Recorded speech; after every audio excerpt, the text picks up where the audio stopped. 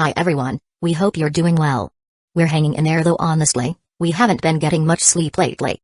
Today, we want to answer a question we get a lot: how do we publish our audiobooks? First, we post most audiobooks on Patreon as paid content. They stay paid for a few months. After that, they become free to listen to on Patreon forever. A few weeks later, we post them on other places like YouTube, Facebook, and Twitter, X. Lately, things have been a bit slow in terms of new members. So we'd love your help. Please share our site with your friends or in places like Facebook groups, Twitter, X, Discord, Reddit, or novel forums. Even one share can really help us grow. Thanks so much for your support. He then bowed deeply. I'm so sorry. He gave Lee a thumbs up. In that case, Lee, your punishment can wait until you've recovered.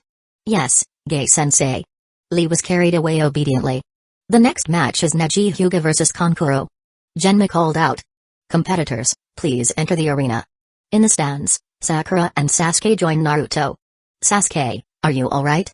Naruto asked. Sakura frowned. He should rest, but I can teleport you with my flying thunder god, Naruto offered, placing his hand on Sasuke's shoulder. No need. This is nothing, Sasuke shrugged him off. He didn't want to miss Naruto's match over something so minor.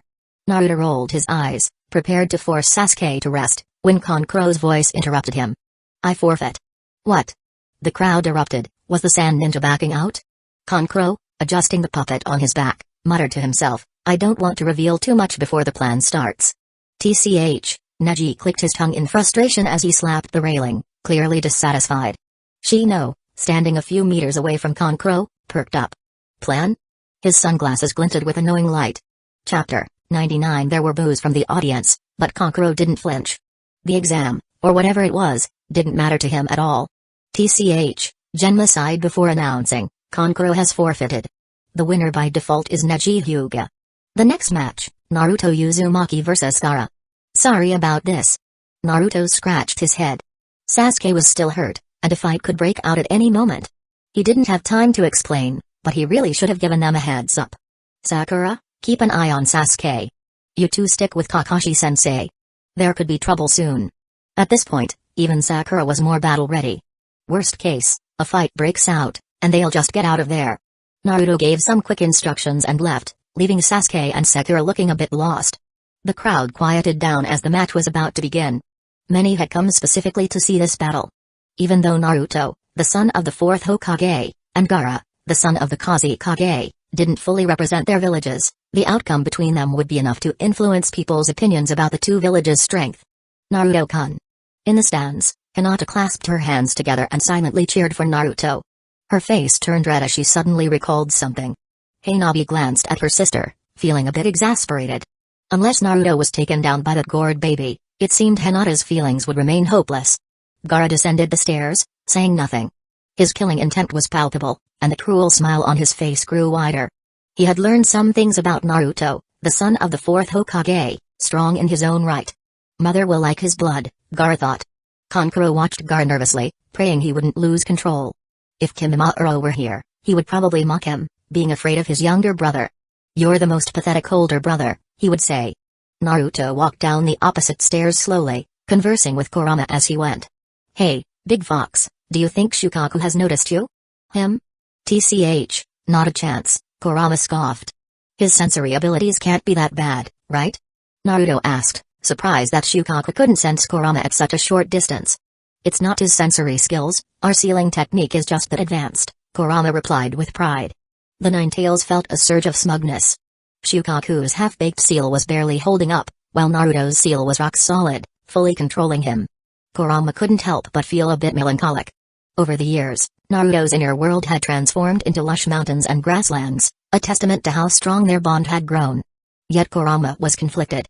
Should a tail beast feel proud that its seal was so effective? And why did he say our sealing technique, anyway? Naruto, thinking little of it, asked, do you want to say hello to him? Not now. Let him have his fun for a bit. Then I'll give him a nice surprise, Kurama said, recalling the old stories Naruto used to tell him. As they both entered the arena, Gaara's gaze sharpened, and the smile on his face twisted even further. Naruto sighed, thinking, this guy looks cool but might be suffering from chronic insomnia. After this battle, will he turn into the caring guy we see in Shippuden? Naruto wondered, Or would it take something like Izanami or Koto Umatsukami to change him completely? But then again, those techniques don't seem like a part of Gaara's toolkit. Seeing the two combatants take their positions, Genma raised his arm. Begin. As soon as the words left his mouth, the cork on Gaara's gourd shot out, hitting the ground with a thud. Sand began pouring from the gourd, seeping into the ground, preparing to create a desert-like battlefield, Gaara's home turf. Naruto frowned, not about to let this environmental damage slide. He pulled 3 special kunai from his pouch and tossed them. It was his way of saying hello to this eco-terrorist. 1 kunai flew directly toward Gaara, while the other 2 angled toward his flanks. Gaara remained unmoving as the sand automatically rose to block the middle kunai. Naruto couldn't help but compare the feeling to fighting an Elden Ring boss. He grabbed the kunai midair and with his left hand, threw it backwards to set a return point. His right hand formed a Rasengan and thrust it into the sand wall. The sand exploded outward from the impact, some splashing onto Gaara's face. Gaara was surprised by Naruto's speed. Still, he stood firm, crossing his arms while controlling the sand to surge toward Naruto. But Naruto was already on Gaara's left side. One hand threw a kunai into the ground, while his other fist smashed into Gaara's cheek. His sand shield didn't react to the kunai and was too slow to block the punch. Meanwhile, the kunai Naruto had thrown to Gaara's right had already flown behind him. Naruto dodged, using the kunai to pivot and swept a kick at the back of Gaara's head. Gaara's sand reacted too late, but it came crashing down on Naruto right after. Without hesitation, Naruto teleported back to the kunai he'd thrown earlier. He thought, my moves were good, but I didn't deal any real damage. I probably shouldn't have used Rasengan right away, there's no time to build another one now. Up in the stands, Kankuro and Temari were shocked. He's so fast. Gaara's been hurt. The regular audience could only see flashes of golden light. Then Gaara lowered his head, revealing cracks in his face as his sand armor crumbled to the ground. Those who knew a little about ninjutsu were stunned, admiring Naruto's speed and technique. But the ones truly in the know were in disbelief. Golden hair, flying thunder god, Rasengan. He's the second coming of the Yellow Flash. The Sand Village ninjas began to realize what they were up against. If Hidden Leaf Village was this strong, they might remain the top village for generations. Meanwhile, Hidden Leaf Village's ninjas swelled with pride. The 4th Hokage's legacy had a worthy successor. Orochimaru watched Naruto with interest, licking his lips. This kid could be useful. Maybe I should mark him as a candidate for later.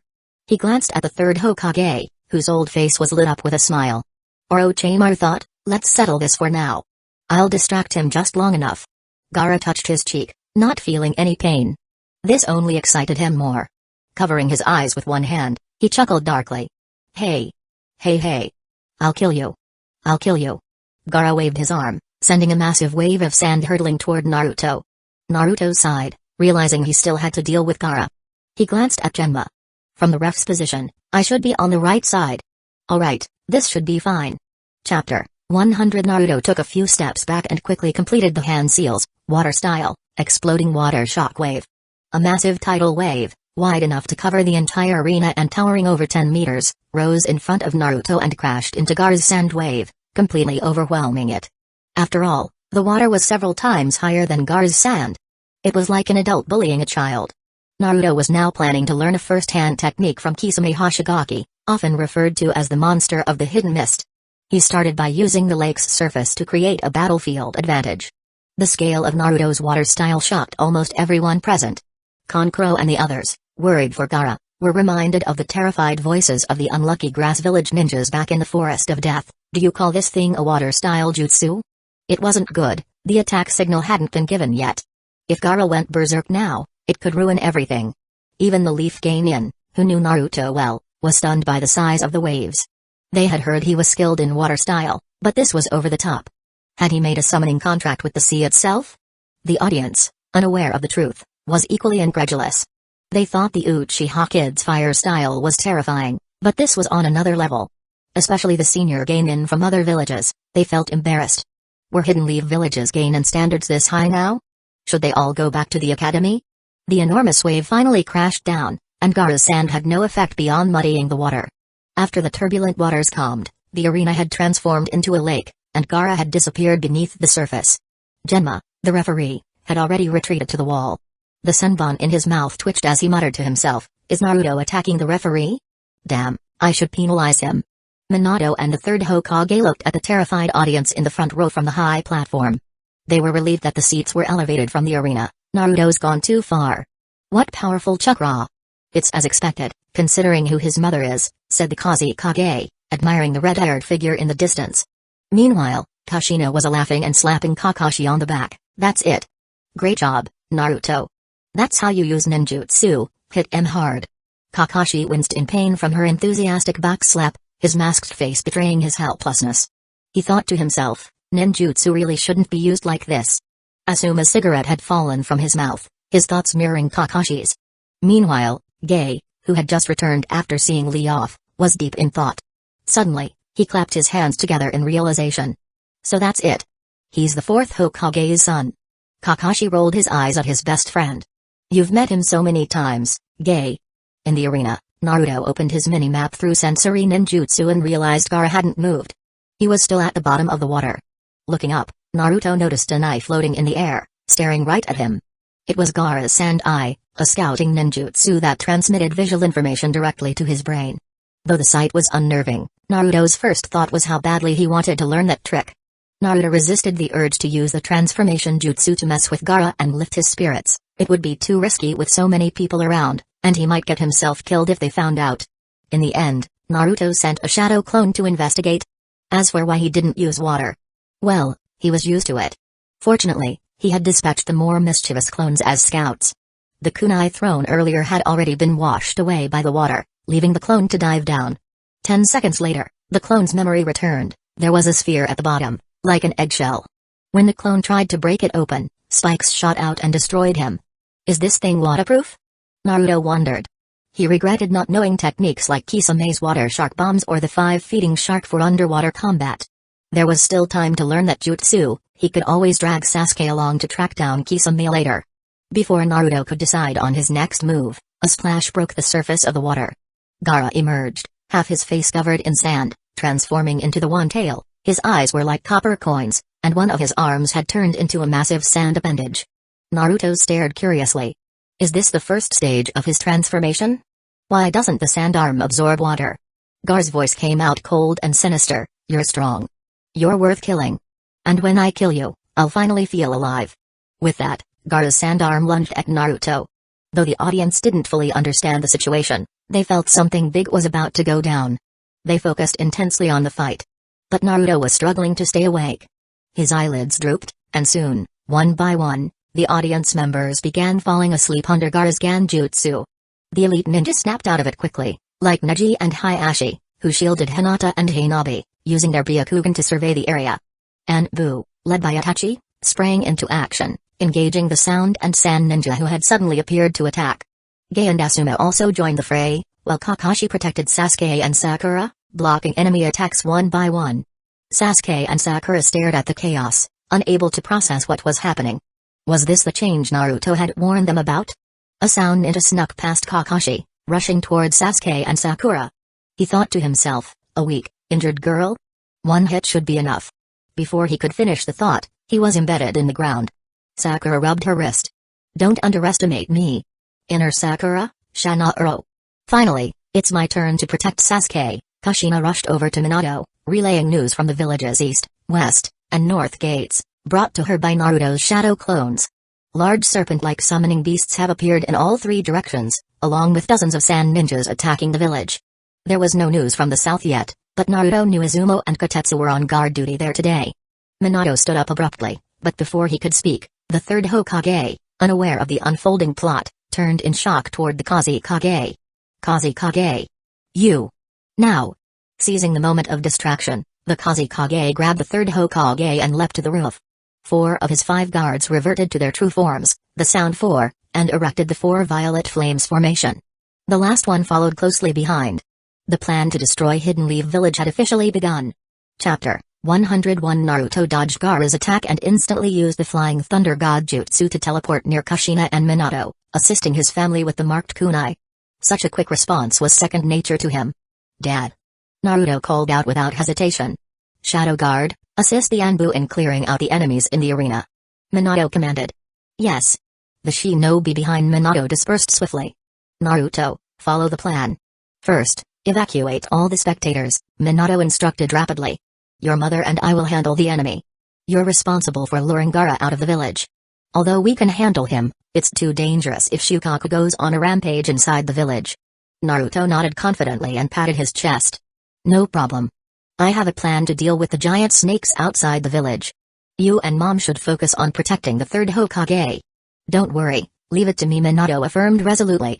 Naruto's clone, along with Naruko and another unnamed clone, received instructions through their link with Kurama, the Ninetales, and teleported back to their original positions using the Flying Thunder God Jutsu. Naruto pricked his finger, drawing a little blood for each clone, and they returned to their positions outside Hidden Leaf Village's eastern, western, and northern walls. Big Fox, I need some chakra support. Naruto requested. Kurama grumbled while sharing his chakra. Such a hassle. Just take care of this quickly, the real fight is with Shukaku. The three clones focused on the giant snakes charging toward the village. After smearing the blood on their fingers, they formed seals. Summoning Jutsu. Toad Gamaken, Toad Hero, and Toad Bunta appeared beneath the clones. Each clone addressed their respective summon. Please, Gamaken. Leave it to me, Toad Hero replied, wielding two large swords. Toad Bunta, smoking his pipe with a short sword at his waist, remarked, how do I not remember that the fourth Hokage had a son? The three toads grabbed their weapons and leapt towards the giant snakes, boosting the morale of the Hidden Leaf Village ninja defending the village. It's Jiraiya-sama and the fourth Hokage's summoning beasts. But who's that on their heads? The fourth's son? Or daughter? It doesn't matter. We just need to handle the enemy ninja. Yeah. The defenders rallied, and their spirits lifted. The Uchiha clan, leading the Hidden Leaf Village police force, coordinated with other ninja units, pushing back the invaders.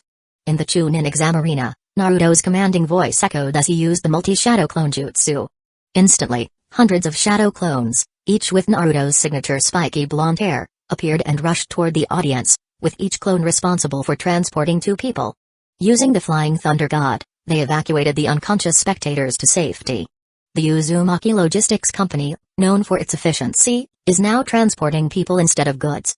Perhaps it should be called a passenger transportation company instead. Ahem. One clone, acting on a request from Hayashi Hyuga, transported Hinata, Hanabi, and Hisashi back to the Hyuga compound, earning the clone the unofficial title of personal chauffeur. As the head of the Hyuga clan, Hayashi stayed in the arena to fight, while Hisashi gathered others from their clan to defend the village. The Hyuga clan was deeply grateful to the fourth Hokage for his support. Another clone took Sasuke and Sakura to the hospital and returned with Tsunade and Jiraiya. Neji, however, declined Naruto's offer to evacuate him. My opponent is still here, he said seriously. Still holding a grudge over Kankuro avoiding their previous fight, Neji was determined to settle the score now that they were enemies. Gaara, meanwhile, was losing control, struggling against Shukaku's influence. Naruto glanced at Temari and Kankuro, who were trying to take Gaara away.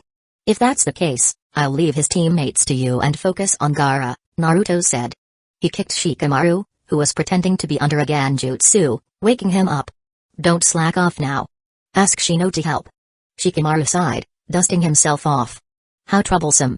As Minato, Kushina, Jiraiya, and Tsunade headed to the rooftop battlefield, Naruto, Neji, Shikamaru, and Shino chased after Gaara's team. Maki intercepted them. Temari, Kankuro, take Gaara to the most crowded area in Hidden Leaf Village. Temari and Kankuro quickly carried the struggling Gaara away. Naruto and his team tried to bypass Maki. Don't underestimate me. Maki threw several shuriken, only for them to be deflected by kunai thrown from the opposite direction. What? Maki exclaimed in surprise. You're Shisui of the body flicker?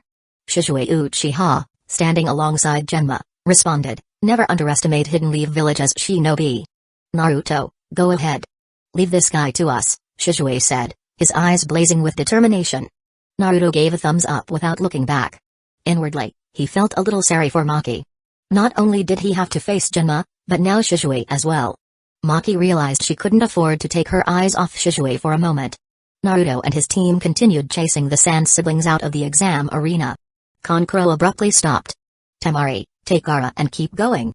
I'll hold them off. He released his puppet, the crow, and chakra strings appeared on his fingers. Neji stepped forward. He's mine. You three go on. Understood. Naruto believed Neji could easily handle Kankuro. He and the others kept pursuing Gaara and Temari. Don't think you can just leave. Kankuro shouted angrily, his puppet spraying a barrage of poisonous needles. 8 trigrams bombs, revolving heaven. Neji countered, spinning rapidly and forming a protective barrier of chakra that deflected all the needles. He then took up a gentle fist stance. I told you, your opponent is me. This guy.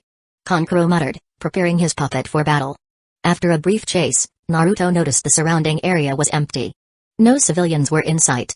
Water style, water dragon jutsu. The water dragon surged towards Temari, forcing her to stop. Naruto threw a dozen flying thunder god kunai. Temari blocked most of them with her fan, but one landed perfectly. In an instant, Naruto teleported beside Gaara, pressing his head into the ground. I'll take them. You handle her. He shouted. Seriously? Shikamaru sighed, beginning to strategize their next move. Naruto and Gaara teleported to an isolated spot outside the village. Kurama looked around, recognizing the location. Of course, it was familiar. This was the place where Naruto's family had sealed him. Once the barrier was activated, even the third Hokage would be unable to enter for a while. If locked inside, not even the Nine Tails could escape easily. Naruto slammed Gaara's head into the ground, creating a massive crater.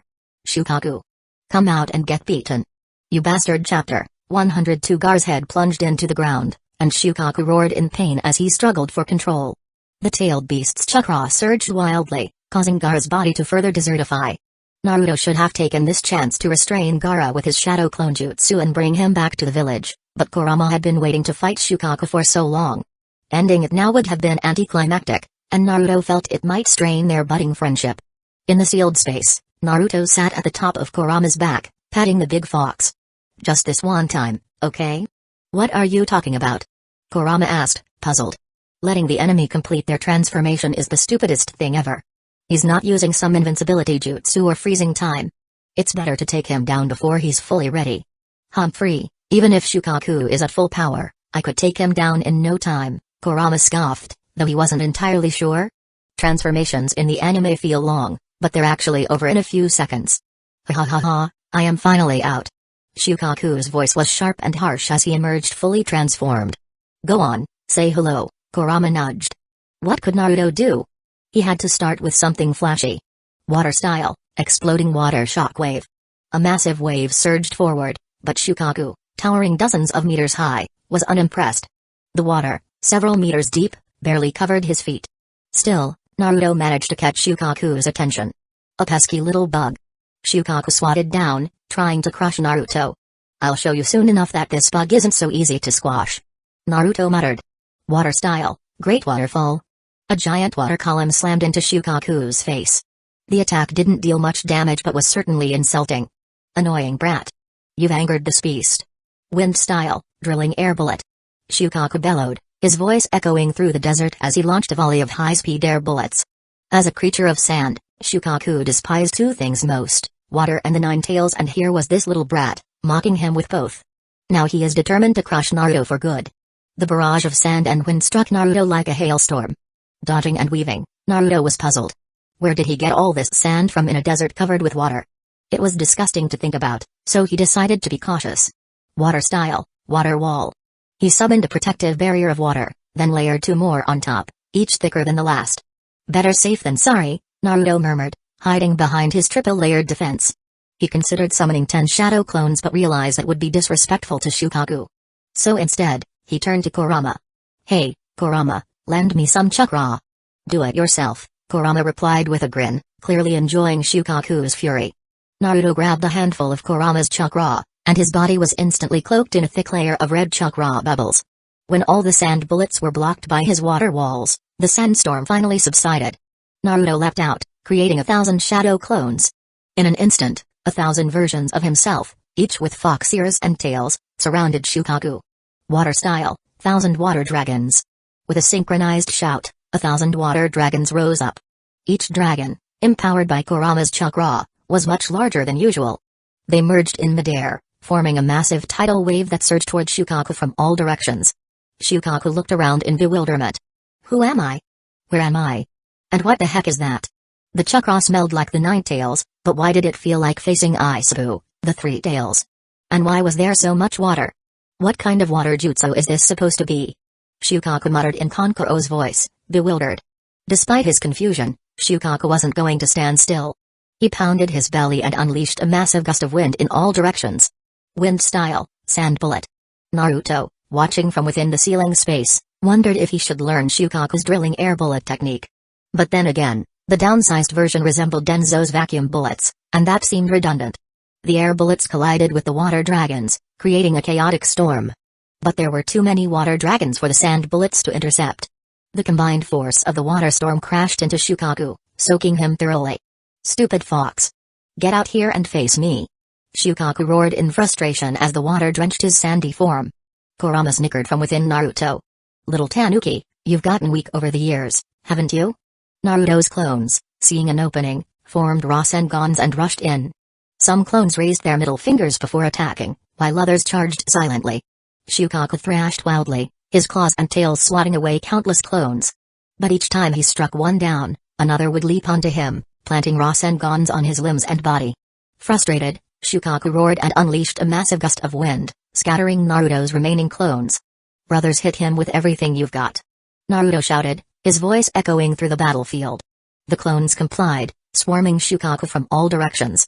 The air was filled with the sound of countless Rasengans colliding with Shukaku's sandy form, leaving craters all over his body. "Damn brat! Damn fox!"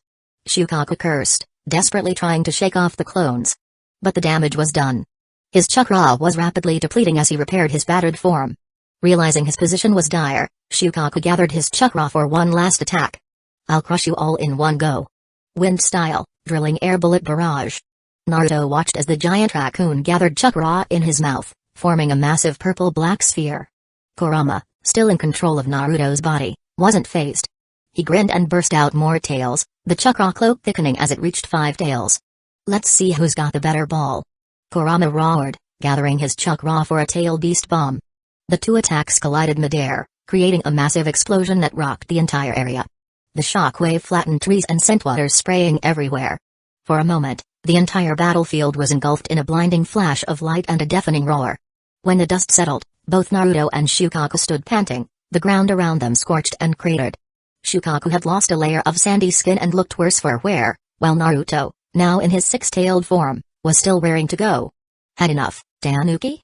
Kurama taunted, his voice dripping with mockery. Shukaku roared in defiance, but before he could launch another attack, he faltered. Gaara, buried deep within, was losing consciousness, his control over Shukaku slipping. "Stupid fox!" Shukaku growled, his voice fading as his massive form began to crumble. He shrank rapidly, revealing Gaara, unconscious and severely drained, lying in the sand. "Well, that was anticlimactic," Kurama muttered, retracting his chakra. "All that power and you still went down like a chump." Naruto, back in control, grimaced as the pain hit him. His body was scorched and battered from the intense chakra, but he managed to grin. 4 to 8 tails. "Never again," he muttered, his voice strained. Kurama huffed, clearly annoyed. "You're too weak. Can't even handle full power for long. How am I supposed to have fun?" "It's not all my fault," Naruto retorted. "We just need more practice." He limped over to Gaara, summoning chains of chakra to bind him securely. He wasn't taking any chances. After sealing Gaara's chakra, Naruto heaved a sigh of relief. "You'll be fine, Gaara. You just need some rest." He glanced around, making sure there were no threats left, then began the long walk back to the village, carrying Gaara on his back. The battle wasn't over yet, but this skirmish had been a good warm-up. With Shukaku subdued, Naruto was ready to face whatever came next. He just hoped that others were holding their own. There were still battles raging all over the village, and he needed to be there. Chapter 103. Inside the examination room laid a group of defeated shinobi, unable to continue fighting. Among them were Hidden Lee village ninjas and shinobi from the other village. The stark difference was that all the Hidden Lee village ninjas had Katsu, the slug summon, resting on their backs, continuously healing their injuries. This gave them the advantage of rejoining the battle, a testament to having an exceptional medical ninja on their side. Meanwhile, dozens of shinobi continued to clash in the arena.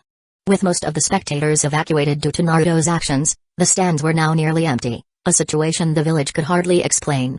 The most eye-catching battle was between Baki and Genma, with Shisui supporting from the shadows. It was only a matter of time before Baki would be overwhelmed. Itachi, an Anbu captain, demonstrated his prowess as well. He refrained from using extravagant fire-style jutsu like Sasuke. Instead, he skillfully utilized each jutsu and shuriken with precision, perfectly synchronized with his Sharingan.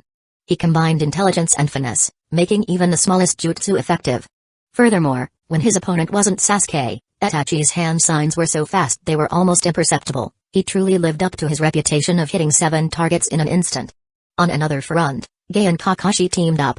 One is a taijutsu master, the other an all-rounder adept in both offense and defense. Years of rivalry and camaraderie have made their coordination seamless. In this intense fight, Kakashi might have had fleeting thoughts of Kurenai. Overall, Hidden Leaf Village had the upper hand, and there was little concern about the ongoing skirmish in the arena. Naruto couldn't comprehend the scene unfolding inside the barrier atop the roof. The two sides' lineups were as follows: our side, 3rd Hokage, Hiruzen Sarutobi, 4th Hokage, Minato Namikaze Kushina Uzumaki, the Ninetales Jinchuriki Jiraiya, the Toad Sage Tsunade Senshu, the Slug Princess. This formidable team had attackers, defenders, assassins, and even healers. Their lineup was so balanced that even if Madara Uchiha were resurrected, he would think twice before challenging them. Opposition: 1st Hokage, Hashirama Senju, 2nd Hokage, Tobirama Senju Raza, the 4th Kazekage Orochimaru, the Snake Sannin. And Sai, incapacitated on the ground with 3 of them revived through Edo Tensei. The lineup seemed absurd. It was like a team of 4 elite shinobi carrying a rookie. Naruto hadn't left a shadow clone behind, so he was clueless about what transpired while he was away. Fortunately, Kurama, the Ninetales, had witnessed everything and narrated the events to him. Despite Kurama's grumbling towards the resurrected Hashirama, Naruto managed to pacify him with his trademark line, "The past is the past, Kurama.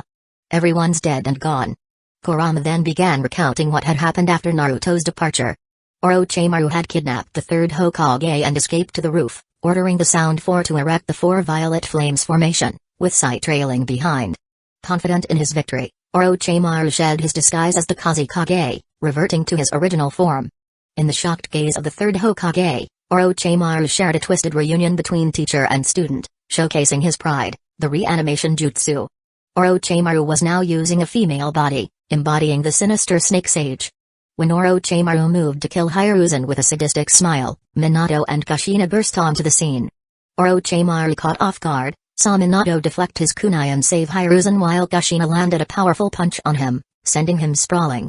Naruto fondly thought of naming this combo the Scrambled Egg Set with Tomato, if only it weren't his mother in action.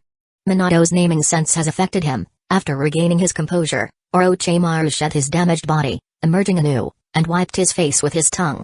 The Flying Thunder God Jutsu? Impressive, Minato. You did manage to enter the barrier. But the jutsu requires a mark, doesn't it? Minato held his kunai calmly. You know well, Orochimaru. That's true. Suspiciously glancing at Sai, Orochimaru wondered if Denzo had leaked his plans. But I chose this location on the info. There shouldn't be any marks here. The only possibility is that you marked the old man himself. Hiruzen looked puzzled. Minato, are you implying you knew about Orochimaru's attack in advance? I don't recall being in contact with you recently. When did you mark me? Minato smiled. I don't need direct contact. I only need to leave a mark on your clothing. Clothing? Kushina interjected with a grin. That's right. You don't pick your clothes, do you? Don't tell me. Hiruzen recalled Kushina visiting him days ago, asking for ninjutsu lessons, and during the chaos caused by Konohamaru's prank, she was alone with his wife, Biwako, while he changed. Kushina continued, that's when I handed Biwako the marked cloth and asked her to sew it into your clothing's lining. I also asked her to keep it a secret. Minato apologized, I'm sorry for keeping this from you, but we had our reasons. Hiruzen, finally understanding, smiled sadly. Minato must have feared for his life, anticipating Orochimaru's attack. I see. You were worried that I was resigned to dying. Minato countered, I don't care about your past deeds, be they right or wrong. But if you truly believe you were wrong, live and make amends. Don't leave everything to the next generation and give up. What can an old man like me do, other than die here today? Hiruzen lamented. You're a master of ninjutsu. Your knowledge is invaluable. If you could train more exceptional shinobi like Jiraiya-sensei, it would be a tremendous service. Ha. If that's the case, then I'll fight for Hidden Leaf Village for the rest of my life. But let's hope there aren't too many more like Jiraiya. Determined, Hiruzen turned to Orochimaru. Orochimaru, I won't let you continue down this path. I will stop you. Orochimaru smirked, his hands flashing through hand signs. Is the chat over? Even with all of you here, you won't be able to stop me. Edo Tensei, Reanimation Jutsu. Chapter 104. The 3rd Hokage immediately recognized Orochimaru's use of the Impure World Reincarnation Jutsu and shouted, stop him at once. Minato and Kushina, fully aware of the implications of the impure world reincarnation, rushed toward Orochimaru. As they moved, Minato hurled his special kunai. Sai. Orochimaru commanded, knowing that even if Sai could only buy him a second, he is still a useful tool sent by Denzo. Having been ordered by Denzo to follow Orochimaru's instructions, Sai immediately stepped forward, unrolling his scroll and swiftly moving his brush, ninja art, super beast imitation drawing. Ink beasts surged from the scroll, charging at Minato and Kushina. However, Kushina, cloaked in red chakra, stepped forward and unleashed a flurry of attacks. Under her strikes, the ink beasts shattered into pools of ink. After losing his ink clone, Sai was knocked back, unconscious, as he hit the ground. But the brief distraction had worked. Minato's flying thunder god kunai was now embedded in the coffin of the fourth Kazekage. The coffin lid creaked open, and Hashirama, Tobirama, and Raza stepped out. "What's happening?" Raza asked, looking confused, his last memory being of Orochimaru assassinating him. "Is that you, Saru?" Hashirama exclaimed with surprise, recognizing the third Hokage. "I never expected you to live long enough to look like that. Lord first, Lord second." The third Hokage gazed at the two former Hokage, momentarily at a loss for words. "It seems many years have passed. How is Hidden Leaf Village? Is everything alright?" Hashirama asked, glancing at Minato and Kushina's forehead protectors. "Ah, you must be from Hidden Leaf Village. That red hair and nine tails chakra, are you from Mido's clan?" Though the timing wasn't ideal, Minato politely introduced himself, "Lord first, Lord second, I am the fourth Hokage. This is my wife, Kushina, from the Uzumaki clan." "The fourth Hokage? You're quite young and accomplished," Hashirama exclaimed. "I never imagined the Hokage title would be passed down to a fourth generation. Back when Madara and I founded Hidden Leaf Village, enough, brother. Pay attention to the situation." Tobirama interrupted, cutting off his brother's rumbling. "Huh?" Hashirama blinked, looking confused. "What is going on?" Tobirama crossed his arms and explained calmly, "This is my impure world reincarnation jutsu, a forbidden jutsu that summons the souls of the dead from the Pure Land back to the world of the living. Judging by your reactions, you're not the ones who summoned us, which means..." Tobirama turned toward Orochimaru. "You must be the caster. It seems we've been brought here to fight Hidden Leaf Village." Such calm reasoning, truly the second Hokage, the creator of countless jutsu.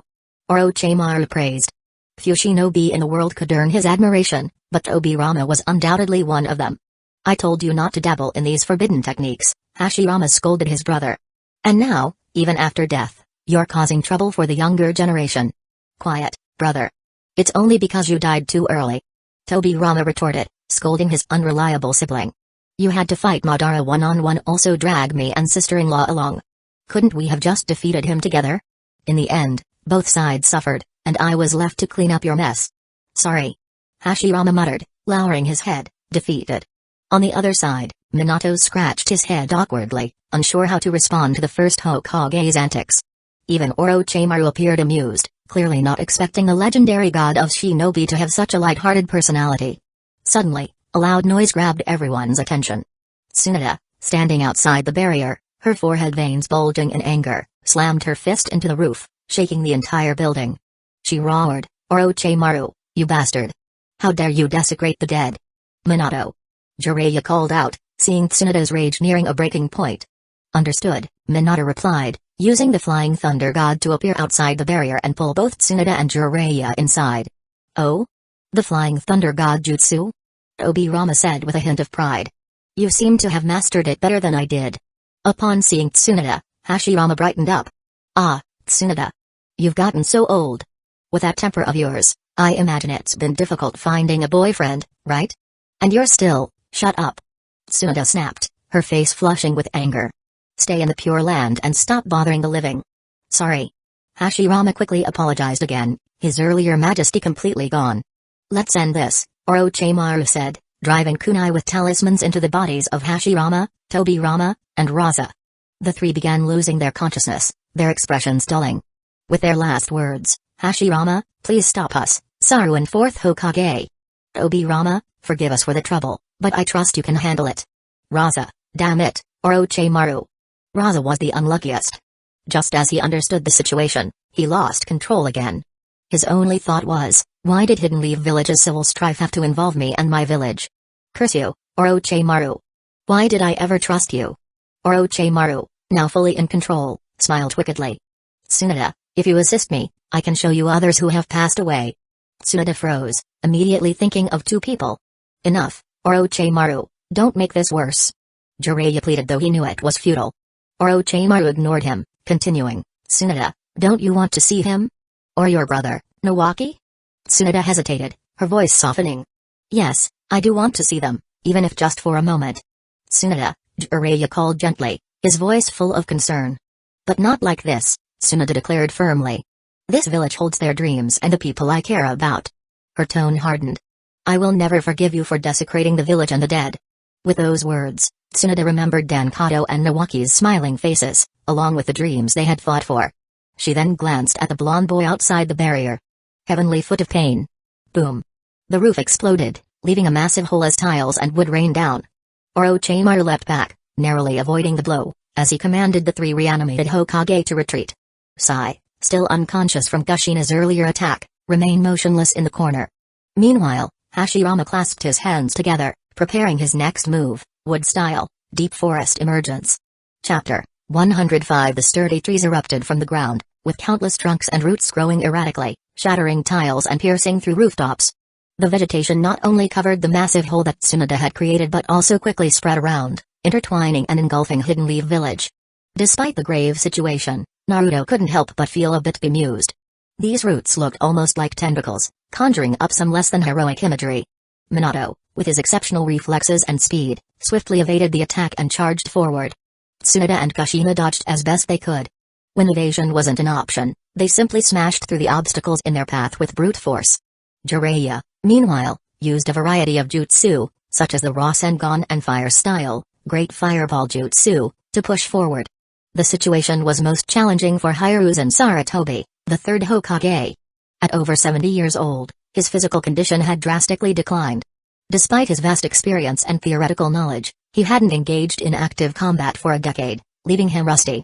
Fortunately, Konohamaru's daily pranks had kept him somewhat active. But even so, after a few skirmishes, the third Hokage was ensnared by the tree roots. Tobirama Senju seized the opportunity and lunged at him. Just as his attack was about to strike, Minato reappeared, blocking Tobirama's assault with his kunai infused with the Flying Thunder God Jutsu. Summoning Jutsu, Monkey King Inma. Before Minato could assist further, Hiruzen summoned the elderly Inma, who tore through the tree roots in two swift moves and remarked, "You've really let yourself go, Sarutobi. What is this, a Hokage reunion?" Hiruzen didn't offer much of an explanation. His only thought was to stop Orochimaru. Enough chatter, Inma. Transform into the adamantine staff. Understanding the urgency, Inma transformed into a long staff with a black center and golden ends, flying straight into grasp. Outside the barrier, Naruto watched as the condensed version of Shinraiju Senjutsu descended, feeling relieved that Hashirama's chakra reserves were not fully unleashed. He mused that the knowledge and interference he had brought might have prevented Orochimaru from perfecting the Edo Tensei, impure world reincarnation. After all, if Orochimaru had managed to perfect the technique, both the first and second Hokage might have broken free of his control, which would have likely put Orochimaru in an even worse position. For now, the battlefield didn't seem too overwhelming. Naruto wondered how Aunt Snake, Orochimaru, would plan to escape and if they could prolong her stay with some good hospitality from Hidden Leaf Village. Back on the battlefield, the stalemate didn't last long. Tobirama quickly completed his hand seals, water style, water colliding wave. A massive water surge rose around him, forming a tidal wave aimed directly at Hiruzen. Kushina stepped up, forming the same seals. "I know this one too," she declared, launching her water style, water colliding wave to counter Tobirama's. The two waves collided, and though Kushina's was launched later, its intensity overpowered Tobirama's.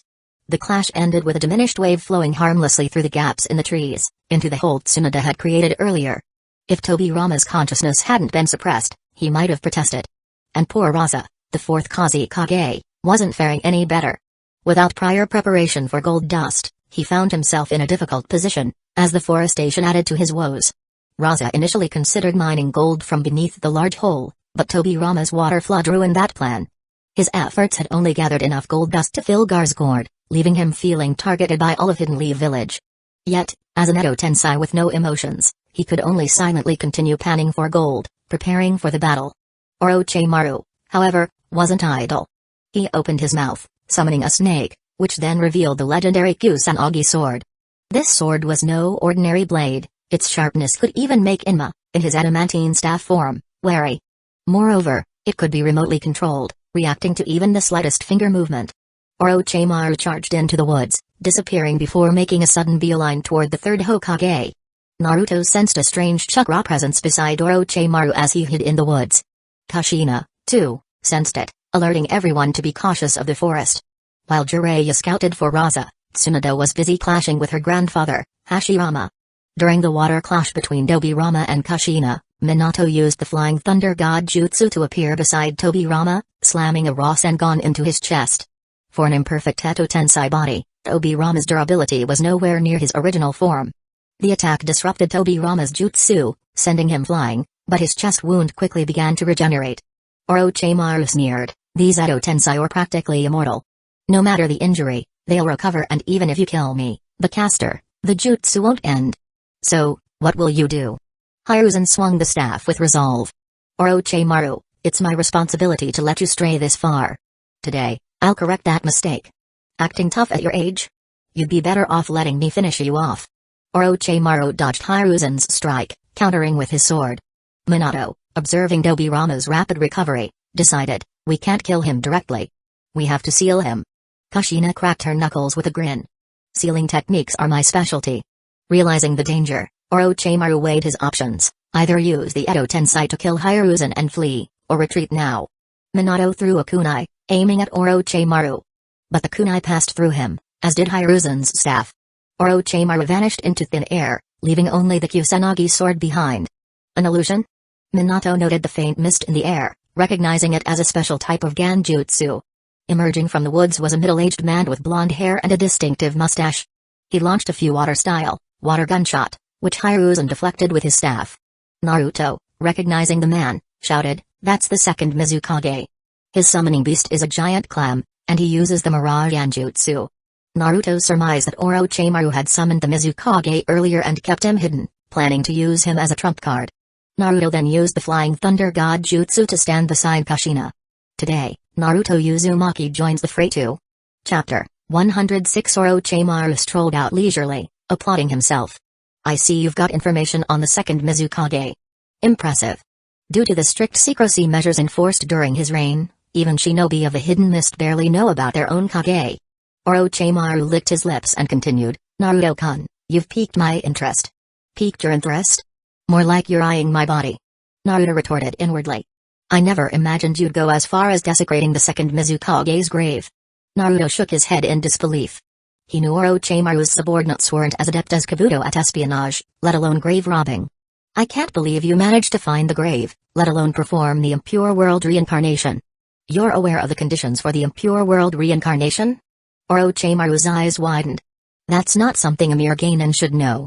I know a lot of things, including how to achieve immortality. Want to catch me and find out more?" Naruto baited, hoping to buy some time. "Fascinating, but Orochimaru's words were abruptly cut off. "Found you." Minato's eyes glowed with orange Sage Mode markings as he raised his hand. "Sage Art, Super Light Wheel Rasen Shuriken." The Rasen Shuriken, enhanced with Sage Chakra, tore through the illusions of Orochimaru and the second Mizukage, slicing through trees and exploding in midair. The air was filled with countless tiny wind blades. The giant clam, which had been hiding invisibly, finally revealed itself as the Rasen Shuriken shattered its shell, causing it to disperse into smoke. Simultaneously, the illusions of Orochimaru and the second Mizukage vanished. A large eye appeared on the Monkey King Inma's staff as the third Hokage looked puzzled. "What kind of arrow was that?" Naruto walked over and curiously poked the staff. "It's called the Super Light Wheel Rasen Shuriken." Inma's eyes widened. "You even remembered the name?" "Of course.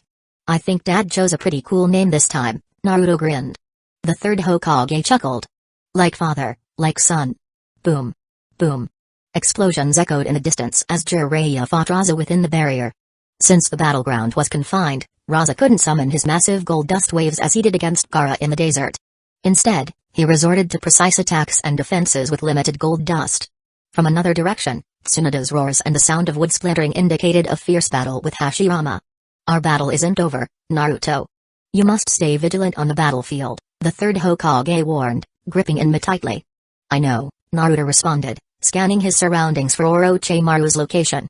Aside from Hinata-chan, anyone interested in me is definitely up to no good. Wait, is Orochimaru transforming into a beautiful woman?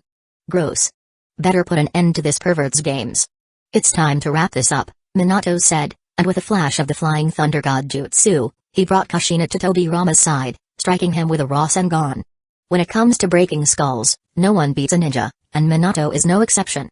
Before Tobirama could recover, Kushina pulled out a sealing tag and slapped it onto him.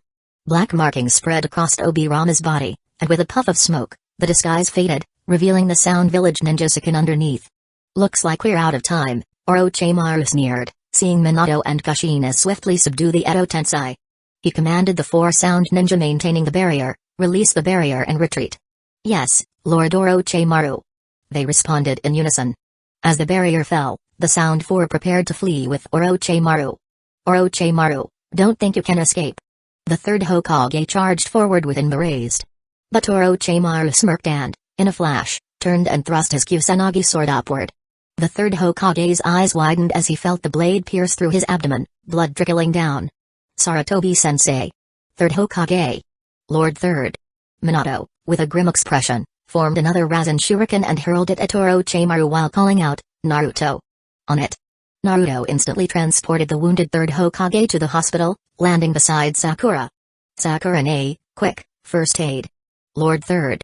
Sakura immediately began treating the wound, her hands glowing with healing chakra. What happened? Hang in there for a bit, old man. I'll be right back. Naruto shot off to Tsunada's location, arriving just as she smashed Hashirama with a punch. Naruto bound the regenerating Hashirama with chakra chains and placed a hand on Tsunada's shoulder. Tsunada, come with me. In a flash, they were transported to the hospital ward, the chains securely binding Hashirama. Tsunada, this is... Tsunada quickly assessed the situation.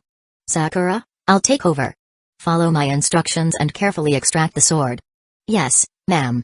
Sakura grasped the sword hilt, steady and focused. Naruto watched anxiously as they carefully removed the blade. The bleeding stopped, and Sandai's condition stabilized. How is he? He'll live, but he needs rest. He's not as young as he used to be. Tsunada wiped her brow and muttered, seriously, why is he still fighting on the front lines? Relieved, Naruto turned to deal with Hashirama, who was still regenerating. Drawing intricate sealing marks over Hashirama's body, Naruto completed the seal, turning the body to dust and revealing the Sound Ninja Tayuya. Isn't his one of the Sound 4? What's going on? Sakura was still puzzled. I'll explain later. For now, take care of the 3rd. Tsunada, let's go. Orochimaru won't get away with this. Returning to the battlefield, they found the Sound 4 unconscious, Raza already sealed, with the sacrificial body being Jirobo. Minato, Kushina, and Jiraiya had surrounded Orochimaru and the 2nd Mizukage. Seeing Tsunada approaching, her anger barely contained, Orochimaru wiped the sweat from his forehead. This is truly the worst-case scenario. Chapter 107 Orochimaru died, with his bones rotting away in the soil. The mud in question was created by Jiraiya's Earth-style, Swamp of the Underworld, Earth-style, Yaminuma. Orochimaru's demise occurred after being smashed by Tsunada and overwhelmed by the combined efforts of Hidden Leaf Village's elite. Even he, a legendary Sannin, couldn't withstand the assault led by the 4th Hokage and other powerful shinobi. In truth, Orochimaru had planned to escape, but it was impossible. Minato's teleportation jutsu and Flying Thunder God jutsu alone made it difficult for anyone to escape. Moreover, when Kushina activated her Nine-Tails chakra mode, her speed surpassed even that of the Raikage. Even if Orochimaru had tried to feign death, hide, or escape, the 2 Sage Mode users, Jiraiya and Tsunada, would have sensed his presence through their heightened perception. Orochimaru's last resort would have been to summon a giant snake, hide inside its body, and reverse summon himself to Rishi Cave, waiting for Duran to use his pre-prepared blood to summon him back to the base. But there was no chance. Whenever he tried to form hand seals, Minato's golden flash would interrupt him. If he fell to the ground, Tsunada was always there, ready to strike with her immense strength. He hoped the reanimated 2nd Mizukage could buy him some time, but the lack of a proper sacrifice weakened the Mizukage's power to the point that he couldn't even use his signature jutsu. The regular water-style jutsus he used were no match for Naruto's power, reducing the Mizukage to merely a distraction for Orochimaru. After Orochimaru exhausted himself using his living corpse reincarnation, Fushi Tensei, technique multiple times, he was finished off by a combination attack from Jiraiya and Tsunada. Orochimaru's body was destroyed, leaving behind nothing but a few shredded remains and some snake skins. The history books of the ninja world recorded that on August 6 of the 60th year of the Hidden Leaf, a small yet shocking battle erupted in the Land of Fire. It involved the legendary Sannin, the Nine-Tails Jinchuriki, the fourth Hokage, one Kazekage, and one Mizukage. In the end, the third Hokage was severely injured, Orochimaru died tragically, and several high-ranking shinobi were deeply affected. Only a handful of people were fortunate enough to witness this unprecedented conflict. And because this battle miraculously took place on a single rooftop, it was later referred to as the Clash of the Hokages. I am a relic of the old era. No vessel can carry me into the new era, but since I still live, I will dedicate the rest of my life to Hidden Leaf Village. These were the words of the third Hokage, Hiruzen Saratobi, after regaining consciousness. There was no suspense about what followed. When the top-tier combatants joined the regular battlefield, Hidden Leaf Village's already advantageous position turned into a crushing victory. The Sound Ninjas were either captured or didn't even have the chance to surrender.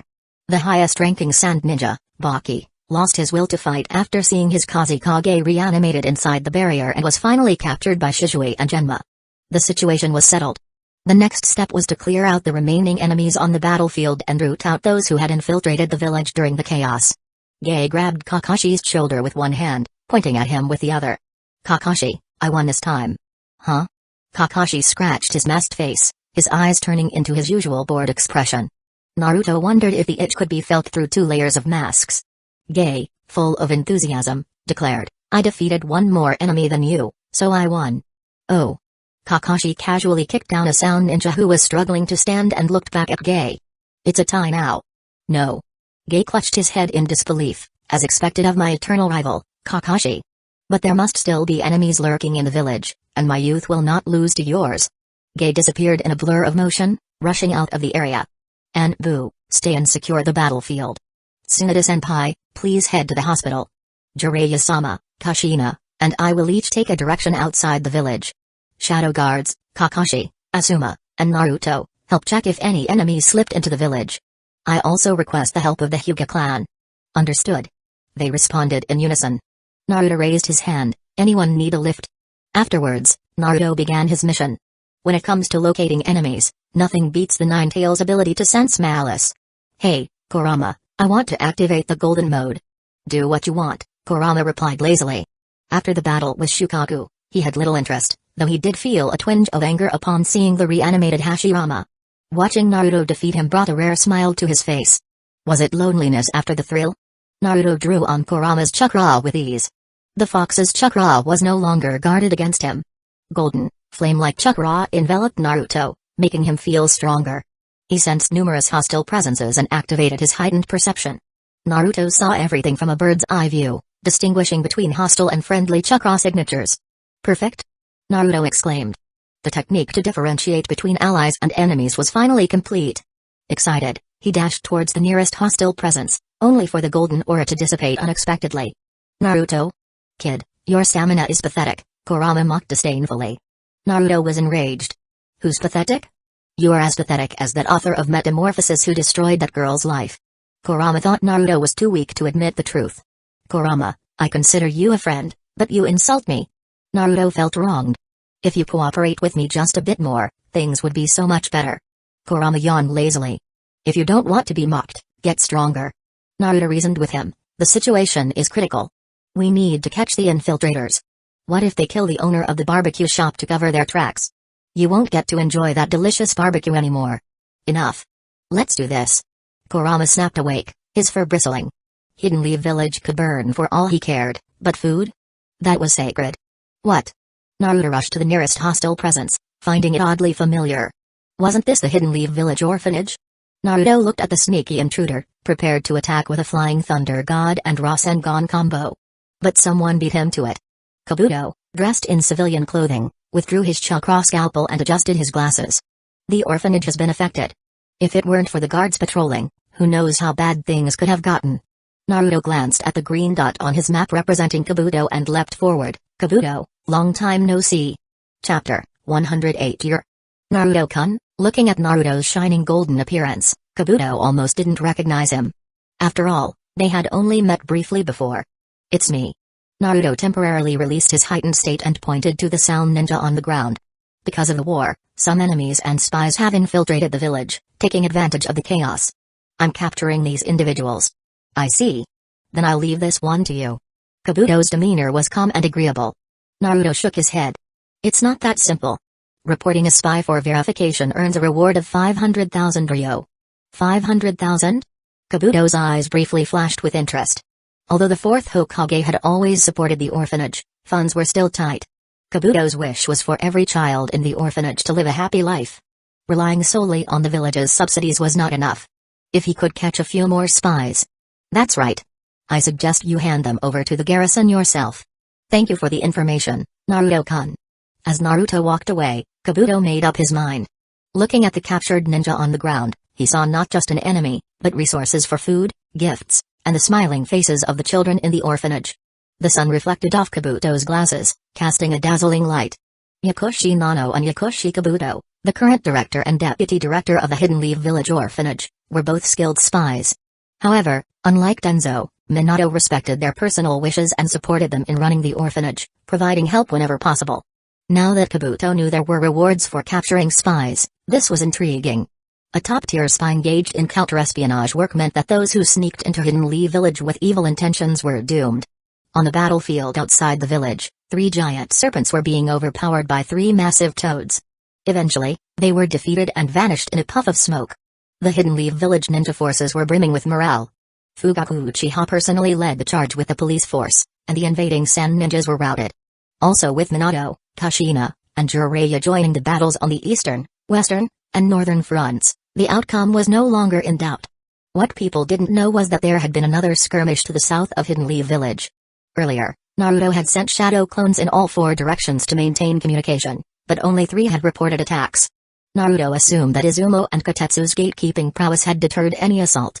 However, Orochimaru's original plan was to launch simultaneous attacks from all directions, stretching Hidden Leaf Village's defenses and creating an opportunity for him to assassinate his former teacher.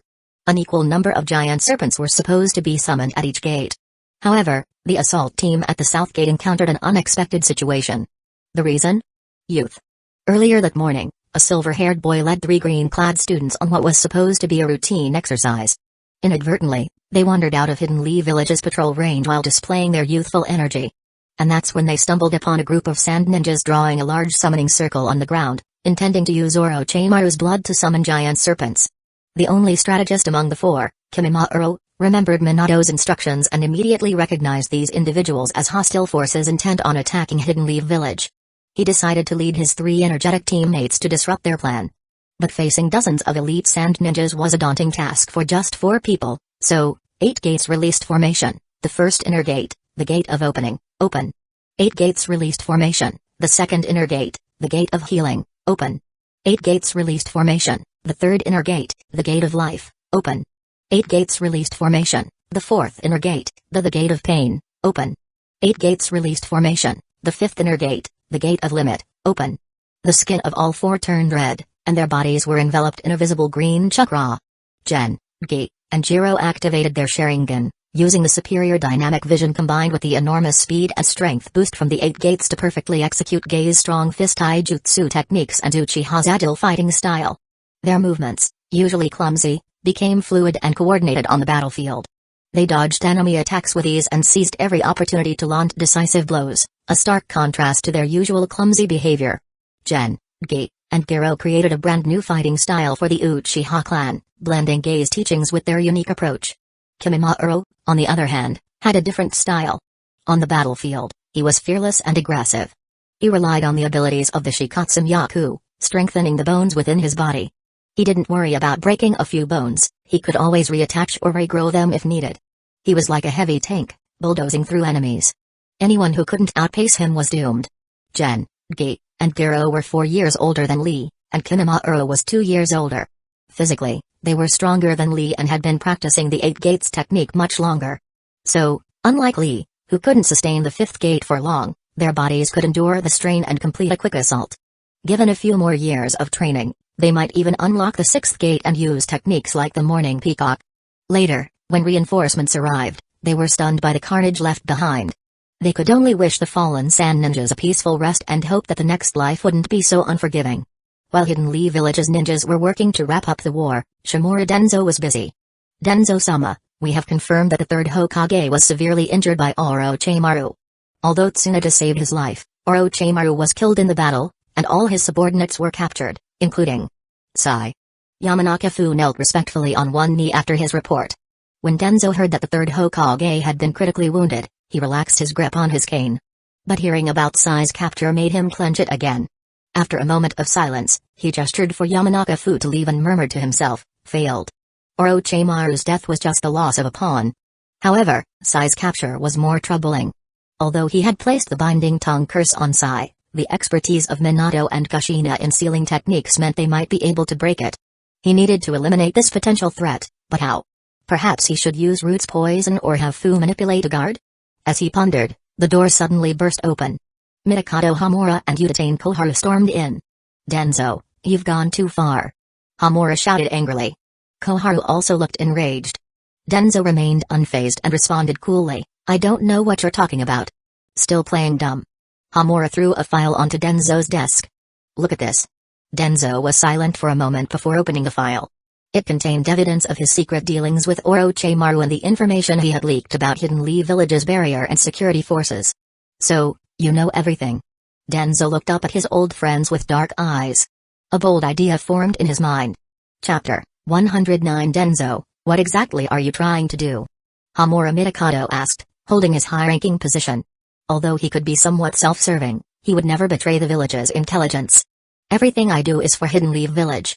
Even when cornered, Denzo didn't waver in his conviction. Koharu Udatane also couldn't accept Denzo's actions and retorted sarcastically, for Hidden Leaf Village? Is colluding with rogue ninjas for Hidden Leaf Village too? Is selling the village's secrets part of that plan? Denzo, holding a cane in one hand and keeping the other behind his back, made a few subtle gestures and said calmly, it seems I'll have to give you a proper explanation today. Of course, Hamura started, but suddenly his eyes widened as he felt a kunai pierce his chest. In shock, he stammered, Koharu, why? Koharu didn't respond, her cold gaze fixed on him. That's my explanation, Denzo said as he approached Hamura, looking him in the eye. You're too weak, just like Hiruzen. You allowed the fourth Hokage to make so many reckless decisions. Hidden Leaf Village will fall under your leadership. Only by making me Hokage can we truly uphold Lord Tobirama's legacy. You. How could you? Hamura hadn't expected Denzo's ambition to replace Minato and become Hokage, and that he'd go so far as to kill him. Judging by Koharu's behavior, had she succumbed to a mind control jutsu? If so, then perhaps. During the Chunin exams, the village was invaded, 2 of its advisors were assassinated, and even the 3rd Hokage was gravely injured. All this was the result of the 4th Hokage's negligence. Denzo thought bitterly. If I was Hokage, none of this would have happened. You'll never succeed, Hamura gasped, his eyes losing their light as he collapsed to the ground. His lips moved faintly, his voice barely audible, even in death, I didn't expect to trouble Hidden Leaf Village like this. I've truly failed the village. About 300 meters outside the Shimura residence, Naruto observed the 3 red dots marking Denzo's house on his mini-map and noticed 2 green dots that had just disappeared. He frowned in thought. Initially, he sensed something malicious and assumed enemies had arrived to capture people, but it seemed Denzo and his subordinates had just killed 2 people. Naruto looked at the gate of Denzo's home and briefly considered blasting it with a tail beast bomb, but he knew that doing so would label him a rogue ninja. As for sneaking in to investigate, Naruto wasn't too confident in his stealth abilities. It'd be risky if Denzo had prepared for him. Better consult Dad first. After seeing the situation on various battlefields had been resolved, Minato returned to the office. He'd been busy for some time, but after hearing Naruto's report, his expression grew serious. You're saying Denzo might have killed 2 of his comrades? Yeah, but I don't have concrete evidence, Naruto admitted before an idea struck him. Wait, the 4 from Sai's group and the Sound 4 are still alive, right? We can interrogate them first. Ibiki already questioned Sai, but he's under Denzo's binding tongue curse seal. It seems Denzo is involved, but we couldn't get much out of him, Minato replied thoughtfully. As for the other 4, they're likely Orochimaru's loyalists and have refused to talk. They even insist that Orochimaru isn't dead. The binding tongue curse seal is a jutsu Denzo uses to control his subordinates. It's placed on the tongue and paralyzes the entire body if they attempt to reveal any information about Denzo. Naruto had a bold idea, maybe Mom can try breaking the seal. Or we could have someone from the Yamanaka clan try probing his mind. Minato chuckled slightly. That's not exactly what we meant by breaking into his mind. But no matter. I've already started looking into that, and we should have some results soon. Ignoring his humor, Naruto continued, there's something else. I have a feeling Orochimaru isn't entirely dead. Why's that? Minato asked, puzzled. Both Jiraiya and Tsunade confirmed his body, it wasn't a fake death. Naruto thought for a moment before responding, it's just a gut feeling, but that guy has too much mastery of forbidden jutsu. Even if his body was destroyed or his soul sealed, I can't shake the feeling that he might come back through some other means. Don't the Sound 4 and Anko still bear his curse marks? They could be a way for him to return. Minato nodded thoughtfully. I've examined Anko's curse mark. It's essentially a combination of sealing techniques and natural energy. I've sealed it off to prevent it from drawing energy from her or the environment, so it's harmless for now. As for the Sound 4, we'll deal with their curse marks later. If Inoichi can extract useful information about Orochimaru from their minds, I'll send a team to eliminate his remaining strongholds. As the father and son discussed further, the office door swung open abruptly, and Kushina stormed in, dragging someone behind her with chains. Minato blinked. Kushina? Who's this? Clenching her fists, Kushina's red hair seemed to lift with her anger. I'm not sure, but I know for a fact Denzo sent him. I'm going to throttle that old man. Minato quickly intervened, don't act impulsively. Tell me what happened first. Taking a deep breath, Kushina explained, I was trying to break the binding tongue seal on Sai when he was suddenly poisoned. That's when I sensed this guy sneaking around and caught him. After one punch, though, I started showing symptoms of poisoning myself. Minato's concern deepened. Poison? How are you now? Kushina raised her hand and smiled slightly. I'm fine now, not even a scar. Tsunade got to me in time and cleared out the poison. Minato inspected her hand with concern, and only after confirming she was truly fine did he relax. Feeling slightly flustered, Kushina muttered, Naruto's watching. Naruto, seeing his parents' affection, felt a tinge of longing for Hinata. Should I take my leave? Chapter 110. Fortunately, Minato didn't forget his purpose and asked, how is Sai? Kushina replied sternly, he's been poisoned longer than I have, and Shizuna's doing her best to save him.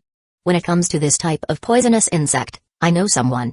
Minato and Shibuya had been teammates for some time, and Minato knew quite a bit about the Aburame clan. Who? Kushina asked. Minato thought for a moment and said, Shibuya's son, Shino, has special antibodies in his body, allowing him to raise nano-sized venomous insects instead of the usual parasitic ones. He once had a cousin who was taken away by Denzo and forced into root. Kushina, knowing the story of this unfortunate child, softened and asked, then what should we do? Remove the cursed tongue eradication seal, then have Shibuya and Shino confirm his condition. Of course, we should get him to share any crucial information first. Naruto still had tasks to complete. Hidden Leaf Village was bustling from top to bottom, and his presence was needed everywhere. With Naruto being efficient, physically strong, and always dependable, there was no shortage of work for him. So, Naruto began his new business, Uzumaki errands, anywhere in the village, within seconds. After Shibuya and Shino understood the situation, they brought Naruto along to lead the way. Shino and Trun had been cousins and close friends when they were younger. People en route undergo Denzo's self-erasure training. Root operatives have no names, no emotions, no past, and no future. Their only goal is to fulfill their mission, supporting Hidden Leaf Village's roots, which are deeply embedded in the village's will. It sounded similar to how Zabuza trained his followers, aiming to turn them into emotionless tools. However, suppressing emotions and memories isn't easy. Zabuza had failed, and so would Denzo. In the end, after everyone's efforts, Togen's memories began to resurface, but it would take time for him to fully recover. Shino was the most excited. Ever since Togen was taken by Denzo, there had been no news. Shino had thought Togen had sacrificed himself on some mission.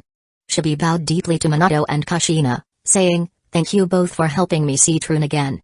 I will do my best to guide him into becoming an excellent Hidden Leaf Village ninja. Naruto was startled when he heard that, as it reminded him of something Garp from One Piece often said, fa ha ha ha, don't worry, Sengoku, I'll train him to be an excellent marine. Then, Garp's son defected, and both of his grandsons became infamous pirates who gave the Navy constant headaches. Of course, Minato had no idea about that story, so he waved his hand and said, no need to be so formal. Let's focus on the questions at hand. Trun stood up formally and replied, yes, Hokage-sama. I received information that Denzo killed 2 people today. Who were they? It was Koharu and Hamura. What? Everyone present was in shock. These 2 were Hidden Leaf Village elders, former teammates of Denzo. Could he have done it? Killing comrades was a severe crime years ago. Mizuyuki had tried to kill his comrades but was stopped and imprisoned for it. Naruto didn't expect them to meet such a sudden end. Troon, unfazed by their shock, continued, they had evidence that Denzo-sama leaked village security information and collaborated with Orochimaru. Minato's expression grew darker as he listened. Collaborating with the enemy, leaking village secrets, killing his comrades. How could Denzo do such a thing? Kushina clenched her fists. That old man. He is no good. The room fell silent. The situation was serious. With such turmoil at the top of Hidden Leaf Village, who knew what further damage might come? Shibi and Shino were clearly on Minato's side. They could tell who cared for their comrades and who sacrificed others under the pretense of righteousness. Just then, a knock broke the silence. Minato took a deep breath, calming himself. Come in. Yamanaka-fu stepped in, gave a simple bow, and said, Lord 4th Hokage, Denzo-sama requests your presence. Shibi took a small step forward, subtly positioning himself between Fu and the others. Fu, oblivious to his former teammates' presence, paid no attention. Perhaps the members of the Aburame clan simply lacked presence. Minato suppressed his anger and asked, what is this about? Koharu-sama and Hamura-sama were assassinated during a gathering with Denzo-sama. Though Denzo-sama fought hard and killed the assassin, both elders perished. Naruto was taken aback by the statement. Fighting valiantly, huh? How convenient. Lead the way, Minato said sharply. He had no desire to converse further with Denzo's subordinates. His priority was to uncover Denzo's intentions, apprehend the traitor, and deliver justice. Minato signaled for Troon and Shino to stay in the office while he left with the others. They followed Fu to Denzo's residence, where the bodies of Koharu and Hamura lay in the courtyard. Denzo, leaning on his cane, wore a sorrowful expression. His clothes were torn, some stained with blood. Several ninja corpses were nearby, overturned flower pots were scattered around, and battle marks were evident on the ground and walls. That old schemer had certainly done a good job of staging a scene. Just as they entered, more people arrived, clan heads like Yamanaka Inoyachi, Nara Shikaku, and Akimaki Choza, as well as Saratobi Biwako and Asuma. The Uchiha and Hyuga weren't invited, though. Denzo knew that both clans were firmly aligned with Minato. The first to speak was Biwako. Having been comrades with Koharu and Hamura, she asked, Denzo, what happened? Denzo, feigning sorrow, replied, as you can see, we rarely meet these days, and we were attacked. Though I fought my hardest, I couldn't save Koharu and Hamura. Biwako, sensing something was off, pressed, how did the Sand Ninja know you were meeting today and came to assassinate you? Perhaps they were after me. I made many enemies in my youth, and I regret that they got caught in the crossfire. Biwako accepted this explanation. Most presents knew that Denzo, as the third Hokage's right-hand man, had indeed committed many unsavory acts that could invite retaliation. Denzo continued, I also heard that Hiruzen was attacked and gravely injured. How is he? Biwako responded, he's in no immediate danger but will need time to recover. That's good. I recall Hiruzen attended the Chunin exams earlier today. The 4th Hokage should have been there too. Tell me, Hokage-sama, why were there so many attacks today? Denzo looked at Minato with veiled accusation. Everyone could sense something was amiss. Denzo appeared to be shifting the blame onto Minato. Chapter 111. Biwako had no patience for formalities, so she asked directly, Denzo, what are you trying to say? Denzo saw that Minato had remained silent, and his tone grew more aggressive. The Hokage is supposed to protect his comrades, yet the third Hokage was gravely injured due to his negligence, and both advisors were assassinated. Shouldn't you be ashamed? Minato looked Denzo in the eye and replied, yes, I should be ashamed as Hokage for not uncovering your treachery sooner. Denzo attempted to continue manipulating the situation. Does the 4th Hokage want to blame me for failing to protect Hamura and Koharu? If so, enough, Denzo. Minato shouted, unable to contain his anger. I already know about your collusion with Orochimaru, leaking the village's secrets, and murdering the 2 advisors. Minato then asked, why would you do such a thing? Are you trying to become a Hokage advisor or even Hokage yourself? Or do you expect me to end my life in shame like White Fang did?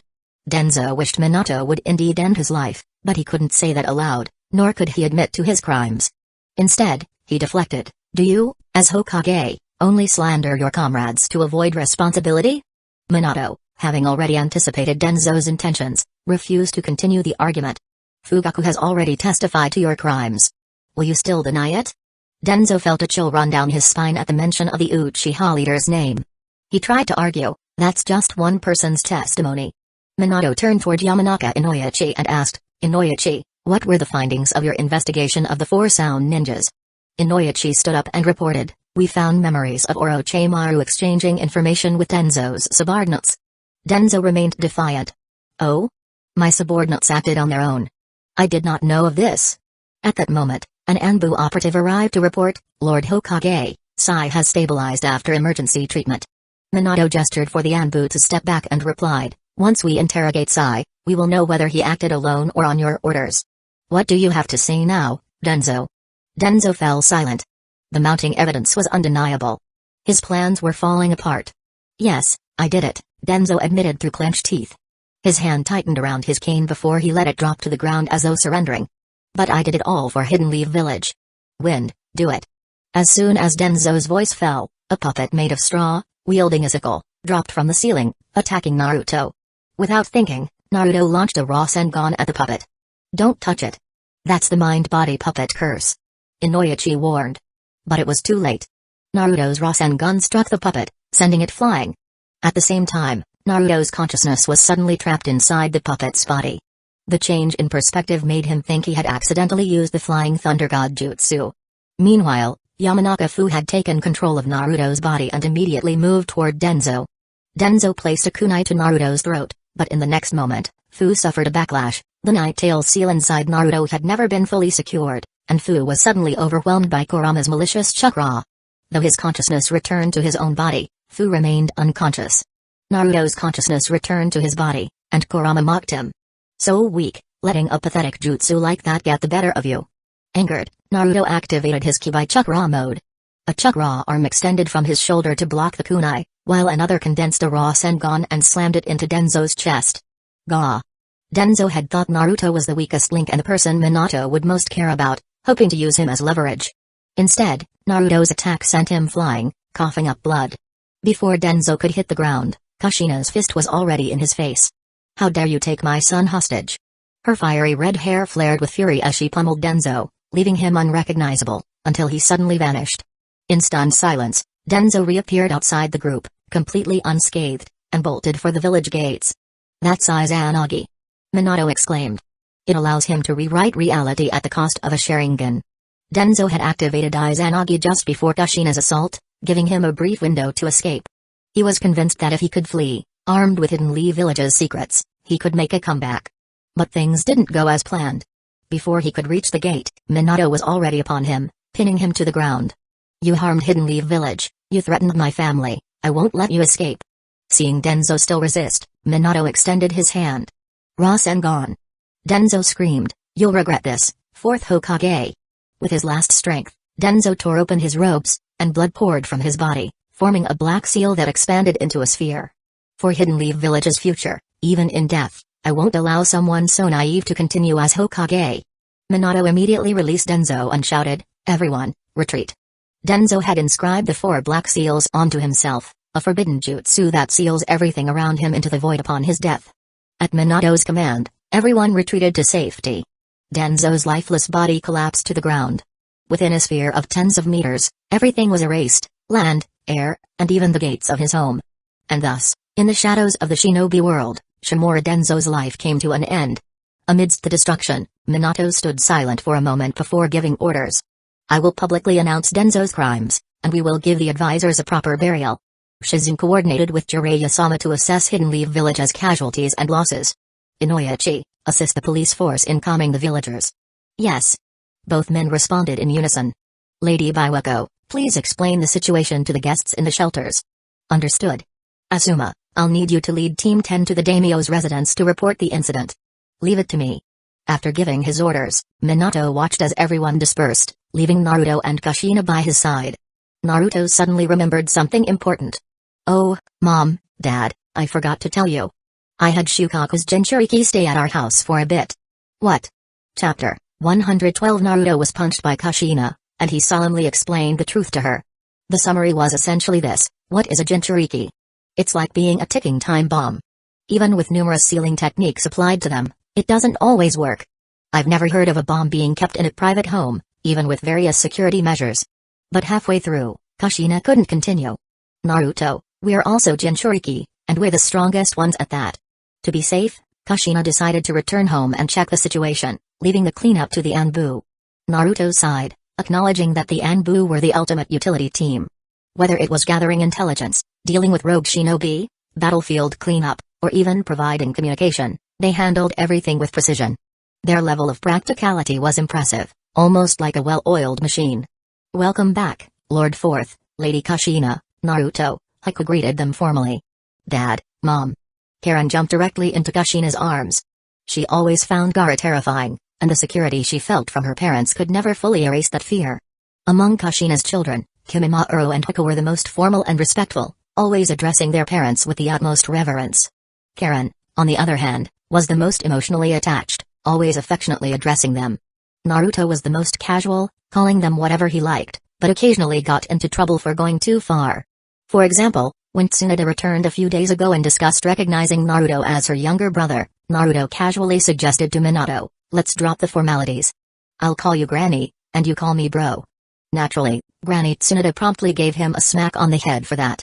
Oh yes, and then there's Sasuke, who always respectfully calls Minato uncle but grudgingly refers to Kushina as godmother.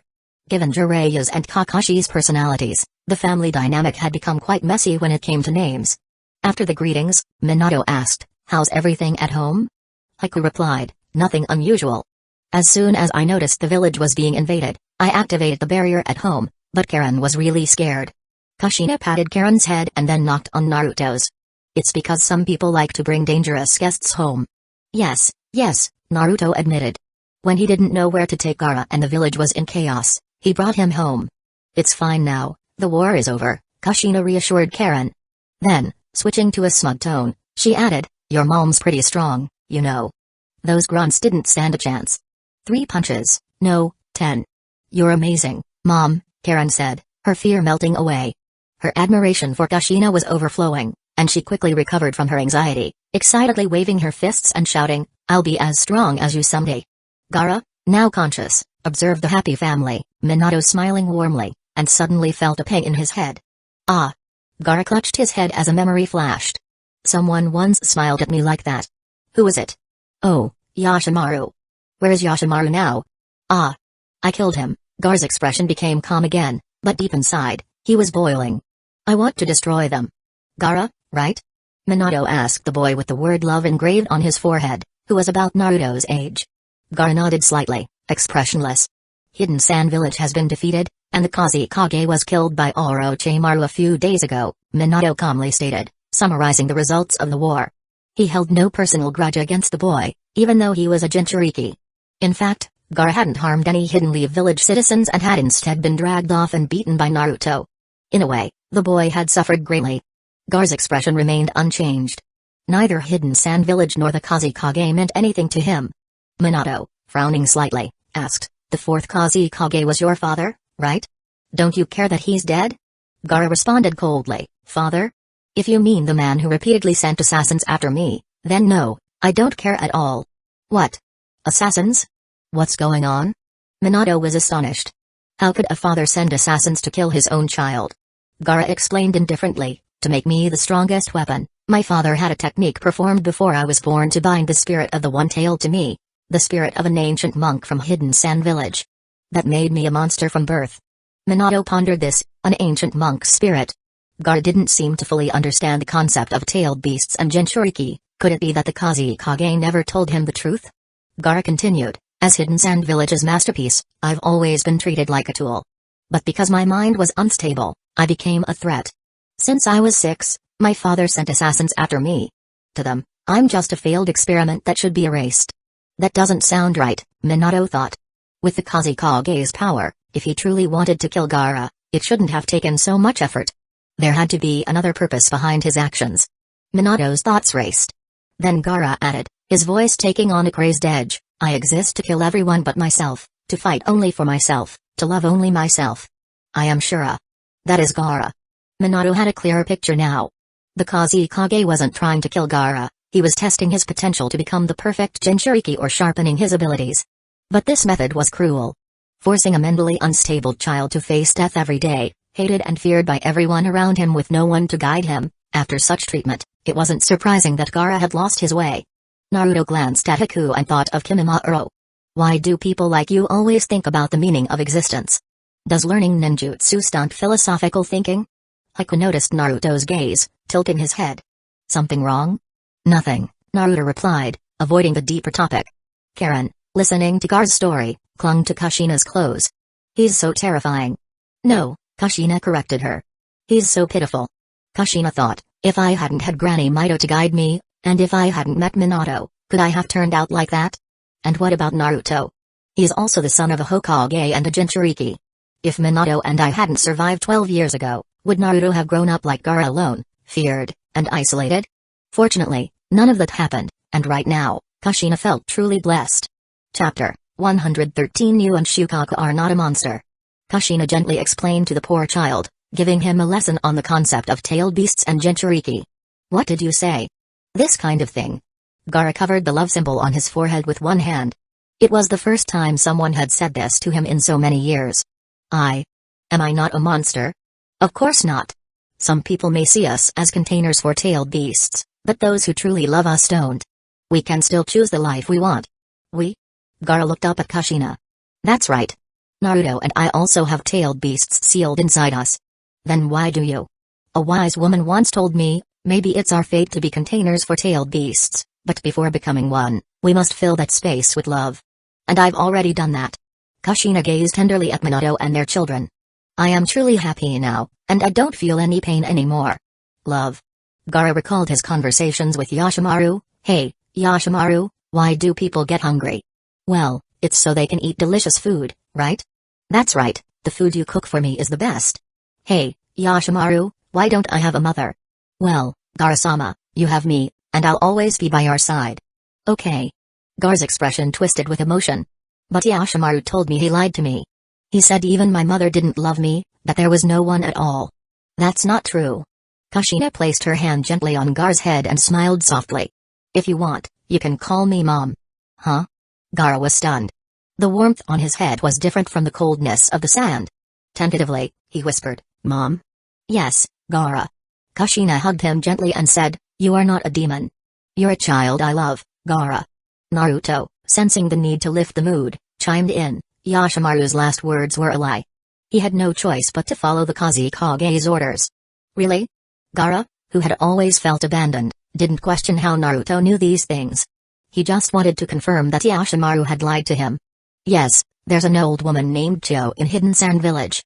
She knows the truth, though she may not be willing to share it. Chio-sama? I know her. I'll investigate carefully. If she doesn't cooperate, just let me know.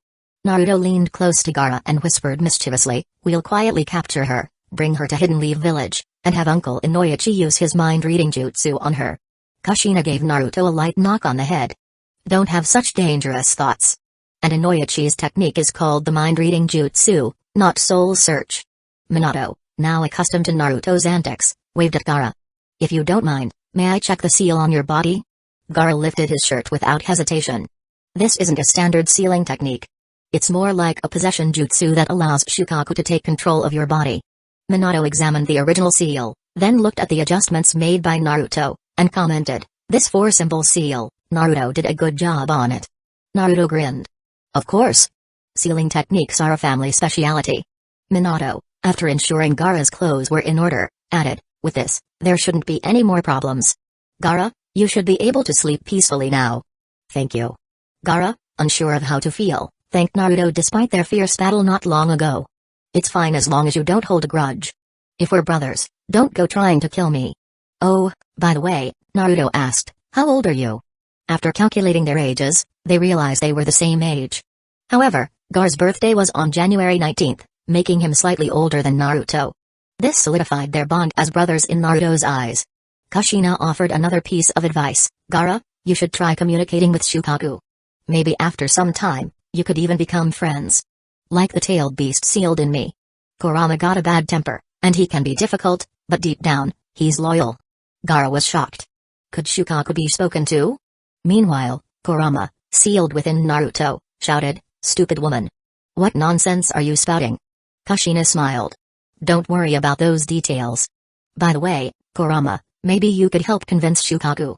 Convince him? I'd rather beat him senseless, Kurama grumbled. Kurama, less interested in Naruto's family drama, asked, "Hey kid, why not give Shukaku a proper 8-trigram seal, like mine?" Naruto thought for a moment. Maybe because Shukaku doesn't need it. Not every tailed beast is as strong as you.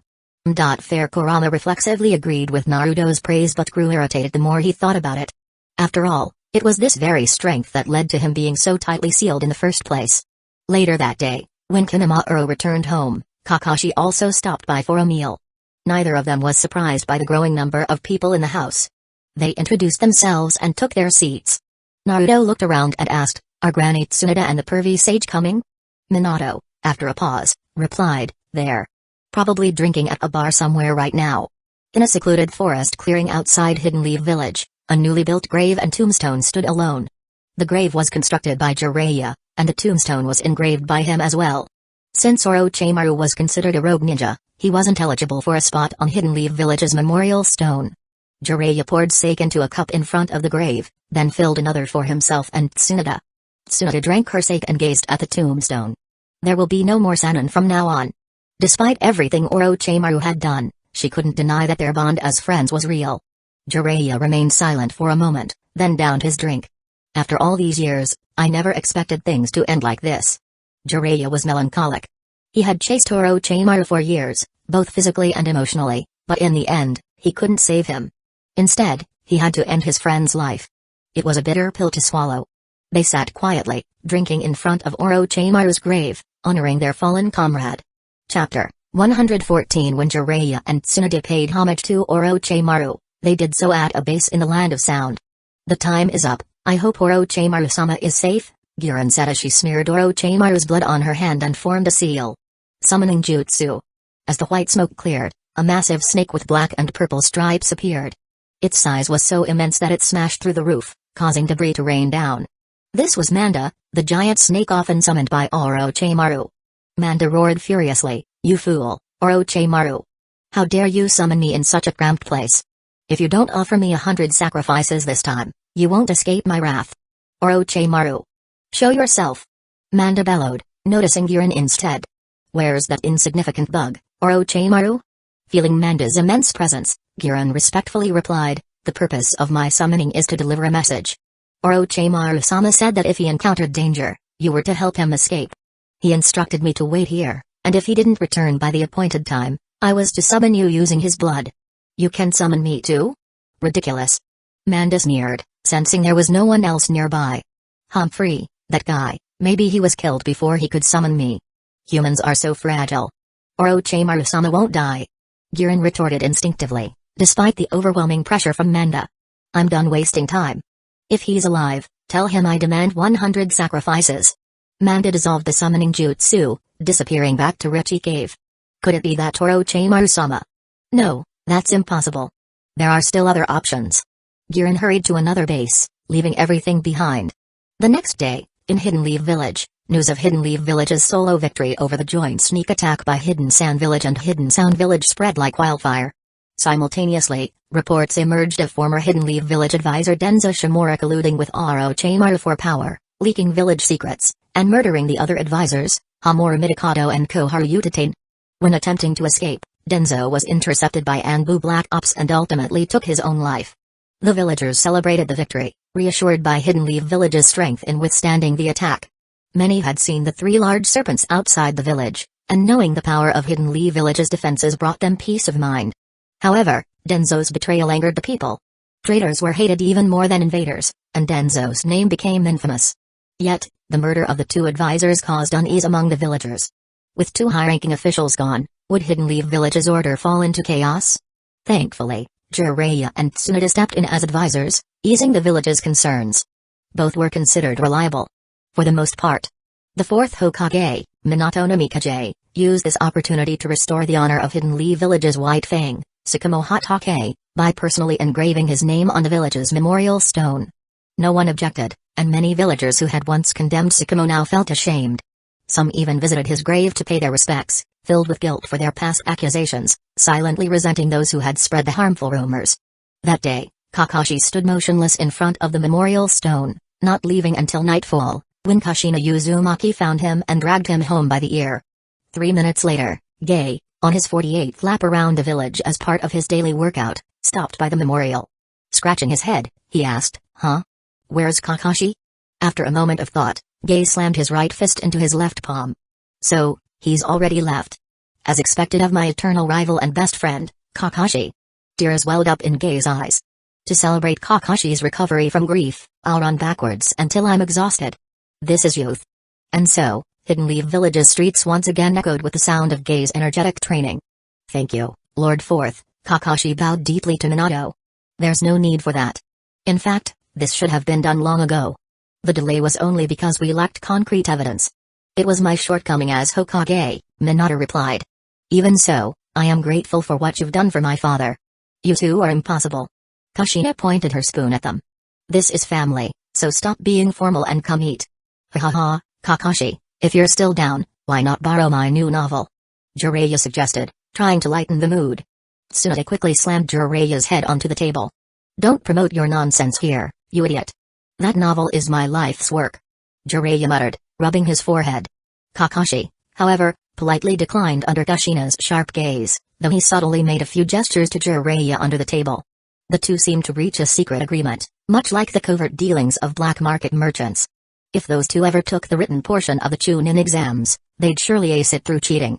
Meanwhile, Naruto, playing with a cat toy and teasing Taunton, seemed oblivious to the fact that the pig wasn't enjoying the game, wearing a look of silent protest.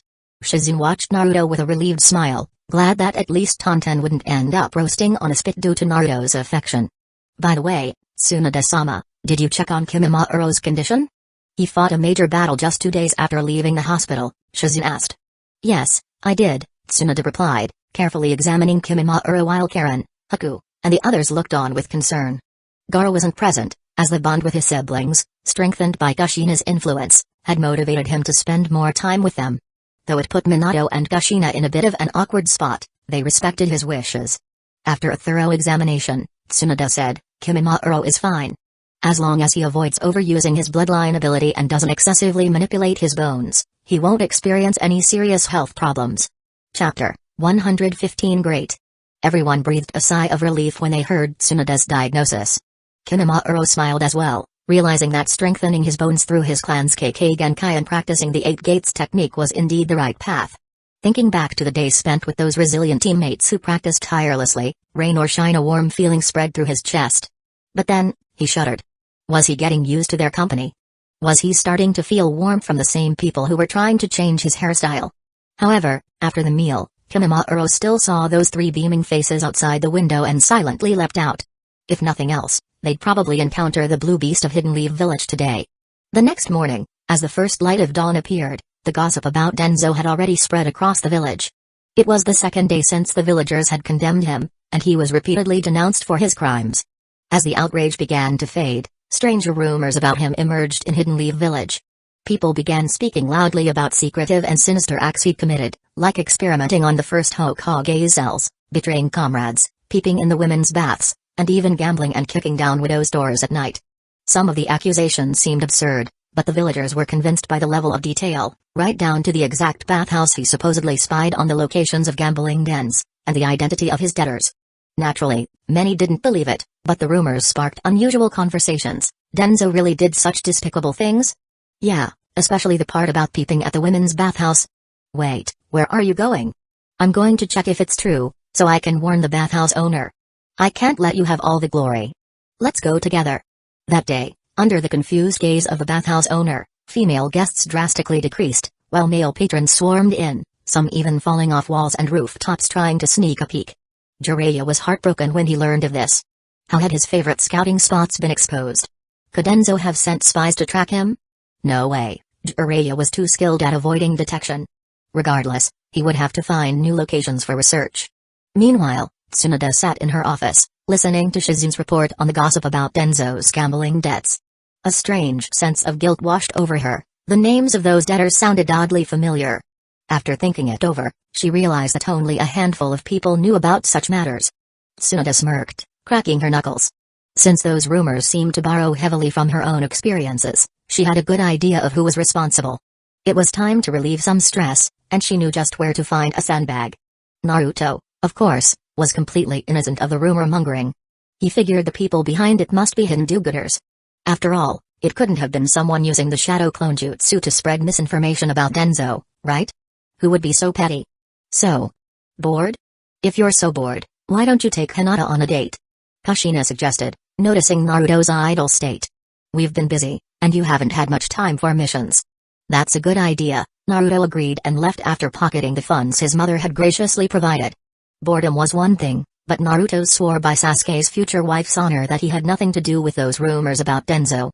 Meanwhile, Sakura sneezed at the Haruno house before heading to the bathroom. After her shower, she stood in front of the mirror, fixing her long pink hair, but her expression dropped. Still nothing, she sighed, staring down at her unchanged figure. Am I not feminine enough? Maybe I should ask Tsunade-sensei for advice. With a heavy heart, Sakura left home. Naruto and Hinata walked hand in hand through the village, chatting about what had happened since the exams. They passed several shops with banners like 20% off for ninja and 30% off when you enter in uniform. Workers carrying materials occasionally crossed their path. Hey, Hinata, Naruto said, recalling something important. Yes. Remember our promise? Promise? Hinata's cheeks flushed. Yeah, I finally defeated Gaara. Hinata blushed even more, fidgeting with her clothes. That. Wait, did you lie to me? Naruto teased, pretending to be disappointed. No, not at all. Hinata panicked. Naruto-kun, could you close your eyes? Naruto closed his eyes, eagerly waiting. Hinata hesitated but finally mustered the courage to give him a quick peck on the cheek. Naruto grinned triumphantly as he opened his eyes, looking at the now red-faced Hinata. Just the cheek? Hinata stammered, I didn't say where. Alright, we'll save the rest for later, Naruto said, deciding to go easy on her for now. Just then, Naruto spotted Sakura standing near the flower shop. Sakura! He called out. Huh? Oh, hi, Sakura replied, bewildered. I was just on my way to visit Sasuke at the hospital. I'll leave you two alone. Sakura picked up a bouquet and hurried away, flustered. Visiting Sasuke? Naruto remembered his injured friend, who had been hospitalized after taking a knee blow from Rock Lee. Hinata, let's go see Sasuke too. We can visit the third Hokage while we're there. Okay, Hinata agreed. Chapter 116 Naruto and Hinata bought flowers together to visit the hospital. Instead of going to see Sasuke directly, they planned to visit the third Hokage first. Naruto figured he should give Sasuke some time to rest. Nino-Onizan, are you on duty today? Nino was the medical ninja who had helped deliver Naruto alongside Biwako. She had originally been part of Anbu but later transferred to work at the hospital. Naruto was quite familiar with her. It's Naruto. And is that your little girlfriend next to you? Yeah, her name's Hinata, Naruto replied happily. Hello, Nino-san, Hinata greeted politely, though a bit shy. She's adorable, Nino complimented with a smile, glancing at the bouquet in Naruto's hand. So, who are you visiting today? The third Hokage and Sasuke. Oh, you're here to visit the third Hokage too? Are there a lot of people coming to see him? Of course. The third Hokage was injured protecting the village, and he's far better than Denzo, Nino added, not missing the chance to criticize Denzo. No, you've got it backwards. Half the village was attacked because of him, Naruto thought but kept the complaint to himself. So, which ward is the third Hokage in now? The third Hokage is in room 3601, Nino said after checking the records. Sasuke is in 3602, right next door. Naruto and Hinata headed upstairs. A hospital wasn't exactly the best place for romance. Grandpa, Grandma Biwako, and Konohamaru are here too. Naruto greeted them warmly as they entered the room. There were many flowers, showing just how many people had came to visit.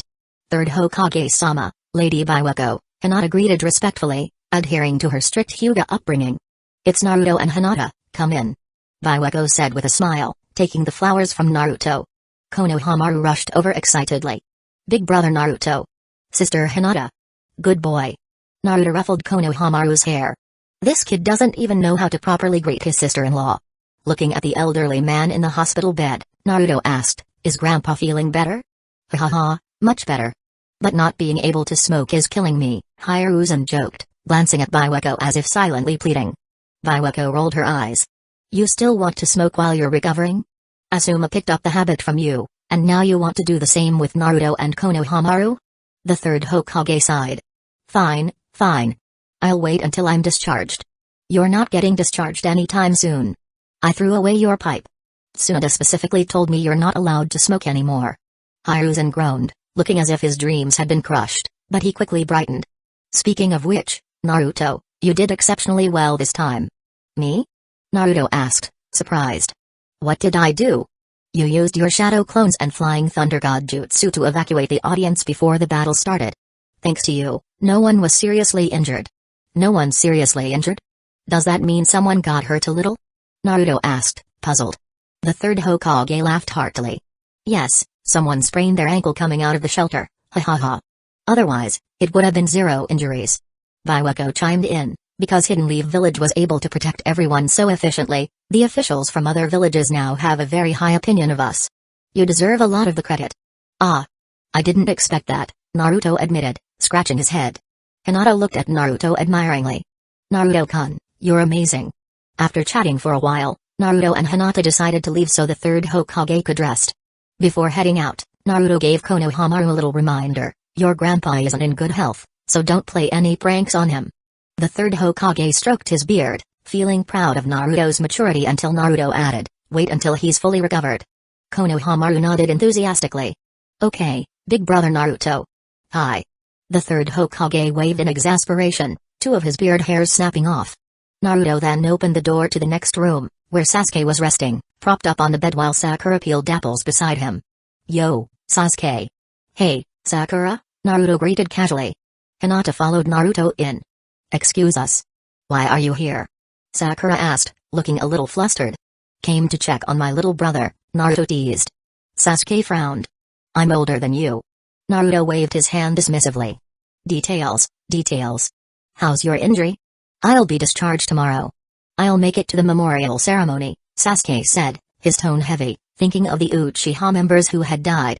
Naruto didn't like the somber mood, so he changed the topic. Is Sakura the only one here to take care of you? Sakura put down the knife. Sasuke's mother was here earlier, but she went home to prepare lunch. She asked me to stay with him. Naruto's eyes lit up with mischief. Oh, I see. Just like my mom's friend, huh? Setting things up. Sasuke remained unaffected by Naruto's teasing, but Sakura shifted uncomfortably under his gaze. What are you implying? Nothing at all, Naruto said, patting Sakura on the shoulder. Sakura, good luck. Sakura paused. Could Sasuke's mother have created this opportunity on purpose? But looking at Sasuke, who seemed completely oblivious, she sighed. It wouldn't matter if the person involved wasn't aware of it. After a bit more conversation, Naruto and Hinata left the room, deciding to get lunch at Ikiraku Ramen. At the ramen shop, everything was as it should be, with Tuki still running the place. Naruto ordered his usual but discreetly tried to observe Tuki, wondering if the legendary Ikiraku Otsutsuki was hiding beneath this ordinary appearance. Even when Naruto activated his sensory abilities, Tuki still seemed like a regular person. Hinata noticed Naruto staring and asked, "What's wrong, Naruto-kun?" "Oh, nothing. My dad loved this ramen. You should try it." Hinata nodded. Okay, understanding that Naruto wanted her to enjoy the meal. Though Hinata didn't eat much, Tuki announced that he'd be closing the shop for a few hours in the afternoon to prepare some special side dishes. Chapter 117. The following day, a memorial ceremony was held in front of the memorial monument. The 2 advisors who were mutilated, Koharu and Mido, along with nearly 20 heroes who died protecting Hidden Leaf Village during the conflict, were honored. Even the third Hokage, who had not yet recovered from his injuries, was brought to the ceremony by Baiweko in a wheelchair. Beside him stood an elderly, stout man. Okimeki Torafu, like Denzo and others, had been one of the 6 members of the original squad led by the second Hokage.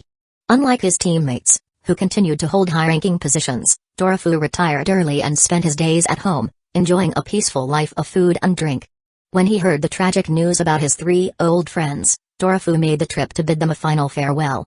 Standing next to the third Hokage, Torafu looked at Minato, Tsunade, and Jiraiya by the memorial monument, then glanced at the accomplished Hidden Leaf Village ninjas like Asuma, Kakashi, and Gai among the crowd, as well as the younger generation, Naruto and Sasuke. He patted the third Hokage on the shoulder and said emotionally, "Hiruzen, our time has passed." "Yes," Hiruzen replied.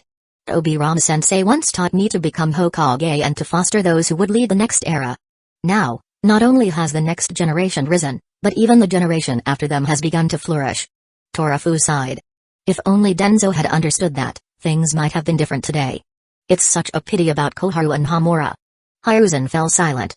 The betrayal of Denzo, his once close friend, had deeply affected him. He now understood why Jiraiya had wandered the world after Orochimaru's defection. Minato then addressed the crowd, recounting the heroic deeds of the fallen. As a shinobi, many details were necessarily kept confidential. After the speech, everyone offered white flowers as a sign of respect. The families of the deceased wept quietly, proud yet deeply saddened by their loss. Minato ensured that the families of the fallen received the appropriate pensions. Orphaned children were sent to the orphanage, with monthly support until they were grown. Nano Yakushi and Kabuto, who managed the orphanage, gladly accepted these children. With Kabuto's recent earnings and bonuses, the orphanage's funds were more than sufficient. As Hokage, Minato was dedicated to his duty, though some grief could only be healed by time. A few days later, messengers from Hidden Sound Village and Hidden Sand Village arrived in Hidden Leaf Village for negotiations. Hidden Sound Village had little room to maneuver. Having been weak from the beginning, and with Orochimaru having risked and lost most of their elite forces, they were now deeply wounded. Without Hidden Leaf Village's forgiveness, alliance, and protection, they risked being overtaken by neighboring nations. Smaller nations, eager to capitalize on Hidden Leaf Village's strength, might attack, thinking, they dared to offend Hidden Leaf Village and now they want to run? Hidden Sound Village, in a display of humility, offered reasonable compensation for Hidden Leaf Village's losses and promised to assist in eliminating Orochimaru's remaining forces. They also requested the release of their captured shinobi, excluding Orochimaru's most loyal followers. Hidden Leaf Village, appreciating Hidden Sound Village's sincere attitude, did not press them further. Hidden Sound Village, though small and fragile, remained under Hidden Leaf Village's protection. The situation with Hidden Sand Village was different. As one of the 5 major hidden villages, they expected to negotiate from a stronger position than Hidden Sound Village. The leader of Hidden Sand Village's delegation was Granny Chio, who had long since retired. She spent her days fishing and playfully feigning death with her brother, Ebizo. Nevertheless, with their Kazekage dead and their leadership in disarray, Hidden Sand Village had no choice but to call her back. Their Kazekage had died mysteriously, his remains found later in the desert. Orochimaru had, as usual, failed to bury him properly. There had once been a hero, Pakura, but rumor had it that she had been killed through Raza's schemes. Then there was Yoshimaru, Gar's uncle, a promising shinobi, but he, too, had fallen victim to Raza's manipulations. As for Baki, he felt too ashamed to lead, especially after one of his prisoners had been returned by Hidden Leaf Village with nothing more than a letter. In the end, the leadership of Hidden Sand Village had no choice but to send Granny Chio. From a distance, Naruto observed the Hidden Sand Village delegation. He was eager to try out his new transformation technique on Chio, hoping to give Jiraiya a good laugh. Negotiations with Hidden Sand Village were tense. They began by adopting a tough stance, hoping to pay less or nothing at all and perhaps even gain some advantage. Based on Chio's long experience, Hidden Leaf Village's foreign policy had historically been lenient. In the first Hokage's era, one could attack Hidden Leaf Village and beg for forgiveness, and as long as Madara Uchiha wasn't involved, Hashirama might not only forgive but even offer help. In the second Hokage's era, Hidden Leaf Village's stance became slightly more assertive. However, Tobirama still adhered to his brother's philosophy of peace.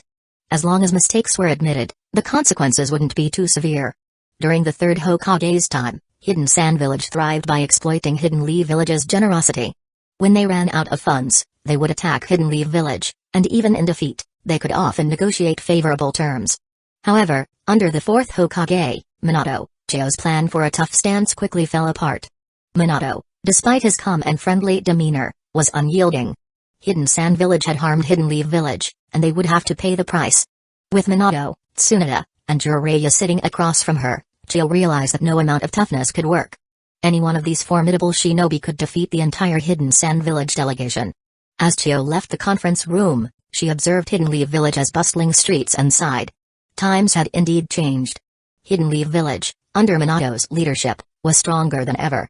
What would become of Hidden Sand Village? Reflecting on Hidden Sand Village's self-serving leadership, Chio felt a wave of despair. Their leadership was starting to resemble Hidden Leaf Village's old, divided council. She shook her head. Perhaps it was time to leave the future of the village to the next Kazekage. But once again, a headache loomed. There seemed to be no suitable candidates left. The final alliance treaty was dictated entirely by Hidden Leaf Village. Though Hidden Sand Village remained one of the 5 great nations in name, it was clear that from now on, they would be dependent on Hidden Leaf Village in every way. Chio left the negotiations thinking she would likely be viewed as a failure in Hidden Sand Village upon her return. Chapter 118. After negotiations, Hidden Leaf Village released the captives from Hidden Sand Village, including Gaara and his siblings, Temari and Kankuro. Only the family knew about Gaara recognizing his relatives in Hidden Leaf Village, and this was not made public. To the outside world, it simply appeared that the Hokage family had a close relationship with them. After all, the three were the children of the late 4th Kazekage, so it made sense for the Hokage to show concern for them. Temari and Kankuro struggled to accept this at first, but after seeing Gaara change from a terrifying killing machine into a more compassionate person, they were genuinely grateful to the Hokage family. However, unlike Gaara, who had long been deprived of love, they had no intention of recognizing relatives in Hidden Leaf Village. As the Jinchuriki of the One Tail, Gaara had to return to Hidden Sand Village with his team. Staying in Hidden Leaf Village was out of the question.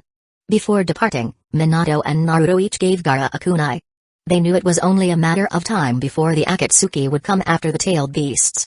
For reasons unknown, either because of the seal or due to exhaustion, Shukaku had remained in a deep slumber and had yet to awaken.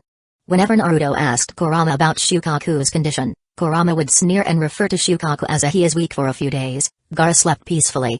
Though his dark circles remained, his temperament improved considerably. Naruto even joked that Gaara's former irritability might have been caused by a lack of sleep. Gaara admitted that he liked Hidden Leaf Village and expressed his desire to change Hidden Sand Village with his strength, aiming to make it as prosperous, harmonious, and peaceful as Hidden Leaf Village. With the peace talks concluded, life in Hidden Leaf Village gradually returned to normal, and a flood of commissioned missions followed. Hidden Leaf Village's strength had become evident to everyone, not just the Land of Fire. Merchants and nobles from other villages also grew to trust Hidden Leaf Village's reputation more. Minato, however, began to suffer from hand cramps from the constant sealing work, a painful yet happy problem. Of course, the lower-ranking ninjas couldn't stay idle for long. Even Naruto was assigned new missions. During this period, Minato officially incorporated Haku into Hidden Leaf Village's ninja squad. Thus, Team 11 was formed, led by Jonin Yui Kurenai, and Haku, Karen, with Kurama Yakumo. The Kurama clan had once been a prestigious family in Hidden Leaf Village, renowned for their Kekkei Genkai that allowed them to manipulate others' 5 senses and turn illusions into reality. Only those with powerful spiritual energy, like users of the Mengekyo Sharingan, could achieve such feats. Even techniques like Izanagi, which could alter reality using the regular Sharingan, came at the cost of blinding the user. The bloodline of the Kurama clan was rare, manifesting only once every few generations, and often afflicted those who inherited it with poor health. Kurama Yakumo, the current heir, had awakened the clan's Kekkei Genkai but, due to her frail body, was unable to complete basic physical training. She was tutored at home by Kurenai, an expert in Ganjutsu. Despite jokes from fans about Kurenai being defeated by Itachi, it was only because Itachi's Ganjutsu skills were extraordinary. Outside of such rare cases, Kurenai was indeed Hidden Leaf Village's best Ganjutsu user. During Yakumo's training, Kurenai discovered a malevolent entity called Ido residing within Yakumo. When it went out of control, Ido would pull those nearby into an illusionary world and launch indiscriminate attacks. Its ultimate goal was to dominate Yakumo's will until Minato sealed it away.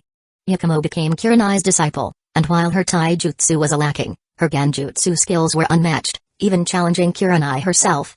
When deciding which team Karen and Haku should join, Minato remembered Kurenai and Yakumo, which led to the formation of Team 11. Though Haku's skills surpassed the typical Genin, having spent years as a wandering ninja, it wouldn't have made sense for him to take the Chunin exams just yet. Besides, Zabusa, whose forehead protector still bore the symbol of Hidden Mist Village, hadn't yet accepted that he was a missing ninja. As for Haku, he didn't mind waiting until his new team was ready to take the Chunin exams together. Meanwhile, Karen had been training with Kushina, learning Fuinjutsu and water-style ninjutsu.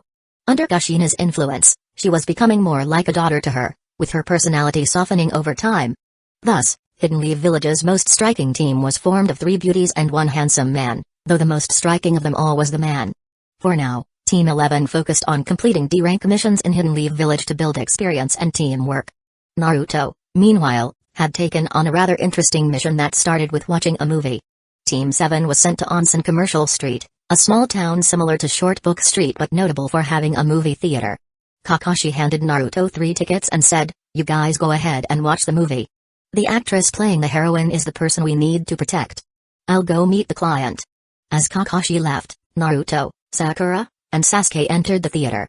Sakura clung to Sasuke's arm, and though it was unclear if he allowed it or just didn't resist, he didn't pull away.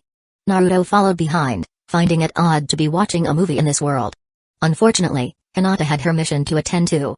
The film was black and white, telling the story of a princess who, with a few loyal followers, overcame many hardships to defeat a demon king and save her people. Naruto was particularly amused by the colorful chakra effects added at the end of the black and white film when the princess defeated the Demon King. When the movie ended, Sakura gushed excitedly, "That movie was amazing.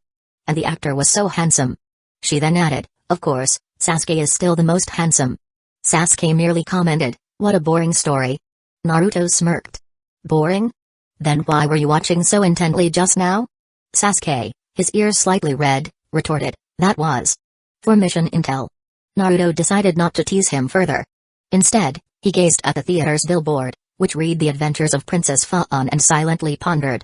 This mission might turn out to be more complicated than expected. Chapter 119 Yo. How was the movie?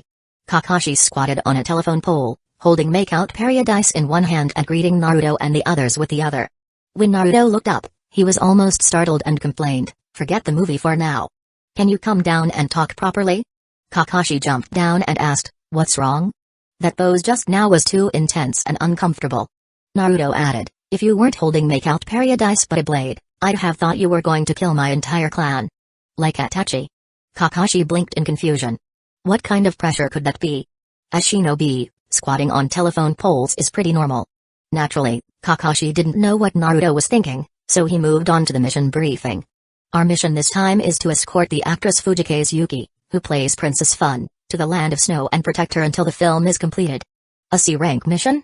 Naruto immediately thought of the C-rank escort mission that Tazune had lied about. "No, it's A-rank," Kakashi corrected. Sasuke looked surprised. "A-rank? For just escorting an actress? It doesn't seem that dangerous." Kakashi explained, "You can't assume that, Sasuke. Many people might target a celebrity like her. We can't predict the opponent's strength, so we can't take this lightly." Sakura thought for a moment and asked, "So the actual difficulty is somewhere between C-rank and A-rank, but because of the potential for powerful enemies, the client labeled it as A-rank?" "Exactly," Kakashi replied, snapping his book shut. "Let's get moving." Naruto thought the client seemed pretty reasonable. At least they were upfront about the possible dangers, unlike the old man Tazuna. Even if the enemy was tough, they had made the difficulty clear from the start and would pay accordingly. Naruto couldn't quite recall all the details of this old mission. He only remembered that the enemies relied heavily on technology. The chakra armor from the Land of Snow stood out in his mind, and it seemed formidable. Still, it wasn't too much of a problem. "Kakashi-sensei, have you been to the Land of Snow before? I remember you gave me a picture book about it on my 3rd birthday." Naruto tried to remind Kakashi, thinking he had once been on a mission to protect Yuki. "Ah, yes. That happened," Kakashi said, his face turning nostalgic. It had been nearly 10 years. Back then, they had barely escaped after being beaten by the Snow Ninja's chakra armor.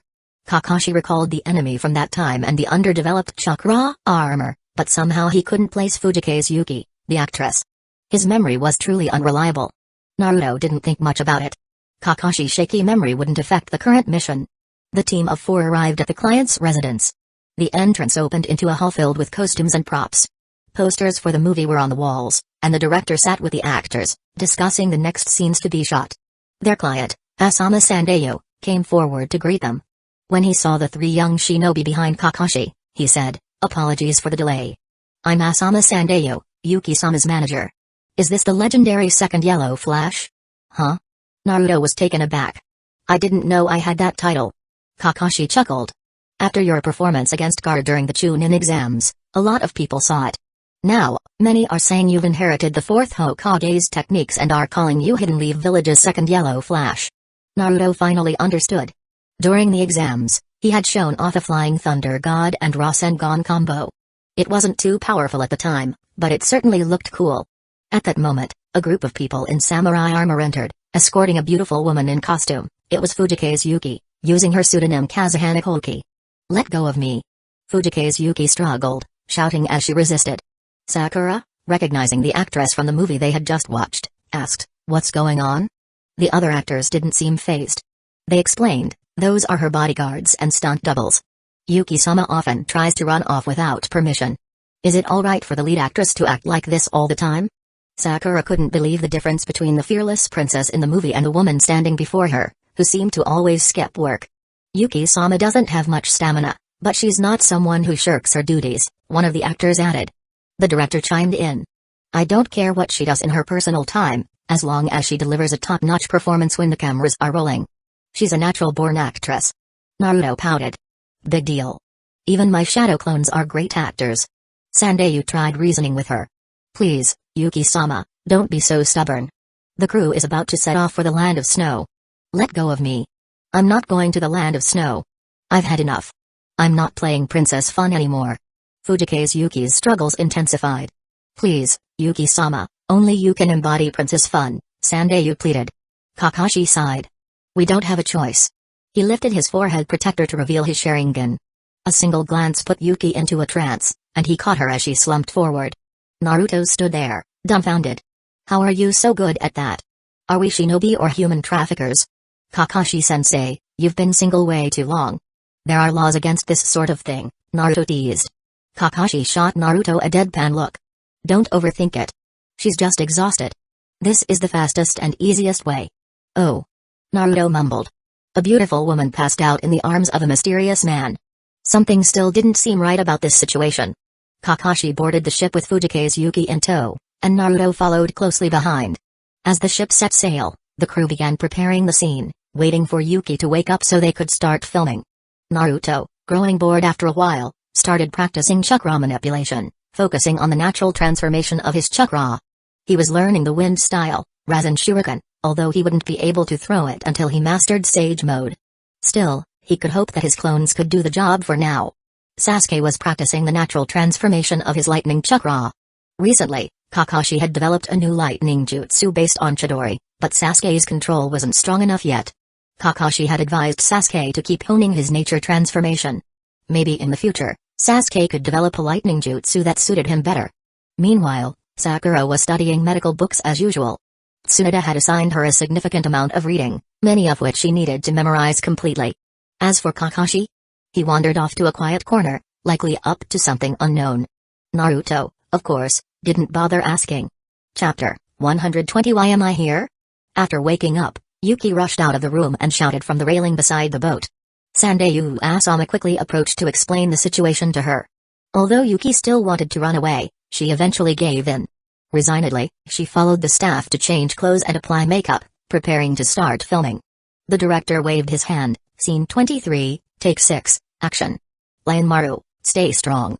My lord, I'm sorry I couldn't help you. Sakura, watching from the side, exclaimed, what great acting. She's completely different from her usual self. Sandayu proudly responded, that's Miss Yuki's strength. Once she's in front of the camera, no one can surpass her. However, the mood quickly changed when Yuki stopped acting and shouted, cut. Sandayu, give me the eye drops. Yes. Sandayu hurriedly took the eye drop bottle from his waist and rushed over to administer the drops. Naruto, watching curiously, had always thought something valuable was hanging from Sandayu's waist, but it turned out to be just a well-crafted bottle of eye drops. So, that's how great actors work? They even use eye drops for crying scenes? Naruto muttered. This isn't as impressive as my aunt's method from Love Apartment. She can cry in 3 seconds flat. When Sandayu returned, he explained quietly, no, it's because Miss Yuki went through something traumatic when she was younger, and now she can't cry naturally. Thinking of her tragic backstory, Naruto fell silent.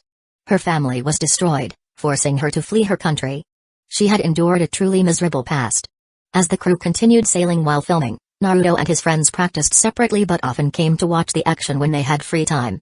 At the daimyo's mansion in the Land of Snow, Roganadair and his 2 subordinates knelt and reported, Lord Dodo Kazahana, we have found Princess Koki. Dodo Kazahana, seated upright, asked, are you certain? Roganadair replied, yes, the famous actress Yuki Fujikaze is Princess Koki.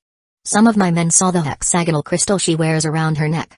She's here to film a movie in the Land of Snow. Dodo stood up and paced, his eyes flickering with excitement. So that's it. After 10 years, I finally found you, Koki. Go, bring her back. Yes, my lord. Roganadair left with his men, muttering, Kakashi Hatake. What a fateful reunion. The next morning, Naruto was jolted awake by screams. What's going on? Naruto, Sasuke, and Sakura stepped out of the cabin, yawning. Kakashi, already outside, explained, there's a glacier blocking our route. Oh, I'll blow it up then, Naruto said, something Deidara would surely appreciate. The director rushed over to stop him. No, no, no. The crew plans to film here. We can't waste this scenic opportunity. Naruto, puzzled, asked, what kind of movie can you shoot on a glacier? Titanic. The director, not understanding Naruto's reference, quickly ordered the crew to prepare for landing. Alright, everyone, get ready. Naruto glanced at his map and added, you really should let me blow it up because, boom. An explosion rang out, and Kakashi immediately shielded Princess Koki. Naruto raised his hands innocently. Don't look at me like that. I haven't done anything yet. I was just going to say there are enemies on the glacier. 3 figures emerged from the smoke. Leading them was Roganadair, a tall, thin man with the typical face of a villain. Naruto already wanted to take him down. He reminded Naruto of Nobuyuki Sago. The second was Fubuki Kakaioku, a stocky woman with a snowboard, who looked ready for the Winter Olympics. The third figure made Naruto pause because her name reminded him of a ship he used in a game back in the day. Roganadair opened his arms and greeted them. Welcome to the land of snow. You are? Kakashi said, recognizing him faintly.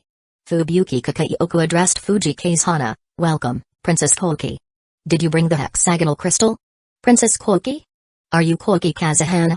Kakashi turned around in shock, piecing things together. Whether due to the long passage of time or Hidden Leaf Village's intelligence team being overwhelmed, Kakashi didn't immediately recognize the princess he had once escorted. At that moment, Princess Koki was paralyzed with fear on the deck. Seeing Roganadair had brought back memories of the fire that destroyed her home. That overwhelming despair resurfaced, urging her to flee, but fear left her too weak to move. Kakashi jumped off the boat. Leave them to me. One for each of us. Naruto interrupted, feeling that Kakashi would take on all 3 if given the chance. Sasuke leapt down beside Naruto, ready for action. Alright, Kakashi acknowledged. He realized his students were no longer kids in need of constant protection. Sakura, stay with Princess Koki. Sakura nodded, knowing her role as a medical ninja. She wouldn't charge unless necessary, though she was far stronger than the average medic. Oh? Not running away this time, Kakashi Hatake? Roganadair taunted Kakashi. Naruto turned and asked, has he beaten you before? His special armor gave me trouble last time, so I can't afford to be careless. Naruto glanced at Kakashi's forehead protector. If you'd used your Sharingan when you said that, I'd believe you more. Roganadair smirked and boasted, remember this armor. It's much stronger than it was 10 years ago. It amplifies chakra, strengthens jutsu, forms a chakra shield, and can even generate reverse phase chakra that cancels yours. No ninjutsu or ganjutsu will work. PFFT. Naruto scoffed. I'll drop a big bomb on you, and we'll see how well that armor holds up. Despite his dismissive attitude, Naruto couldn't help but appreciate the armor's capabilities. If the cost weren't too high, Hidden Leaf Village could benefit from such technology. Even wealthy individuals with limited ninja abilities could use this armor to become formidable fighters. When this mission was over, Naruto thought it would be a good idea to discuss technical collaboration with the Land of Snow. Their technology chakra armor, trains, airships, geothermal generators could significantly boost Hidden Leaf Village, and possibly even raise the GDP of the entire Land of Fire. Deep in thought, Naruto suddenly froze.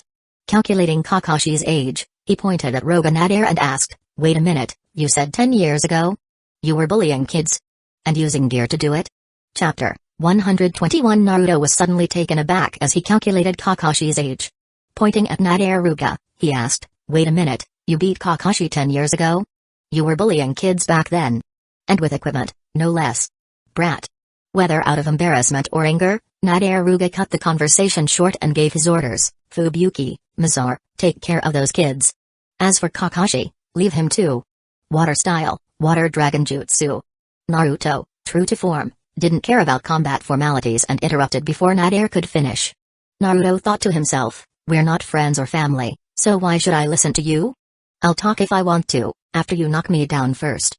The water dragon rose into the air, and with Naruto's chakra combined with the sea behind him, it grew to a monstrous size, terrifying Nadairuga, who exclaimed, is that supposed to be a water-style jutsu?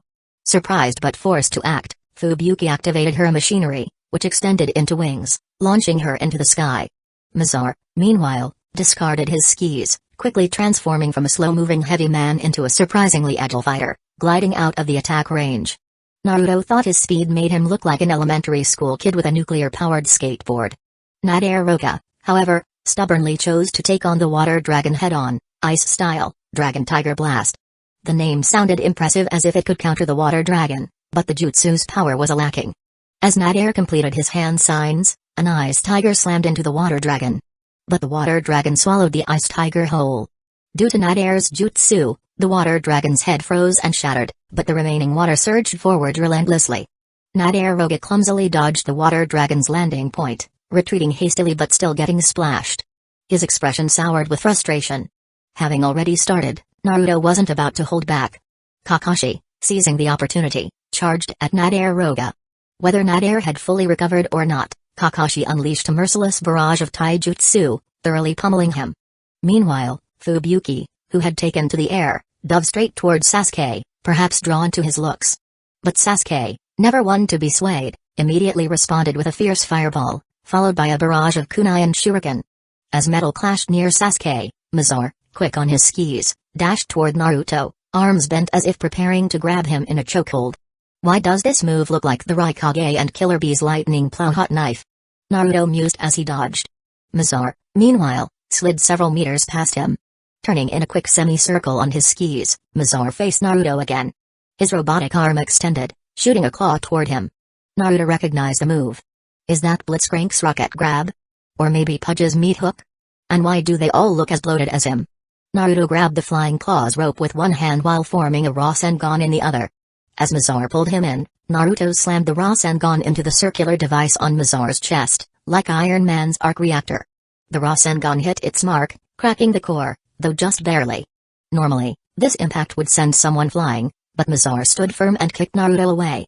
This armor's defense against pure chakra attacks is impressive, Naruto thought, rubbing his stomach. I guess I should leave risky moves like that to my shadow clones. As for why he didn't use Kurama's chakra, the big fox had already complained. You want to waste my chakra on this garbage? Not happening. Shadow clone jutsu.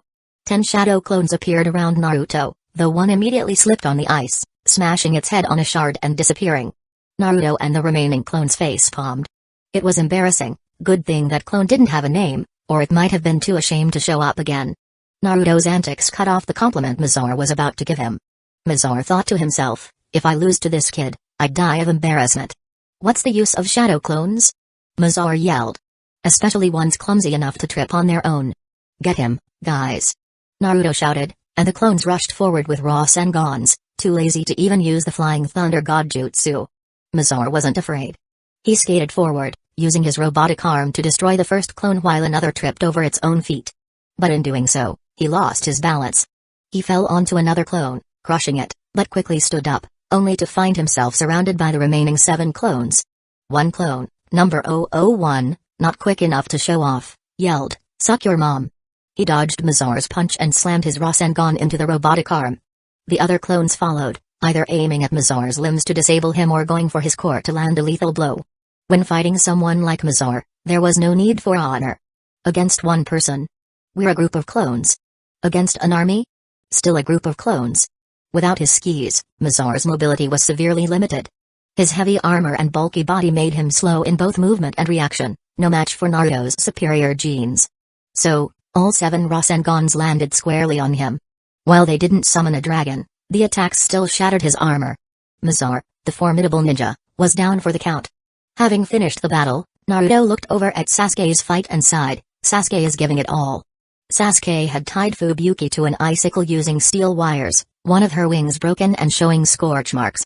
At the other end of the wire, Sasuke held the thread in his mouth, forming hand signs, fire style, dragon flame jutsu. Flames traveled along the wire, igniting Fubuki's armor. She screamed in pain as her armor could withstand chakra but not high temperatures. It was no wonder. She was bound to an icicle at sub-zero temperatures, while flames hundreds of degrees hot approached from the front. Screaming was the only logical reaction. Sasuke knew how to play his cards. Chapter 122. There's probably nothing wrong with Sasuke. Kakashi's side is doing great. It was an impressive physical duel. When the opportunity arose, the water dragon and the ice dragon clashed fiercely. Nadare is quite powerful, having been able to hold his ground against Kakashi for so long. Kakashi is a master of chakra control. When using ninjutsu, he selects his techniques based on the environment and chooses the most suitable time to release them. This is the result of copying so many different jutsu, allowing him to maximize every ounce of his chakra. He's quick-witted and cautious in combat. These are the traits of a skilled hidden Lee village ninja, and it's not just because his limited chakra forces him to make careful calculations. Naruto couldn't tell if Kakashi was growing anxious because his students had already finished their battles or if he had figured out all of Nadare's moves and the capabilities of his armor. Naruto watched as the two fighters exchanged blows and then distanced themselves. Kakashi raised his headband, revealing his Sharingan, and simultaneously made the same hand signs as Nadare, ice style, giant beluga. Two enormous Naru-like beluga whales, larger than the boat the crew had taken, rose from the sea and collided above the glacier. The beluga made of ice shattered, sending shards of ice everywhere, and the entire glacier trembled. Copying again, Kakashi? The same jutsu won't determine the winner. Nadare seemed to have seen Kakashi's Sharingan long ago and spoke with disdain for the imitation. Who knows? Kakashi suddenly vanished from his position, his speed increasing in an instant, and kicked Nadare in the chin before he could react. Nadare was sent flying, and Kakashi followed him, staying close like a shadow, both of them suspended in midair, like falling leaves. Panicking, Nadare exclaimed, "This is Leaf Shadow Dance." Kakashi threw steel wires from each of his hands, binding Nadare's arms tightly to his sides, preventing him from moving. And now, Front Lotus. Kakashi grabbed Nadare's body, adjusted his position, and began spinning rapidly, head first toward the ground. As they neared impact, Kakashi jumped away, landing safely. Meanwhile, Nadare crashed into the ice, his legs sticking out, kicking twice before falling still. You rely too much on that armor. Even if regular ninjutsu and ganjutsu don't work, ninjas still have taijutsu. Kakashi jabbed a kunai into Nadare's body and lowered his headband, covering the Sharingan. Then, Kakashi slumped, reverting to his usual laid-back demeanor. Using the Sharingan repeatedly and performing such large-scale ninjutsu, especially summoning the enormous beluga, combined with opening the first gate for Front Lotus, had drained him. Thanks to his sensei's rigorous training over the years, Kakashi thought happily, otherwise, after this battle, I might have been lying on the ground exhausted. Kakashi glanced over at Sasuke and Naruto's fight and praised, "You both fought well." Naruto almost felt his blood pressure rise but reasoned that Kakashi was simply encouraging them with no hidden meaning. So he held back. Naruto asked, "Is that guy's armor broken?" Kakashi glanced over and said, "It's damaged, but not destroyed." "Why?" "Because I'm collecting loot." Naruto ran over, and he and Sasuke broke off the remaining two pieces, though Kakashi's piece was still intact. In truth, Naruto had his eye on the woman's armor, not because he wanted women's clothing, but because it could fly. Kakashi reminded him, ninjas shouldn't rely too much on things like that. "I know, but that's advice for us genius ninjas. What about regular ninjas with limited talent?" Kakashi fell silent. Naruto's point made sense, even if nobody else bragged about being a genius as much as he did. Either way, we should take it back for research. It could greatly enhance Hidden Leaf Village's strength. Naruto grinned and stored the third-level armor from Nadare in a storage scroll. When they returned to the boat, the director and staff were discussing something excitedly. Curious, Naruto asked, "What's going on?" Sakura replied, "The director filmed all the battle scenes and said they could be edited into material for the movie's fight scenes." Weren't they worried about getting caught in the crossfire? Naruto was surprised. Were these people really that brave? Sakura sighed and explained, most people were scared, but the director kept shouting things like, "Let them witness the ambition of a professional filmmaker. Even if we risk our lives to capture it." And so, here we are. That's incredible. Naruto mused. If film crews in the future were this dedicated, they wouldn't need slow motion for fight scenes. Hey, do we get paid? Naruto suddenly remembered something important. Huh? His teammates didn't seem to follow his train of thought. We participated in the filming and contributed so many special effects, and it wasn't even part of the mission. That sounds like extra work to me. Sasuke wasn't interested in engaging in Naruto's conversation. Kakashi, on the other hand, seemed puzzled. Since when did Naruto care so much about money? Maybe it was because he had a girlfriend to support at home. Naruto went to negotiate with the director about payment but came back dejected. The director agreed, but most of the payment would go to Sasuke and Kakashi, while Naruto received the least. The crew wanted more footage of Sasuke and Kakashi's flashy ninjutsu, like fire and lightning styles. Naruto, on the other hand, had only summoned a single water dragon, which the cameraman missed. The rest of his fighting was up close and personal, not what the director wanted. After all the trouble, Naruto realized he'd just helped Sasuke and Kakashi make more money. Feeling defeated, he demanded they treat him to dinner. Still, the experience gave Naruto an idea. In the future, he could partner with film crews, providing special effects and acting as a stunt double. As for the danger, shadow clones could handle that. Naruto was sure they'd love doing this kind of work. The Uzumaki Arts Company could serve the film industry wholeheartedly. Alright, Enough small talk. It's time we had a serious discussion with our client. Escorting an actress and guarding a princess who also happened to be the princess of a fallen country had changed the nature of this mission.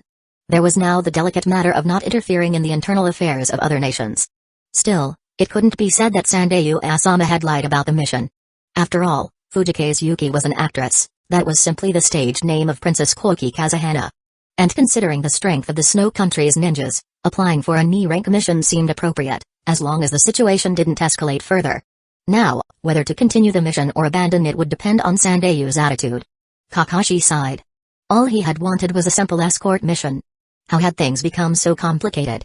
Chapter 123. In the cabin, Kakashi found Sandayu Asama and Princess Koki Kazuhana, who were still shivering. He said, "Mr. Sandayu, could you explain the situation?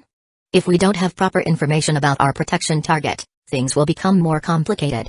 Sandayu bowed slightly and replied, "I apologize for concealing part of my identity. I was once a minister of the Land of Snow, and I served Princess Koki's father, Kazuhana Saosetsu." Sandayu then recounted the story of the former daimyo, Kazuhana Saosetsu, who was deeply passionate about constructing grand wonders. Unfortunately, his extravagant projects drained the country's finances. 10 years ago, his younger brother, Kazuhana Dodo, hired a rogue ninja from the Snow Ninja to stage a coup. In the rebellion, the Land of Snow was seized by force, and Princess Koki vanished. Sandayu and a few loyalists to the late daimyo survived by sheer luck. One day, Sandayu discovered that the actress Fuji Yuki was, in fact, their long-lost princess. After some time, he became her manager, hoping to restore her to the throne. Because Princess Koki was so young when she escaped, she had no recollection of Sandayu and didn't recognize him. Sandayu seized the opportunity to plan their return to the Land of Snow, intending to overthrow Dodo and restore the country under Princess Koki's rule. It sounds like an inspiring plan, but if analyzed rationally, it feels off. Kazuhana Saosetsu squandered the country's resources and was deposed by Kazuhana Dodo, who couldn't tolerate the mismanagement anymore. Now, Saosetsu's loyalists aim to reinstall Saosetsu's descendant on the throne, even though this descendant, Princess Koki, clearly lacks the will to fight. Dodo, on the other hand, is after the hexagonal crystal that Princess Koki possesses. He needs it to unlock the Kazuhana family's treasure, which he intends to use to develop military power and make the Land of Snow equal to the 5 great nations. So, who's the villain here? Naruto, deeply moved by the story, suddenly blurted out, "Wait. Is this protection mission turning into a mission to restore a whole country?" After revealing his identity, Sandayu's tone became more resolute. "No, your only responsibility is to protect the princess. The rest will be handled by me and the others." Sandayu spoke with conviction. "Along with 50 samurai, including myself, we will defeat Kazuhana Dodo and reclaim the Land of Snow." 50 people? Naruto was skeptical. "You think 50 people can win a war? That's not enough for even one round of kunai being thrown. Back in the day, even the farmers in my village put up a better fight when they argued over irrigation. Your plan for restoring the country is way too reckless." Sandayu remained unfazed. "Princess, I will help you become the new ruler, even if it costs me my life." "I refuse." Princess Koki replied sharply. "Stop this nonsense. I never wanted this, I'm just an actress now. I've waited too long for your return, Your Highness. That's your problem. No matter what you do, you won't win against Kazuhana Dodo." Naruto found the conversation eerily familiar. It was just like something Inari, Tazuna's grandson, would say. "But the people of the Land of Snow." Sandayu began, but Princess Koki, haunted by the memories of her father's death and the burning of her home, cut him off. "Sandayu, don't you care about what I want? Besides, the director and crew don't want to continue this anymore." The director suddenly appeared, exclaiming, "What are you talking about? Of course, we're continuing. I never dreamed I'd have a real princess playing a princess in my film. This movie will be a historic masterpiece. This director is crazy for the movie," Naruto thought while looking at the ongoing drama. "The princess just needs to wait for the news of my victory," Sandayu declared confidently.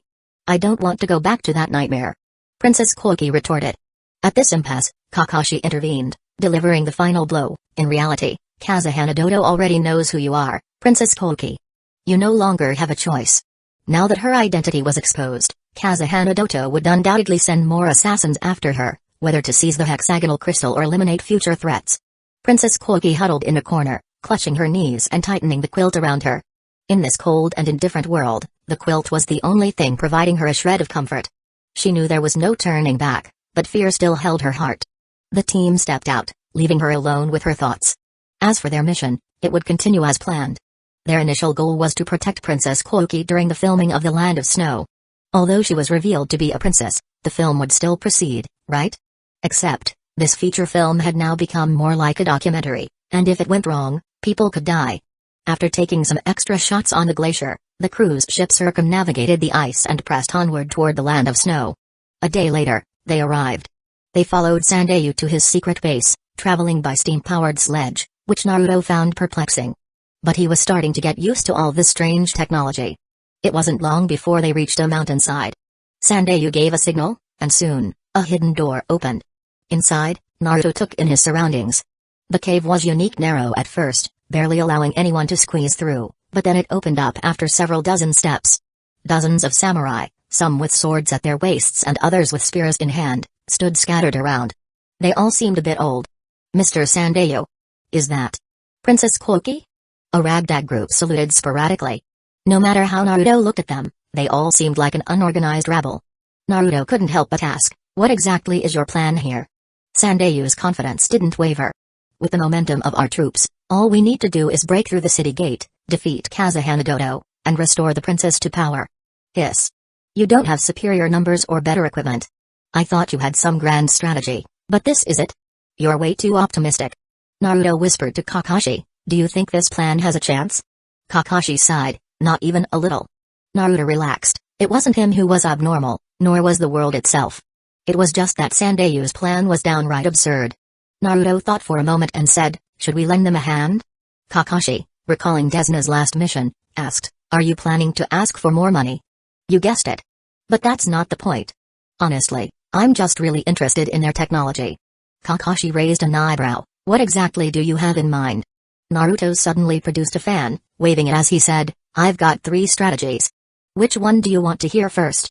Chapter 124. Kakashi looked at Naruto skeptically, not expecting him to come up with a reliable plan, and asked, "Let's be honest, what's the best course of action?"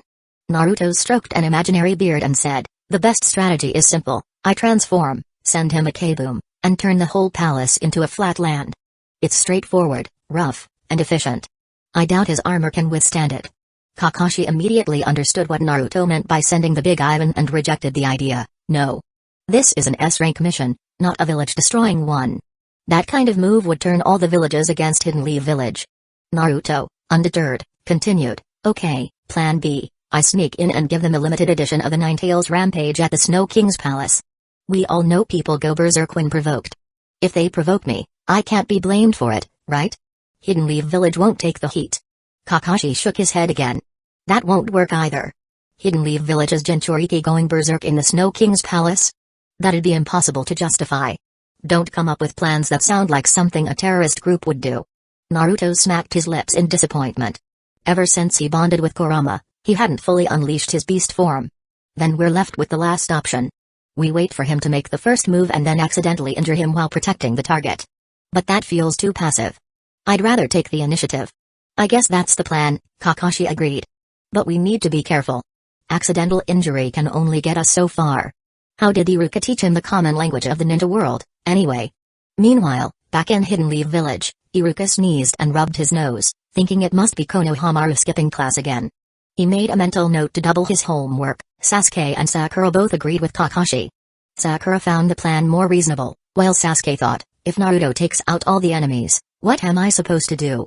How will I grow stronger if I don't fight? With their plan settled, they followed Santaifu's group out of the cave, heading toward the palace. Before long, a train arrived, stopping just a short distance from them. Naruto, ever the opportunist, thought to himself, this is exactly the kind of thing we should introduce in the Land of Fire. Want to get rich? Build roads first. Everyone stayed alert, watching the train closely. A film crew immediately rushed to a good vantage point, laying down a thick white cloth to blend into the snow and start filming. Their efficiency almost rivaled that of Shinobi. Doto emerged from the front of the train, arms spread wide and sneered, "It's been a long time, Koki. Let me take a good look at you." Koki instinctively clutched the hexagonal crystal around her neck, biting her lip, unable to speak. Sandayu drew his sword, stepped forward and shouted, "Dodo. Do you know how long we've waited for this moment? 50 of us, including me, Sandayu Asama, are here to avenge the late king, His Majesty Kazuhana Sasetsu." "Oh. Dozens of warriors raised their weapons in agreement. Dodo looked disdainfully at the ragtag group of old, weak, and injured warriors. "Ah, Sandayu, you're still alive? It seems my men failed to finish you off. It doesn't matter, I'll show you the true meaning of despair." Sandayu didn't waste any more words. He raised his sword high and shouted, "Her Highness is watching us. Victory is ours. Charge. Attack." 50 warriors charged at Dodo as though they had 1,000 soldiers backing them. Though they were weak, they were undeniably brave to fight Dodo. Dodo smirked, signaling his men. The sides of the train cars folded open, revealing rows of firing ports. Fire. On his command, the mechanisms inside the train clicked into action. Each car had 300 firing ports, and 10 cars unleashed kunai simultaneously. It was more impressive than Tenten's twin dragon move. 3,000 kunai flew per second in continuous waves, with no visible break in the loading process. Just as it seemed the 50 warriors would be wiped out, Kakashi acted quickly, forming hand seals. Earth-style, multiple earth walls. 4 earthen walls rose from the ground, blocking the onslaught from all sides. 2 dog heads were carved on each wall, Kakashi's signature.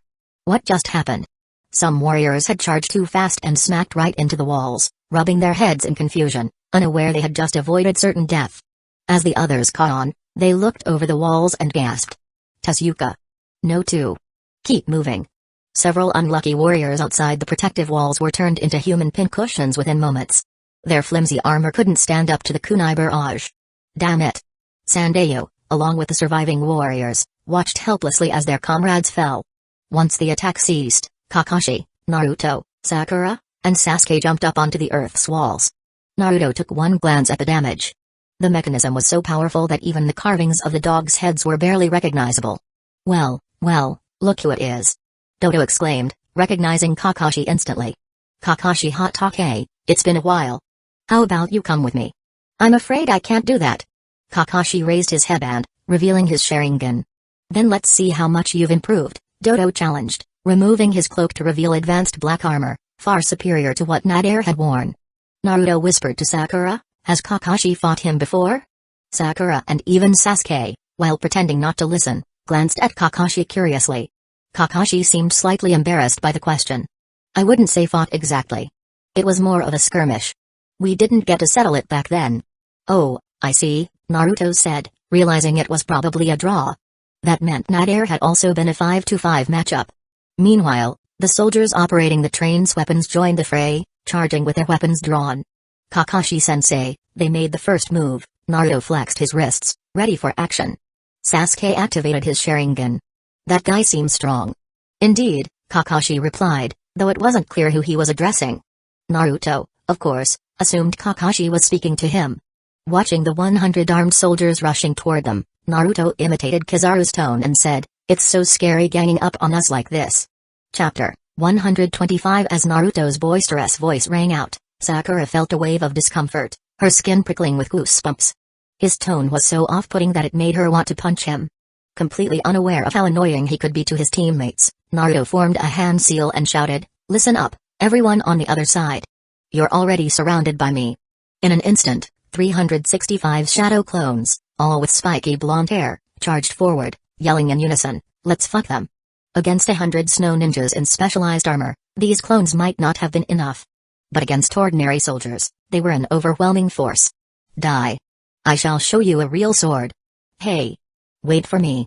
Within minutes, the shadow clones had wiped out the ordinary soldiers, yet they continued shouting random slogans as they charged toward the enemy. Sasuke, watching Naruto with a mixture of exasperation and determination, leapt off the earthen wall, moving swiftly to back up the clones. He knew that if he didn't act, Naruto would take all the glory. "If it comes down to it, I'll just spar with his shadow clones," Sasuke thought. "Even a brat like you is forcing me to act personally," roared Dodo, as he began forming hand seals, though his speed was much slower than Kakashi's. Double Dragon Blizzard. 2 massive black dragons, made of ice and snow, shot from Dodo's hands, tearing through dozens of shadow clones before merging into a towering black tornado that swept the rest away. A few lucky clones wielding kunai managed to reach Dodo. "Stop underestimating me," Dodo bellowed, swinging his armored fist with immense force. With a thunderous crash, the ice within a 6-meter radius shattered, the shards obliterating the remaining clones. The force of his punch was reminiscent of Tsunada's legendary strength, enhanced further by the thick gauntlet on his arm. Meanwhile, Sasuke, Having skillfully avoided the tornado, finished forming his hand seals, fire style, majestic flame annihilation. A massive wave of flames erupted from Sasuke's mouth. Dodo. The battlefield glowed crimson with fire, but Dodo remained calm, arms crossed in confidence. Just 10 centimeters from his armor, an invisible barrier shielded him from the flames. Not bad, kid. This fire's enough to keep me warm, he taunted. Sasuke, now far more mature than in his academy days, wasted no time with boasts about his clan. He shouted just 2 words, Chidori. Dodo, distracted by the crackling sound of lightning, peered through the fading flames and spotted Sasuke, now a blur of thunder. But it was too late. Sasuke closed the distance and thrust his lightning-infused hand toward Dodo. At first, the invisible barrier held strong, but Sasuke pushed harder, his Chidori sparking violently until a crack finally appeared in Dodo's armor. Reacting too late, Dodo swung a punch at Sasuke. But before the blow could land, Naruto appeared, thanks to the flying thunder god kunai he'd given Sasuke earlier. Naruto grabbed Sasuke by the collar, yanked him back, and delivered a powerful double kick to Dodo, sending him flying. In midair, Naruto launched another flying thunder god kunai. Dodo dodged the kunai and began to prepare a jutsu. But before he could finish, Naruto appeared behind him, Rasengan in hand, ready to strike. The Rasengan met the invisible barrier, grinding against it. Naruto poured more chakra into the attack. Finally, the crack Sasuke had created widened, and the barrier shattered. The Rasengan slammed into Dodo's back, breaking his armor and sending him stumbling forward, barely able to stay on his feet. Panting, Dodo muttered to himself, I need the hexagonal crystal to unlock the treasure. I can't, but Naruto cut him off, uninterested in his monologue. He sprinted back toward Sakura and shouted, Sakura, aim for Sandayu and his men. Just be careful not to kill them. Can you handle that? Sakura thumped her chest confidently. Don't worry, leave it to me. As Dodo turned to face his attackers, a fist collided with his chest, cherry blossom impact. Dodo spat out blood as his body flew over the earthen wall, landing at the feet of Sandayu. Sandayu and his men stared at the fallen Dodo, stunned. After a moment, Sandayu, tears in his eyes, raised his sword and declared, Dodo, this decades-old hatred ends today. He plunged his sword into Dodo's throat. Several other warriors followed, piercing Dodo's body with their weapons and shouting, for our fallen comrades. You! Dodo gasped, unable to comprehend his defeat. He had never imagined that a few Hidden Leaf village kids would beat him or that his life would end at the hands of ordinary soldiers. He died not knowing the secret of the treasure. Naruto returned to Kakashi. You think this ending makes sense? He asked. Kakashi, lowering his forehead protector, sighed. Maybe. Naruto couldn't help but quip, you look more tired than we do, and all you did was watch. Kakashi glanced at him with his usual deadpan expression. I'm not physically tired. It's mental exhaustion, he thought. This mission was a headache. Next time, I'm picking the mission more carefully. Pulling out his beloved cookbook, Kakashi found solace in its pages. After Sandayu had his fallen comrades' bodies collected, he approached Princess Koki, kneeling deeply before her. Please, Your Highness, ascend to the throne. Princess Koki, staring at the lifeless body of Dodo, the man who had destroyed her family and haunted her childhood, clutched the hexagonal crystal around her neck and said quietly, before that, there's a place I need to visit. Chapter 126. A group followed Koki Kazuhana to the Rainbow Glacier, the legendary resting place of her family's treasure. Upon locating the disc, Koki removed her necklace and inserted the hexagonal crystal into the keyhole. A click echoed. Suddenly, a dazzling light emanated from the disc, and icy patterns spread outward, forming a massive hexagonal snowflake across the ground. The moment the pattern was complete, the surrounding ice fields melted, turning into grassy meadows with blooming flowers. Spring had miraculously arrived in the land of snow. This defies all logic. Naruto exclaimed, watching in disbelief. Even if the land thaws, grass and flowers shouldn't sprout instantly. Is this some kind of magic fertilizer? Not even the first Hokage's cells work this fast. But it wasn't over yet. Beams of light shot up from the mechanism, creating a luminous curtain in the sky. On it, a three-dimensional projection appeared, showing a young Koki speaking with her father, Kazuhana Sasetsu. The image quality was so clear, it made modern ninja holography techniques seem amateurish by comparison.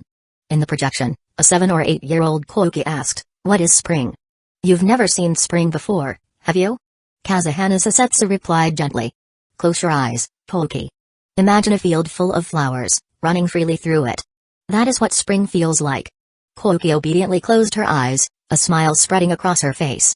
When spring comes, what do you want to do? Her father asked. I want to be a kind, strong, And righteous princess, Koki replied confidently. And my dream is to become an actress. As the projection faded, Koki gazed skyward. Tears she thought had long since dried streamed down her face, yet she smiled through them. So, that's what I said back then, she murmured, half laughing, half crying. Naruto stood stunned. He'd always thought Kazahana Sasetsu built all these technological marvels for his pleasure or to help the snow country. But it turned out, he did it all just to show his daughter the beauty of spring. This guy changed the entire climate of his country for his daughter? It was hard to say if Koki's heart had healed because her uncle was gone, or if the video had rekindled her childhood aspirations. Either way, she reaffirmed her childhood desires, to be kind and strong and live her dream. The next day, Koki's coronation ceremony took place, attended by all. The film crew captured the event with satisfaction, wrapping up their production on a high note. The director was confident this film would be a blockbuster. Later, Team 7 approached Sandayu and Koki to say their farewells, only to find Sandayu looking troubled. Kakashi asked, "Is something wrong, Mr. Sandayu?" "It's nothing serious," Sandaifu sighed. The snow country's economy was already in decline before.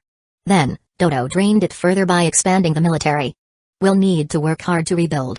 Naruto chimed in, "Well, Hidden Leaf Village could help with that." "Hidden Leaf Village would lend us money?" Sandayu asked, surprised. "No, not money. A partnership," Naruto clarified. "Hidden Leaf Village is interested in your technology, things like steam-powered vehicles, mechanical airships, and chakra armor. You could send a delegation to Hidden Leaf Village to discuss cooperation. You guys provide the tech, and Hidden Leaf Village supplies materials." Naruto's suggestion wasn't off the cuff, Minato had mentioned it during a phone call. The Hokage was particularly intrigued by the Snow Country's innovations, believing they could be a game-changer for Hidden Leaf Village's logistics, both in terms of military and supply transport. The flying technology was especially reminiscent of a time when Hidden Leaf Village had faced the airborne threat of the Land of Sky. Sandayu and Koki exchanged glances, then nodded with smiles. "This is excellent news. We'll send someone to Hidden Leaf Village soon to negotiate." The Snow Country still had many challenges ahead, but Koki was determined to rebuild both her country and her acting career. "I need to keep making more movies," she said, clutching a new script. Kakashi raised an eyebrow at the title on the cover, his hands trembling slightly with excitement. Sakura, noticing, asked, "You're a queen now, but you still want to act?" "Of course. It's been my dream since childhood," Koki declared, her spirit no longer weighed down by the past. She was ready to lead the Snow Country and chase her ambitions at the same time. With the alliance established, Team 7 prepared to leave on the same ship as the film crew. Naruto, however, kept eyeing Kakashi, who seemed unusually quiet, clutching his well-worn Paradise novel. Naruto couldn't help but notice how Kakashi had been acting ever since meeting Koki. "Kakashi-sensei?" Kakashi responded absent-mindedly. "What do you think of Koki?" "She's beautiful." "And fitting," Kakashi said, his voice soft. Naruto's eyes lit up. "Oh? Do you want to stay here a little longer?" "Why would I do that?" Kakashi asked, taken aback. "You seem kinda attached to her." Kakashi blinked, then sighed. "Don't read too much into it. I was just thinking about her script." "What about the script?" Kakashi hesitated for a moment. "The cover said, Paradise." Naruto's jaw dropped. "Wait. The Snow Country's queen is starring in an Paradise movie?" "Yep," Kakashi confirmed. Naruto's curiosity piqued. "What's in it?" Kakashi glanced at him, then said, "Wait until you're 18. Buy a ticket yourself." "Ugh, fine," Naruto groaned, rolling his eyes. "By 18, I'll be married anyway. Who needs this stuff?" Despite Naruto's prodding, Kakashi returned to his book, his attention fully restored. Later, Naruto resolved to sneak a peek at Kakashi's copy using his Kagura Mind's Eye ability. If he could suppress his chakra signature, maybe Kakashi wouldn't notice. She. In the middle of the hot springs. Barely covered by a towel. Naruto's heart raced. Is this even legal to read for free? Suddenly, Kakashi slammed the book shut and smacked Naruto on the head. "Don't use your ninja skills for this kind of nonsense." Got it, got it." Naruto ran off the train, grumbling but secretly impressed with Jiraiya's writing skills. After Team 7 had departed, two mysterious figures appeared at Rainbow Glacier. They wore black robes with red clouds and bamboo hats, and their presence went unnoticed. Who would have thought the Kazahana family's treasure was something this trivial? One figure muttered. "And a head worth 50 million ryo has already left. I told you it wasn't worth the time. You're far too greedy. Maybe I should offer you as a sacrifice to Lord Jashin." "Shut up, or I'll kill you." Chapter 127 On the 8th day after departing Hidden Leaf Village, the group finally saw the gates of the village again, and all 4 of them were relieved. After being constantly on the move, they were mentally and physically exhausted. After greeting Izumo and Kotetsu, they were about to enter the village when they suddenly stopped and looked back. 3 gaunt, yellow-faced individuals were running toward Hidden Leaf Village. Just before they reached the gate, they collapsed. One of them attempted to lift his head before passing out, muttering, "Mission request. Are they here to submit a mission request? Looks like we can't ignore this," Kakashi sighed, scratching his head in frustration. "Sakura. Got it." Sakura knelt and examined the 3 unconscious individuals. After a few moments, the green glow on Sakura's hand faded. There are no injuries. It seems they're just exhausted, severely frightened, and malnourished. Judging by their condition, they appear to be regular civilians. Let's get them to the hospital. We still need to meet Minato-sensei. This isn't just about submitting a report, Kakashi said, looking at Naruto. Sasuke and Sakura exchanged glances, both reflecting Kakashi's sentiments. "Why are you all looking at me?" Naruto asked, confused at first. Then, understanding dawned on him. "Fine, I guess the transport service is in emergency mode." With that, Naruto created 2 shadow clones and used the Flying Thunder God technique to send the civilians to the hospital. "All set. Let's go," Naruto said, taking a few steps forward, only to notice his teammates still standing there, staring at him. "What's wrong?" he asked, puzzled. Kakashi placed a hand on Naruto's shoulder and said, "Hokage's office."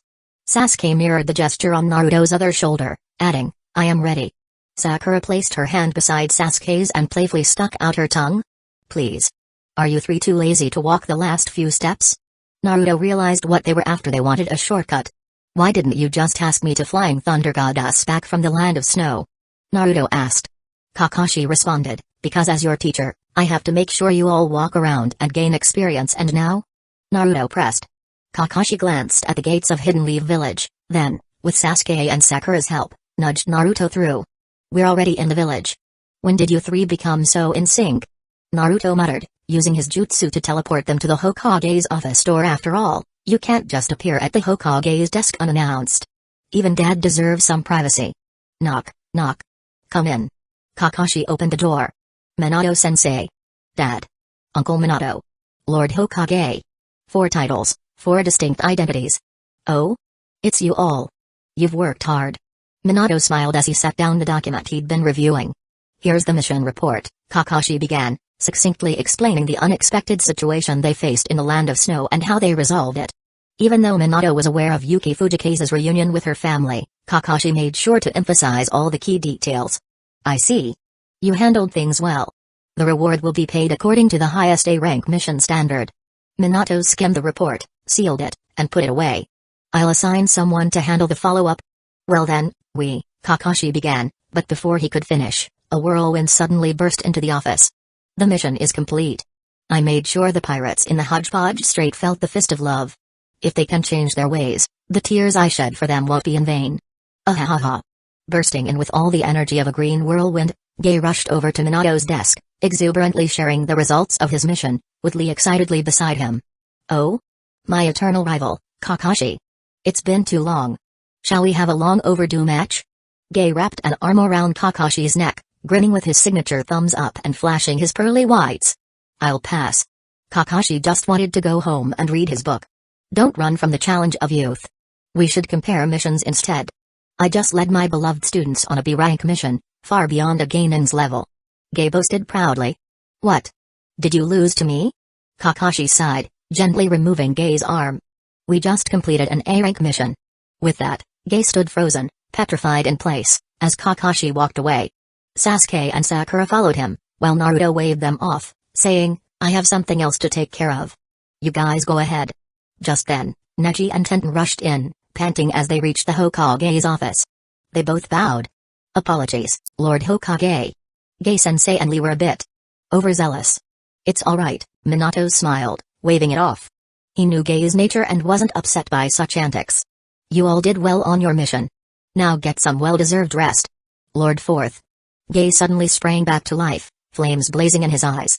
"My youth and my students' youth will never lose to Kakashi. Please, give us a more challenging mission." As expected of Gay-sensei. Lee quickly pulled out his notebook, jotting down Gay's latest words of wisdom. Neji and Tenten rubbed their foreheads, barely able to stand watching. Here we go again. Minato gave an awkward but polite smile and gently tried to placate Gay. I understand your passion. I'll assign a more difficult mission soon, but for now, you should rest. No problem. Even resting, I'll give it my all. Let's go, Lee, Tenten, Neji. Naruto couldn't help but chuckle at the sight of a worker so eager that Minato had to convince him to take a break. His dad was certainly a considerate boss. Oh, Tenten, stay for a moment, Minato called out. Huh? Why yes. Tenten replied nervously. After Gay and the others left, Minato addressed her. No need to worry, it's not about Gay-sensei. Huh? Tenten blinked, looking more confused. Minato handed her a scroll. This contains information about sealing and summoning techniques. Study it well, and once you've mastered it, come to me, and I'll teach you the Flying Thunder God Jutsu. Seriously? Tenten left in a daze, clutching the scroll tightly. She knew about the Flying Thunder God technique, but never in her wildest dreams had she imagined she'd get the chance to learn it. She resolved to study the scroll all night if necessary. This was her moment, her youthful determination in action. Ah, I almost got carried away by Gay-sensei and Lee.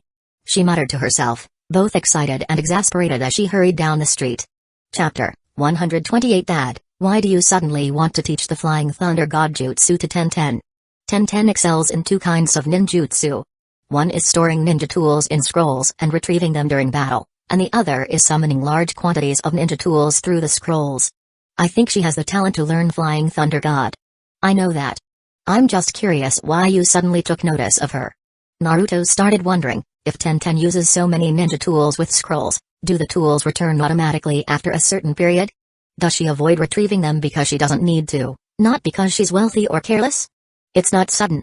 I'm Hokage, so of course I need to pay attention to talented ninjas. It's my responsibility to nurture the next generation for the village. For Hidden Leaf Village's sake, the more people who can perform strategic ninjutsu like this, the better. As long as there are promising juniors capable of learning it, Minato is determined to teach them carefully. Oh. That was indeed his father's way, always thinking of the village. Minato looked at Naruto and asked, so, why are you sticking around here on purpose? At this, Naruto became excited. Dad, I want to learn Sage Mode. Minato blinked, confused. Huh? Naruto wanted to master Sage Mode because it was essential. Some enemies could absorb chakra or were immune to chakra-based attacks, and only physical attacks and Sage techniques would work on them. To face enemies like that solely with taijutsu would require training to the level where you could open all 8 gates, like Gay-sensei. Learning Sage Mode first seemed far more realistic. Minato didn't refuse, but he set a condition: Naruto had to complete his current training first, mastering Wind Chakra Nature Transformation and developing the Rasen Shuriken before starting Sage Mode. Naruto didn't mind. He knew that mastering Rasen Shuriken would significantly improve his chakra control, which would also help him when learning Sage Mode. With a goal in mind, Naruto felt more motivated. Instead of going home, he found a small forest and began training. After all, cutting leaves with wind chakra couldn't be that difficult. He placed a leaf between his palms and tried to channel wind chakra through it. The real question was, how exactly do you convert chakra into the wind element? No matter. He'd start by creating 100 shadow clones to practice. If there were no results in half an hour, he'd add another 100 clones. By the end of the afternoon, there were 800 blonde clones in the forest. Finally, one clone managed to put a small cut in a leaf, then it dispersed itself without emotion. The remaining clones, after receiving the memory, slapped their foreheads in frustration. Clone number 001 groaned, damn, he beat me to it again. I will kill that bastard next time. Although the start had been difficult, once they had a model to follow, the remaining clones quickly learned how to cut the leaves with chakra before dispersing themselves. Hundreds of memories flooded Naruto's brain, causing a terrible headache. He plopped down on the ground, feeling like he had been doing high-level math problems for days on end. In his mental space, Naruto lay on Kurama's back and groaned, Big Fox, let me sleep for a bit. Can you take me back? In past battles, Naruto often used numerous clones, but they only lasted a few minutes or seconds. The impact on his mind wasn't as severe as it was now after such prolonged use. Kurama adjusted his position to prevent Naruto from falling and gently took control of Naruto's body. What a mess, Kurama muttered. Using Naruto's body, Kurama headed home. Along the way, his nose twitched, and he took out Naruto's small frog wallet. After all the training, you're probably hungry. No idea how long he'll sleep, but let's get some food. An hour later, Kurama had Naruto home, tucked into bed, and returned to his sealed space to sleep contentedly. The next morning, Naruto woke up around 8, yawning as he stepped out of his bedroom. He noticed Minato sitting in a chair, pretending to read a newspaper but glancing at Kushina, who stood nearby, arms crossed and holding a spoon, glaring at Naruto. Morning, Mom, Dad. Naruto instantly sensed the tense atmosphere. Kinamaru and the others were gone, probably out on missions. Why was Dad still home? Kushina tapped Naruto on the nose with the spoon and sighed. Tell me, what did you do yesterday? Naruto shrank back instinctively. It was just regular training. 800 shadow clones trained together for an entire afternoon. You exhausted yourself to the point of passing out. And you call that regular training? Well, I just thought I wasn't progressing fast enough and accidentally. No matter the reason, you shouldn't push yourself to the point of collapse. Even with your rapid healing, there are limits.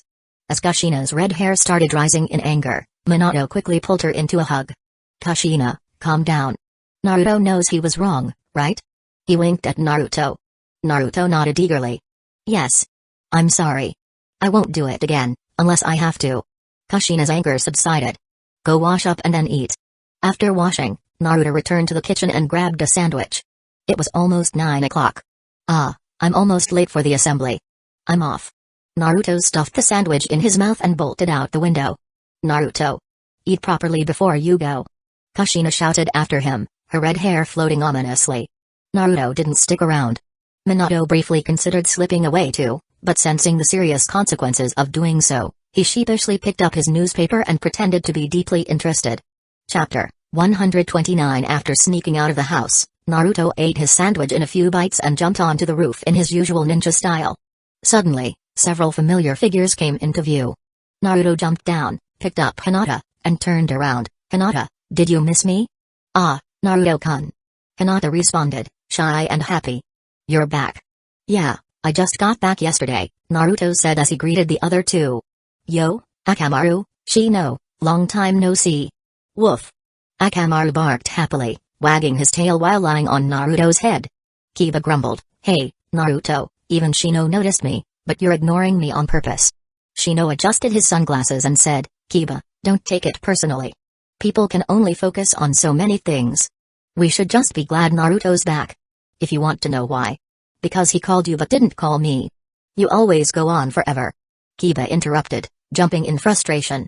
Shino didn't respond, his expression unchanged. He simply thought it had been a while since he'd sparred with Kiba.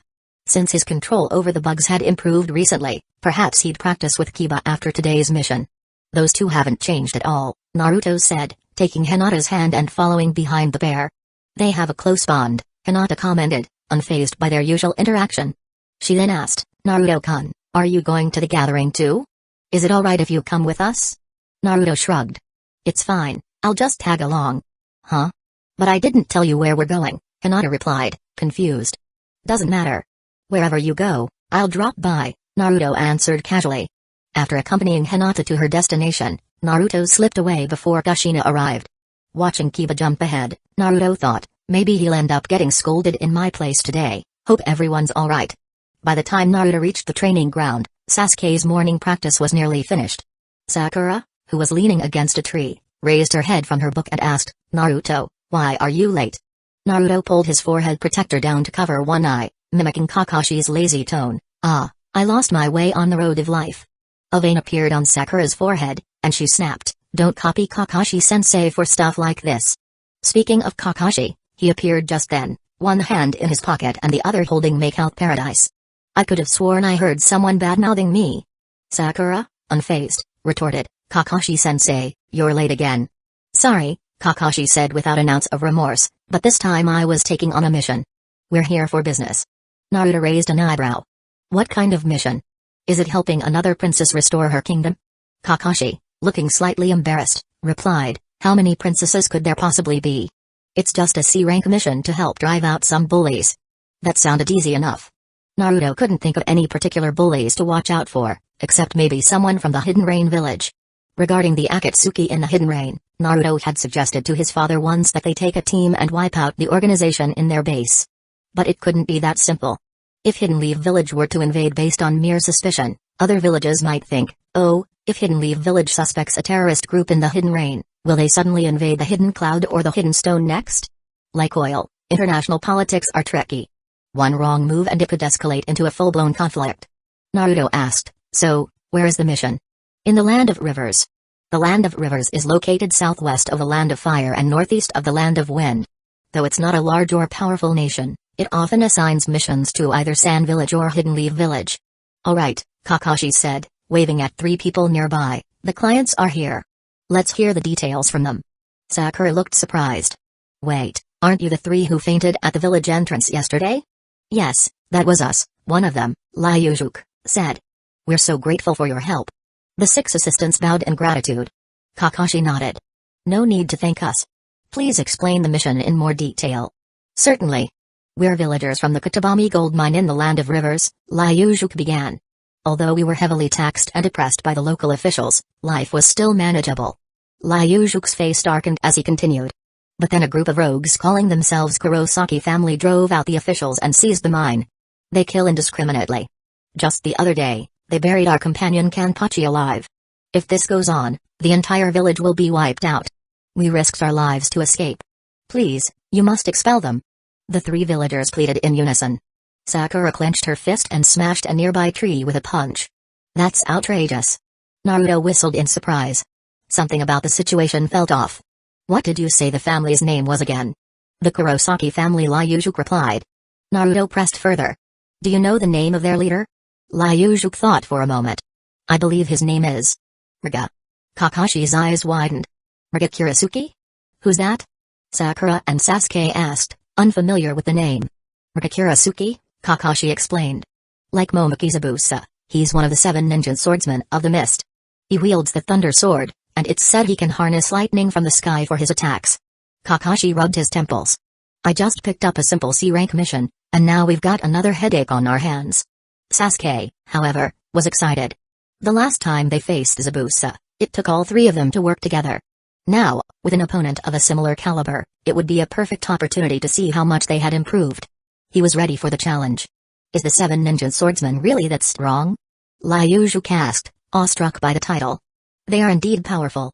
They once boasted that the 7 of them could take down an entire nation," Naruto said, adding in his head, "though later, some of them were beaten by Gay's dad, leaving only the 3 lucky treasures. Fortunately, our team took on the mission." Naruto shuddered at the thought of Hinata's team or his brother's team taking it on, though, come to think of it, they'd probably be fine too. Naruto mused over how strong Hidden Leaf Village's teams had become. Kakashi agreed. "This mission has escalated beyond a simple C rank. At least an E rank now." Ryujuk and his companions were horrified, imagining 7 people who could destroy a country. They fell to their knees and begged, "It doesn't matter. As long as you can save our village, please help us." Naruto felt a bit guilty. It almost felt like they were extorting money from the villagers. Kakashi helped them up. "There's no need for that, Mr. Ryujuk. If it's just Riga, we can handle it. Let's set out and gather more information as soon as possible." Naruto thought Kakashi was being too modest. "Be more confident, sensei. Even if all 7 of them show up, you can handle it." By the evening, the team arrived at a small shop in the Land of Rivers. Its sign read, "Curry of Life Shop." Naruto recognized it immediately. The Curry of Life, one of the infamous dishes in the ninja world, was made here. After eating it, Lee once became so energized it was like he was on stimulants. However, the dish was known to be too much for normal people. Kakashi asked, "The village isn't far from here, is it?" "Right," Ryujuk confirmed. "Just 3 or 4 kilometers west of here, by the gold mine." "Alright, let's rest here for now and gather more information tonight," Kakashi decided. Chapter 130. The owner of the Curry of Life shop is Granny Sancho, a petite woman standing around 1.3 to 1.4 meters tall, wearing a small light yellow hat and round frame reading glasses. She appears to be a very cute and kind old lady. After everyone took their seats at the table, Kakashi spoke up, "Speaking of which, I once heard Gay mention this place, saying there's a type of curry of life here that can make one's blood boil." Granny Sancho remembered Gay and smiled. "Oh, you're talking about that energetic young man. He once ran for 3 days and nights straight with a child, even managing to run in his sleep." Kakashi thought for a moment, chuckling, "Yeah, that sounds about right. Only Gay could pull off something like that." With enthusiasm, Granny Sancho asked, "So, would you like to try their favorite curry of life? After eating it, you'll feel revitalized. If it's that amazing, we must try it." One of the clients exclaimed. "Definitely. I want one too." Before Kakashi could respond, the 3 clients eagerly spoke up. Alright, let's get one as well, Kakashi agreed, though he couldn't help but think that anything Gay recommended with such passion usually turned out to be intense. But food couldn't be that bad, right? As a ninja who had seen and experienced strange things for years, Kakashi figured it couldn't be worse than some of the other odd meals he'd encountered. Besides, Gay was still alive, wasn't he? Naruto, however, remained silent. Knowing the truth, he was eagerly waiting to see how the others would react once they tasted it. Granny Sancho stepped up onto a small bench, stirring the curry in a large soup pot with a long-handled spoon. The enticing aroma filled the air, drifting over to the dining table. The 7 of them couldn't help but swallow in anticipation. Even Naruto, who knew better, had to admit it smelled wonderful. Could it be that he had misremembered? Maybe curry wasn't so bad after all. Finally, Granny Sancho brought the curry to the table. Each person received a plate, and once again, everyone swallowed, though this time out of apprehension. Half of the plate was filled with white rice, while the other half held black curry, bubbling ominously. It looked more like an alchemist's concoction than food. Everyone exchanged nervous glances, unsure who would take the first bite. Granny Sancho smiled encouragingly. Go ahead, try it. It's wonderful. No one wanted to disappoint the kind old lady, and the fragrance from earlier gave them a shred of hope. Maybe, just maybe, it tasted better than it looked. After one last glance between them, they all decided to dig in together. Naruto scooped up a spoonful of curry, blowing on it as if it were too hot. But before he could even try, the 3 clients who had been so eager moments ago were already sprawled across the table, groaning in agony. Sakura clutched her chest in shock. Using her medical knowledge, she quickly deduced that it wasn't poisonous. In fact, it seemed to be some sort of powerful tonic. But why was it so spicy? It felt as though her mouth and throat were engulfed in flames. Soon, Sakura started hallucinating, mumbling, hee hee, 1 Sasuke, 2 Sasukes, 3 Sasukes. Sasuke, already overwhelmed by the heat, felt like his body had turned into a blazing inferno. He managed to spit out half of his bite, but the rest he swallowed burned his throat. His eyes widened in disbelief at the sheer intensity of the sensation. He even wondered if finishing a whole bowl might awaken the legendary Mengekyo Sharingan. But then, maybe he'd die before that happened. Kakashi, however, was in the worst situation. He had eaten quickly, as was his habit when flipping up his mask. But this time, the speed had worked against him, leaving his tongue exposed to the full force of the curry's fiery flavor. For a moment, he envisioned himself walking along the river Styx, where his father waited by a fire, with Rin watching from the afterlife. Before collapsing onto the table, Kakashi's last coherent thought was, Gay. This is your fault. I'm going to have a word with you when I get back. Naruto, holding his spoon, felt his hand trembling slightly. If even Kakashi couldn't handle it, this curry might be far more dangerous than he had anticipated. I, Naruto Uzumaki, will never surrender to this. He muttered, about to put down the spoon. But before he could, something strange happened. Big Fox, what are you doing? Naruto asked, realizing he was losing control of his body. The old fox wants some of that curry, Kurama replied. It's the most fragrant thing I've ever smelled. It's a shame not to try it. Huh? Naruto was confused. You said whoever wants to eat it can have it, right? Well, I want it. No way. You'll make me suffer the consequences. Naruto protested. Bah, they were too weak to handle it. I'll use chakra to fortify your body, Kurama said dismissively. No. I refuse. Naruto tried to resist, but it was no use. Kurama had already taken over. With a flash of tails, Kurama suppressed Naruto's will, forcing him to take a large mouthful of the curry. After 3 seconds, Kurama released control, diving into the lake in the sealed space, gulping down water as if his life depended on it. If Naruto had time to laugh, he might have thought Kurama's frantic drinking looked like Kuafu chasing the sun in desperation. But now, all he could feel was the burning sensation stabbing through his tongue, mouth, and throat. Clutching his throat, Naruto collapsed onto the table, whispering weakly, Big Fox. I thought we were friends.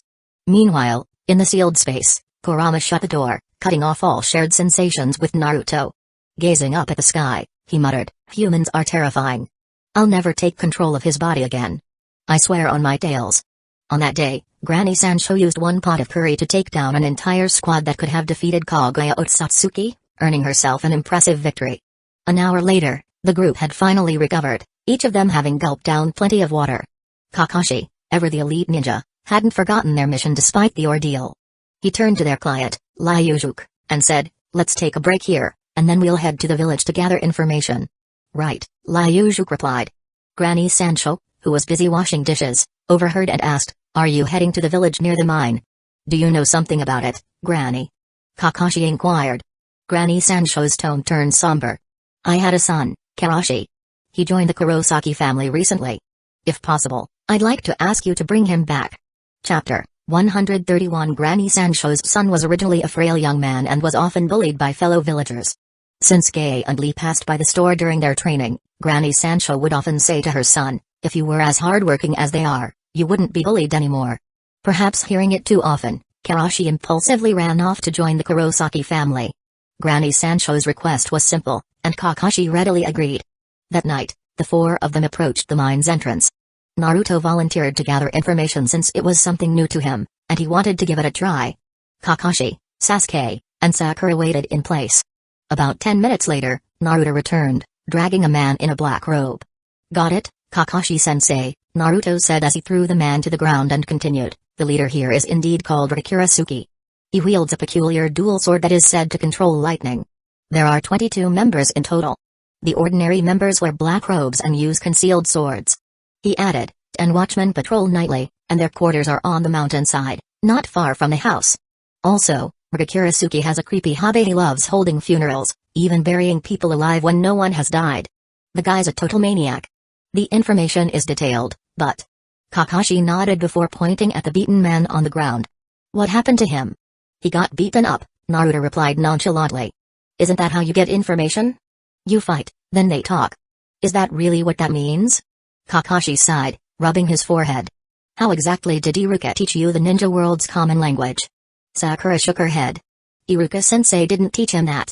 Sasuke agreed with a nod, and the others followed suit. Kakashi knelt. What's your name? Karashi, the young man stammered, trembling. Naruto wondered about the coincidence. Had he just happened to catch Granny Sancho's son? Kakashi also felt surprised by their luck. Do you know Granny Sancho? Karashi panicked. I only took revenge on those who bullied me. Please don't harm my mother, she doesn't know anything. Kakashi stared at him for a moment. He can be saved. Let's take him back to the curry shop. Okay, I'll send a clone, Naruto offered. Clone number 001 saluted. The world's strongest and smartest clone is here. Mission accepted. After the clone left, Kakashi continued, first, we'll subdue Rikirasuke's subordinates, then focus on him. Naruto nodded, understanding the strategy, clear the small fries, then take on the boss.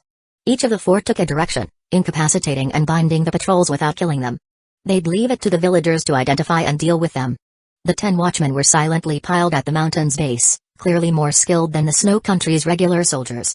The four then entered a small house near Rikirasuke's residence, capturing the 12 occupants as they slept. Naruto, having grown used to this, handled the heavy lifting. After dealing with the minions, the four stepped outside, only to stop at the sight of a dark figure approaching from 100 meters away, dual blades gleaming in the torchlight. We've been exposed, Kakashi said, preparing to confront one of the 7 ninja swordsmen. Kakashi Hatake? Solajuke and the others brought in a strong ally. I treated them like family, and this is how they repaid me. It's heartbreaking, Rikirosaki said, forcing a few tears. It seems I'll have to hold a funeral for them soon. The four stared at him, thinking in unison, this guy's a total lunatic. Kakashi demanded, Rikirasuke, why, as one of the 7 ninja swordsmen, would you resort to this? Ignoring the question, Rika took a step to the side, planting a foot on a high stone as Naruto's usual sneak attack sprang into action. What just happened? Sakura exclaimed, stunned. It was the first time she'd seen someone evade Naruto's sneak attack. Kakashi analyzed, it looks like someone warned him. He tilted his head slightly, and his eyes shifted for a moment, an indication that he heard something. Sasuke, feeling slightly outdone, knew Kakashi was using the Sharingan more effectively than he was. Naruto added, I sense 2 types of chakra in his position. He's carrying someone on his back, a sensory ninja, most likely. Ranmaru, with unique ability, could see through and observe far better than Neji's Byakugan, even creating shadow illusions that would fool the Byakugan by mimicking a real person's chakra system. Ranmaru, much like Haku, had been feared for his abilities and was eventually taken in by Riga. In poor health, even worse than Kurama Yakumo, Ranmaru had been carried by Riga ever since his defection. He served as his eyes and ears, hiding in a special bag beneath his cloak. By the way, Ranmaru is a rather cute little boy. There seems to be a pattern with the 7 ninja swordsmen. Zabuza took in Haku, Riga adopted Ranmaru, and Kisame showed deep care for Itachi. It's a strangely touching camaraderie. Hidden Mist Jutsu. Riga unleashed the signature ninjutsu of Hidden Mist Village. In the darkness, their vision was already limited, but now they couldn't see at all. You despicable worms. If you die, I won't even bother holding a funeral for you. Riga crossed his dual blades, arcs of blue lightning crackling from them. Lightning style, lightning banquet. 4 thick currents of electricity surged from the swords like pythons racing down the mountainside, slamming into the ground with an explosive bang, leaving a smoking crater where the 4 had stood. Riga turned. What do you think, Ranmaru? You're strong, but they're not dead. They dodged into the house at the last second. Body flicker jutsu, is it? Riga mused. He hadn't encountered Naruto before, having secluded himself as the local kingpin, but he recognized the renowned Kakashi. Inside the house, Kakashi spoke seriously. The dense fog and night give him an advantage. We need to deal with the sensory ninja on his back first. Here's the plan. Naruto didn't object. Despite Ranmaru's tragic story, they were enemies in battle. It would be foolish to hold back out of pity. Matters unrelated to combat could be settled once they defeated him. Chapter 132. After that, Naruto summoned 10 shadow clones. 7 of them walked straight ahead with determined steps, while 3 followed Kakashi, Sasuke, and Sakura respectively. Naruto himself leapt out of the window to begin climbing the mountain.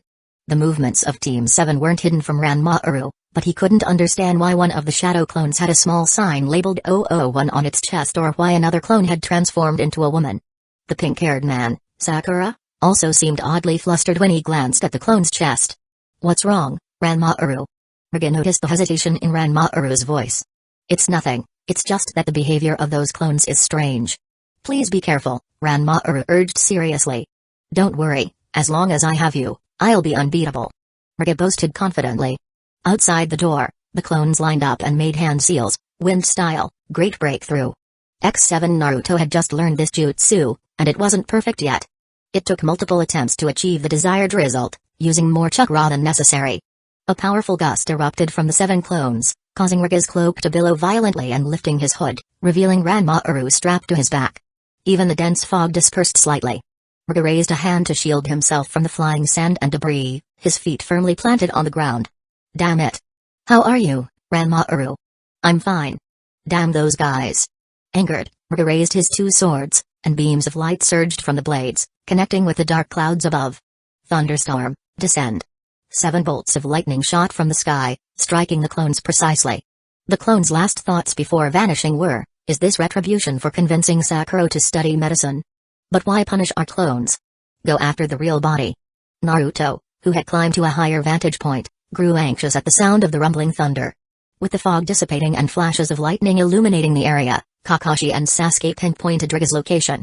They signaled to Clone 001 and Sasuke, as well as the unnamed clone and Kakashi, wind style, great breakthrough. X2 fire style, fireball jutsu. X2 combined jutsu, wind and fire breakthrough. X2 combined jutsu usually required 2 shinobi who had practiced together to develop enough synergy. Naruto, still new to the great breakthrough jutsu, hadn't had time to practice collaboration, but Sasuke and Kakashi, using their Sharingan, observed Naruto's technique and timed their fireball jutsu with pinpoint accuracy. Together, they executed the combined jutsu despite the lack of formal practice. The 7 initial clones weren't just meant to clear the fog, they also served as practice targets for Sasuke and Kakashi to analyze. The resulting storm of wind and fire surged forward, creating twin horizontal flame tornadoes spiraling toward Riga. Seeing the flames sweep across the flat terrain, Riga quickly jumped to a lower slope, avoiding climbing further up the mountain because Ranmaru had warned him about a yellow-haired boy lying in ambush. The pillars of fire shot into the sky but completely dispersed the remaining fog, lighting up the night. Riga barely had time to catch his breath before, Aura. Sakura's fist smashed into the ground, causing it to tremble and the rocks to shatter. Despite Ranmaru's warning, Riga was caught off guard by the sheer power of Sakura's punch, his balance faltering. Naruto, following Sakura's lead, threw 3 kunai with explosive tags, then placed a hand on Sakura's shoulder, using the Flying Thunder God Jutsu to retreat. Boom. Boom. Boom. Though the explosions were fierce, Riga remained unharmed. Naruto, perched above, heard the blasts and immediately threw a few more Flying Thunder God kunai, attempting a direct attack. However, Riga twirled his thunder swords, deflecting the kunai.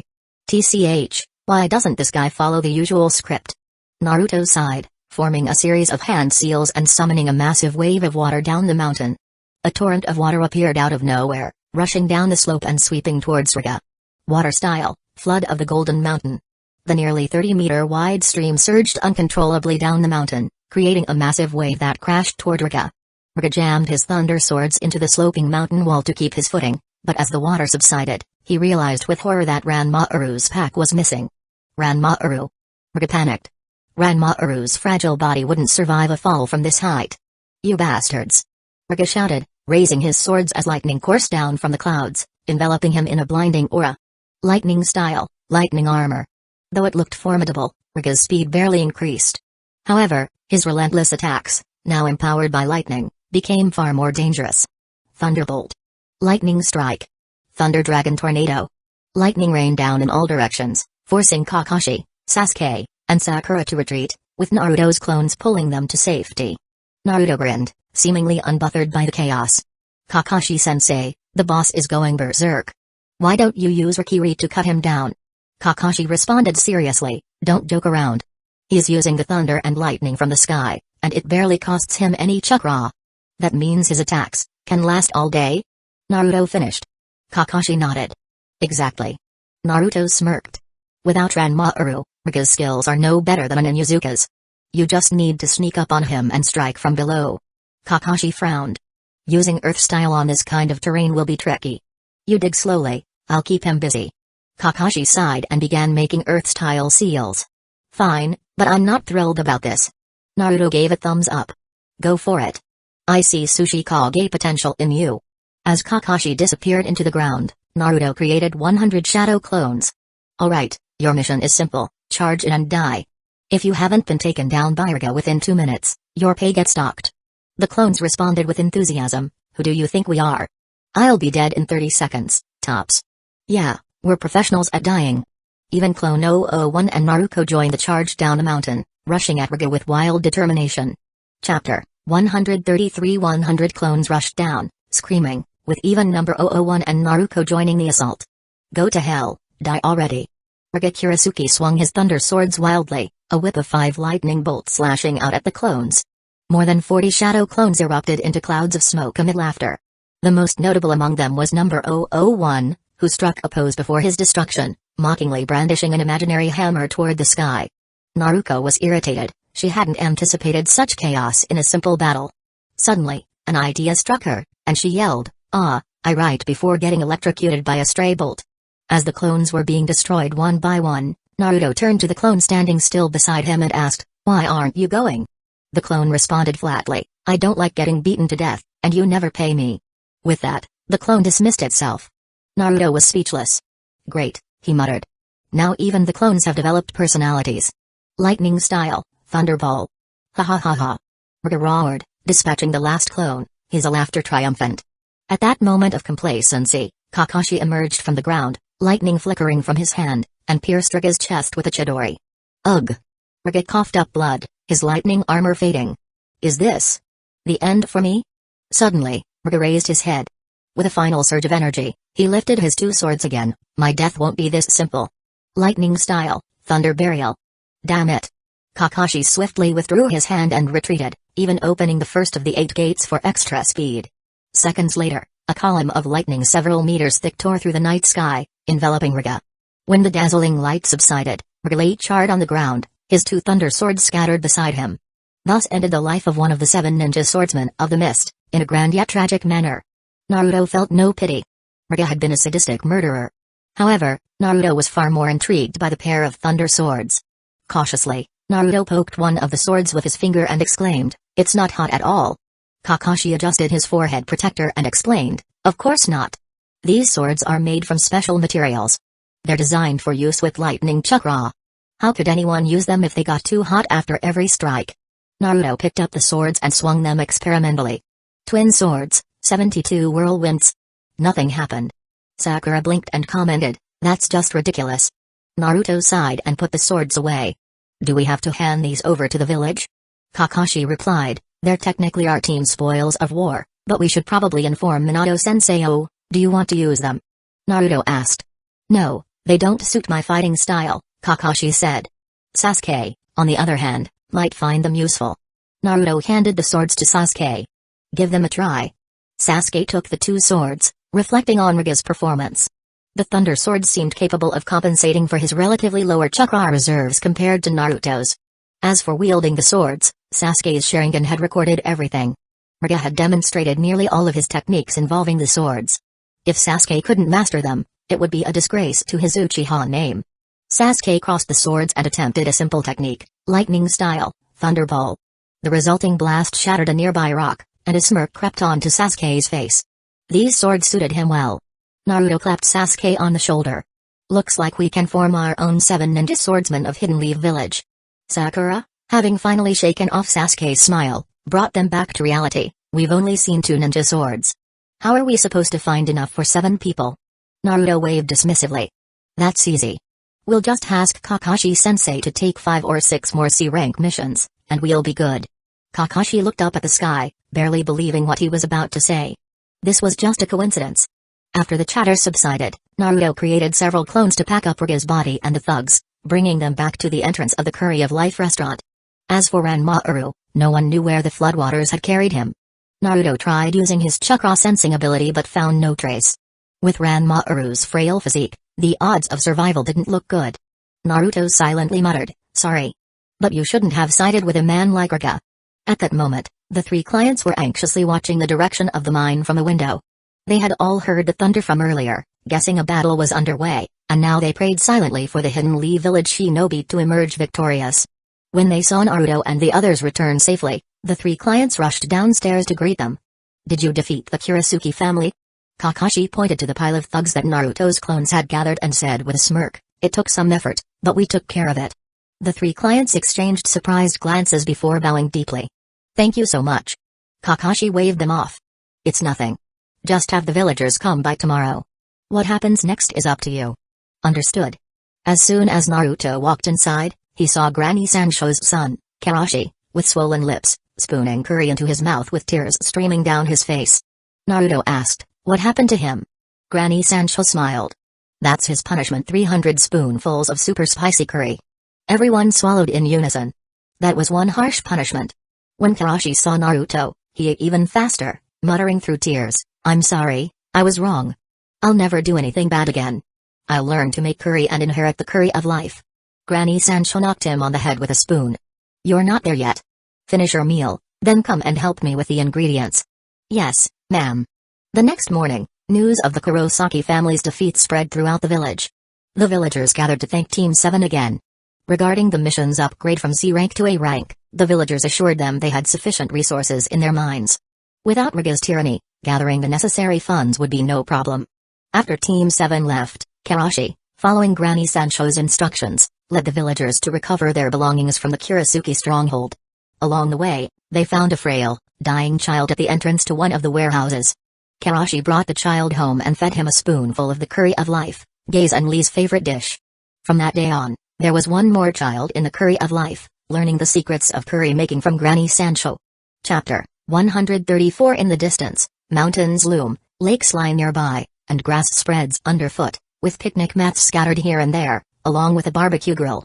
Kurama Yakumo set up an easel, holding a paintbrush, and began outlining the scene before her with a smile. At the center of her painting were Jiraiya, Tsunade, Minato, and Fugaku. Minato and Fugaku smiled as they clinked glasses. Tsunade, her cheeks flushed, had already pulled out a deck of cards, while Jiraiya's expression was mischievous, his eyes darting around as he tried to sit up straight.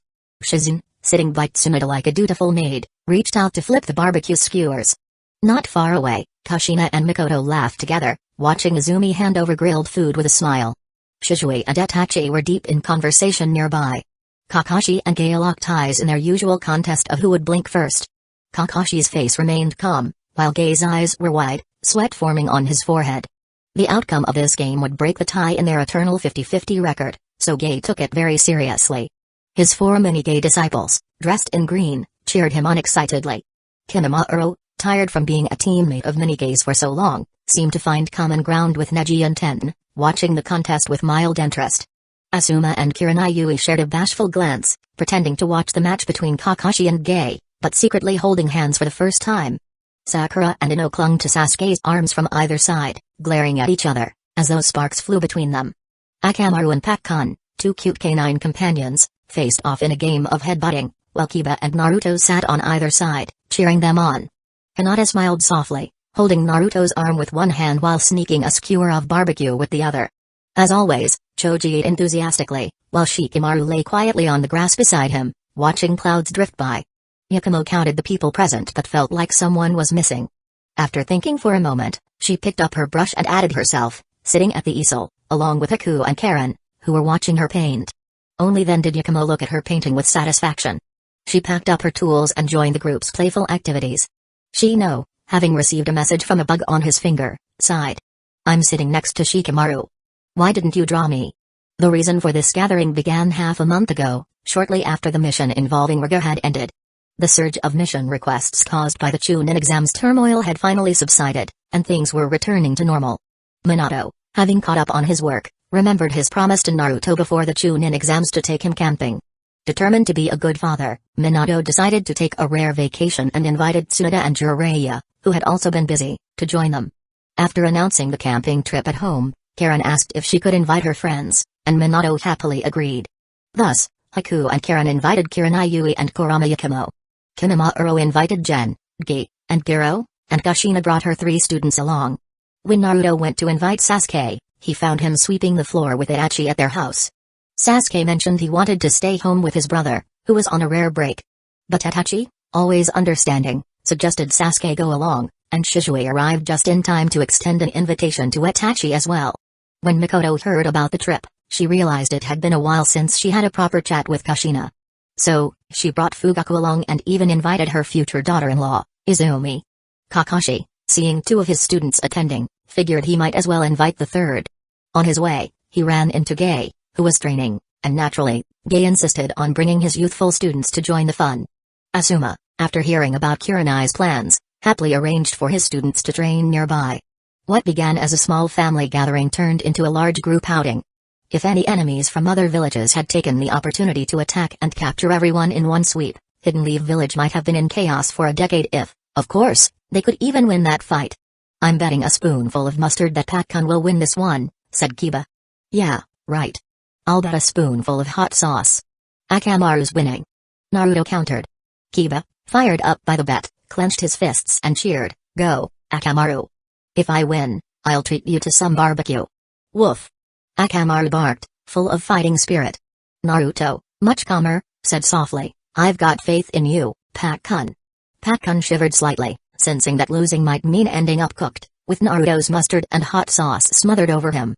His resolve strengthened. 3 minutes later, Akamaru was knocked to the ground by Pakkun, who fought for survival. Kiba defeated, swallowed the mustard and hot sauce, lying on the ground with his tongue hanging out, questioning his life choices. Naruto planted a small victory flag on Pakkun's back. Well done, Pakkun. This is the little dog's victory flag. Woof. Pakkun, with the flag on his back, ran back to Shizune, grateful to have survived another day. Naruto patted Akamaru's head, consoling him, It's alright, Akamaru. I'll treat you to some barbecue. Naruto looked around. Huh? Where's the meat? Kiba came over and, seeing the empty plates and grill, shouted, Hey, Choji, you ate too fast. Choji swallowed hard, saying, It was just too delicious. Asuma hasn't treated us to barbecue like this since our last team celebration. Still, Choji was puzzled. Did he eat that much?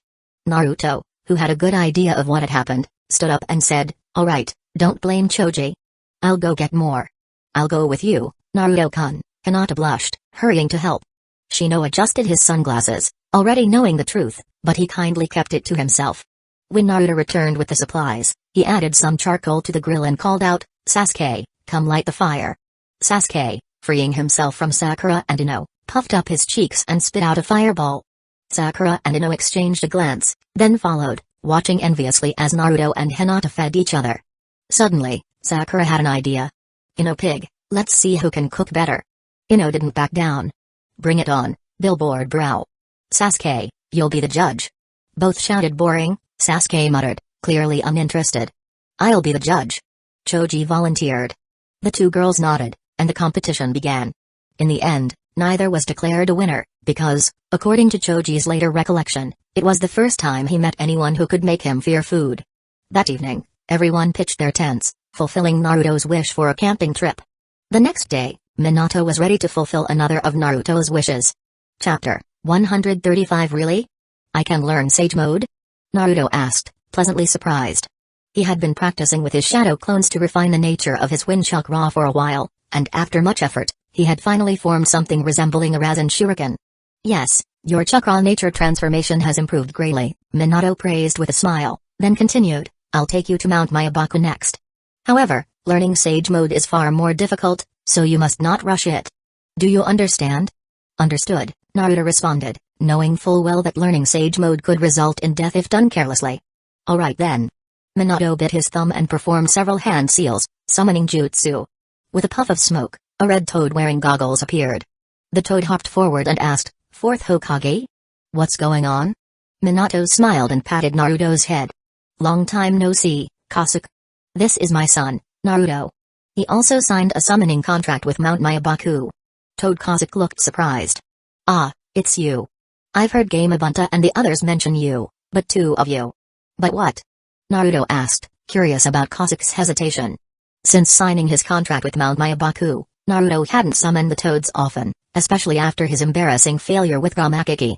Toad Kasuke replied, but Gamaken and Gamahiro said you have a son, while Gamabunta said you also have a daughter. What's going on? Huh? Naruto suddenly remembered that the last time he summoned them, he had been in his sexy jutsu form, Naruko. Minato looked confused. Daughter? Naruko? You shouldn't have met Gamabunta like that, right? Trying to avoid an awkward explanation, Naruto quickly said, well, I couldn't summon properly last time, so I left it to a shadow clone. Anyway, let's focus on what's important. Oh, right. Minato dropped the subject. Kasuke, this time, I need you to inform Fukasaku. I plan to take Naruto to Mount Mayabaku to learn Sage Mode, so I'm counting on you. No problem. I was already planning to contact Fukasaku. Kasuke folded his hands and disappeared in another puff of smoke. After Kasuke left, Naruto turned to Minato. Dad, why do all the toads call you Fourth? I remember they called Pervy Sage by his name. Well, Minato began, they used to call me by my name, too, but after I became Hokage, they insisted on calling me Fourth, except for Fukasaku and Shima. Since Hidden Leaf Village and Mount Mayabaku are close allies, they maintain a level of formality, though it doesn't bother me. I see, Naruto nodded. That made sense to him. A moment later, Minato and Naruto vanished with a loud bang, reappearing at Mount Mayabaku. Naruto looked around, and his first thought was how enormous everything seemed. The plants appeared magnified dozens, even hundreds, of times, with each leaf as large as a bed. Towering stone statues of frogs surrounded them. The air was fresh, and the croaking of frogs filled the atmosphere. It was the rainy season, and frogs were abundant in the ponds. A green toad, slightly larger than Naruto's head, with long white hair, a beard, and bushy eyebrows, jumped toward them. Naruto couldn't help but wonder why the toad had so much hair. Minato greeted him, Fukasaku-sensei, I apologize for the intrusion. Fukasaku smiled kindly. It's been a while, Minato. My wife's been complaining that you and Jiraiya haven't visited lately. Minato scratched the back of his head in embarrassment. Sorry about that. I've been quite busy. Fukasaku nodded knowingly. I understand. Hokage duties keep you occupied. He then turned to Naruto. And this must be young Naruto? Hello, Fukasaku-sensei, Naruto greeted politely. He knew how to behave in front of unfamiliar elders, even though he was usually more laid back. He's a good boy, Fukasaku observed, impressed. Naruto's chakra was so strong and bright that it almost blinded Fukasaku's perception. For someone so young, Naruto's chakra reserves were astonishing. Minato smiled proudly. Naruto is going to surpass me one day. I've come to ask you to teach him Sage Mode. Fukasaku nodded. He's certainly a good candidate for Sage Mode. Learning Sage Mode required having large chakra reserves. Without enough chakra, a person could easily turn to stone while absorbing natural energy, and not even Fukasaku could save them in time. Minato placed a hand on Naruto's shoulder. Then, I'll leave Naruto in your care. I need to return to the village to handle a few things. Fukasaku nodded. Leave him to me. As Minato left, Naruto couldn't help but feel that his father had been in a hurry. Was it just his imagination? Fukasaku-sensei, can I leave a flying thunder god mark here? It'll make traveling back and forth easier, Naruto said. He didn't want to intrude on Mount Mayabaku without announcing himself each time. You've mastered that technique? Alright, but remember, Mount Mayabaku is very far from Hidden Leaf Village. If you tried to walk, it would take over a month. If you overuse Flying Thunder God, you might collapse from exhaustion. Mount Mayabaku, also known as the Mountain of Lost Time, was distant and could only be reached through a secret path. Minato and Jiraiya usually used summoning for their travels. I'm not worried. The Nine-Tails chakra should be enough, Naruto said confidently, as long as Fukasaku allowed it. Naruto wasn't interested in becoming a full-time resident at Mount Mayabaku. He preferred being a day student, and frequent summoning was too inconvenient. Naruto found a large frog statue he liked and placed his hand on it, leaving a black seal with the words "Here's a visit." Mount Mayabaku was a revered place, but Naruto couldn't help wondering if his artwork would get him into trouble. Fukasaku pinched his white eyebrows, thinking, this boy's Flying Thunder God mark is unique. Are youngsters this unconventional nowadays? Come along once you're finished, Fukasaku called, summoning a toad with a chair tied to its neck. He hopped onto the toad. Where are we going, Fukasaku-sensei? Naruto asked. We're heading to my house. It's almost lunchtime, and my wife has prepared a big meal. Oh. Naruto's stomach growled at the mention of food. Then a thought struck him: Mount Mayabaku's meals. Naruto froze. I think I know why Dad left so quickly. He set me up. Chapter 136. Fukasaku's house isn't large. Naruto has to bend over when entering, but he can still move around inside. In such a small room, Gamabunta rarely comes home. Shima was very enthusiastic, serving a plate of plump bugs. To the toads, the word plump was likely meant as a compliment for these insects. Come on, eat up. Don't be shy. Fukasaku was eating happily. These taste great, he said. Shima pushed the plate towards Naruto. Of course. I made this especially for you. Little Naruto, try this taro bug. Naruto stared at the wriggling bugs on the plate and swallowed hard. I just survived Granny Sancho's life-risking curry. Yesterday, I saw Sakura's dark cuisine, and now I'm about to face a bug feast in Mount Mayabaku. Could I possibly collect the 3 dark dishes of the ninja world and trade them for a reward from the Sage of Six Paths? I'm not Bear Grylls. This isn't something you can just eat without hesitation. At that critical moment, Naruto suddenly thought of a foodie. Hey, Kurama, want to try this? Kurama declined immediately. Get lost. With no other option, Naruto could only muster up his courage and ask, would it be alright if I adjusted the taste a little to my liking? Seeing that Shima had no objection, Naruto pulled out a scroll. Inside were charcoal, a grill, seasonings, and various leftover ingredients from a picnic the day before. Recalling how to roast silkworm chrysalis, Naruto hummed to himself as he began cooking. High-quality ingredients often require the simplest cooking methods. He boiled the fresh larvae in water, added the right amount of salt, sugar, and 5-spice powder, drained them, and placed them on the grill. After sprinkling some pepper and brushing them with chili oil, he grilled them for a few minutes. Before long, a tempting fragrance filled the air, and Naruto took a bite. It tasted like crispy chicken. Fukasaku and Shima were stunned. They had seen many contractors come and go in Mount Mayabaku, but this was the first time they had seen someone prepare food like this. Why do ninjas these days carry an entire kitchen set up with them? Feeling a bit embarrassed, Naruto handed over 2 skewers. Would you like to try some? Fukasaku shook his head. No, as a frog sages, we prefer lighter food. Naruto glanced at the larvae rice ball in his hand. How can you even call this food? But they're indeed old. After all, these 2 have lived for centuries. After wrapping up his Mount Mayabaku on the tip of the tongue segment, Naruto eyed the remaining bugs on the table. A thought struck him, and he asked, can I take these with me? Shima beamed. Little Naruto, do you like these? Naruto grinned with an evil smile on his face. Of course. They're so delicious. My dad left in such a hurry earlier, and I didn't get a chance to share them with him. I thought I'd bring some back for him to try. Fukasaku was pleased and praised him. Little Naruto is truly a good boy. Shima smiled and added, take them all. There are enough here anyway. I'll prepare more for you to bring to Jiraiya when you leave. Naruto cheerfully agreed. No problem. They'll thank you. He thought to himself, I can dodge for now, but there's no escaping later. Dad, are you ready to feel the love of your son? Meanwhile, back in the land of snow, Minato suddenly shivered, having just received a message from the Snow Kingdom.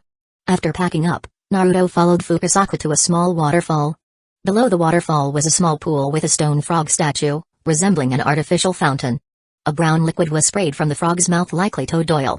Fukasaku held a black staff and said, since Minato has already explained some basics of senjutsu to you, I'll just emphasize a few key points. Understood. Naruto sat down obediently. Minato had already given him a crash course, so Naruto felt like he was just waiting for the final revision before the big exam. Fukasaku's Senjutsu Chapter No 101 officially began. First, mental and physical energy are internal, while natural energy is external. The fusion of these three creates Sage Chakra, which is the essence of Senjutsu. Natural energy exists in the atmosphere and the earth. The first step in mastering Sage Mode is to immerse yourself in nature and perceive this energy. Fukasaku then applied a bit of toad oil to Naruto's hand. We'll start by helping you perceive natural energy. This oil helps attract it to your body. Naruto felt a cold sensation on his hand, as if something was flowing down it. It felt like applying a strange ointment. Moments later, webbed skin began to grow between Naruto's fingers, and toad-like bumps appeared on his arms. Naruto looked at his reflection in the water. His face had swelled, and red marks appeared. Ugly, he muttered. This happens when you fail to control the natural energy, Fukasaku explained. If you can't manage it, you'll gradually turn into a toad and eventually become a stone statue. Don't worry about your appearance, focus on feeling the natural energy. Got it. Naruto sat cross-legged, closed his eyes, and tried to sense the energy inside him. But the natural energy darted around like a slippery eel, impossible to grasp. Whack! Oh! Naruto yelped. That hurts worse than getting hit by my mom. This stuff is designed to knock natural energy out of your body, Fukasaku explained. When the energy leaves, your body becomes highly sensitive, which makes it very painful. Naruto quickly recovered. Alright, I'm ready. Hit me again. A few minutes later, oh. Again. Oh. That afternoon, Naruto's howls echoed through Mount Myabaku. Meanwhile, in a nearby valley, Gamabunta calmly imparted some wisdom to his son Brahmakiki. Don't be surprised. I remember decades ago when Jiraiya was here, he screamed even louder than this kid. Hours later, Fukasaku wiped the sweat from his brow. That's enough for today, little Naruto. Master Fukasaku, I'm fine. I can handle more. Naruto remembered a wise cultivator who once said, you must endure pain, get used to pain, and eventually realize it's nothing. Since he was training to become a sage now, it only made sense to listen to the wisdom of his seniors. Chapter 137 I know you can hold it, but I can't anymore, Fukasaku said, rubbing his old waist as if a toad even had one. Shima, who was also present, couldn't help but wonder how Fukasaku, usually the one handling the fighting, was so exhausted. How was this boy, Naruto, still full of energy? What was the structure of his body? Oh, you've worked hard, Naruto said, realizing he should be considerate of the elderly toads. He reached out to support Fukasaku. Let me take you back. After sending Fukasaku home, Naruto politely declined Shima's offer to stay for dinner but happily accepted the packed ingredients she had prepared and returned to Hidden Leaf Village.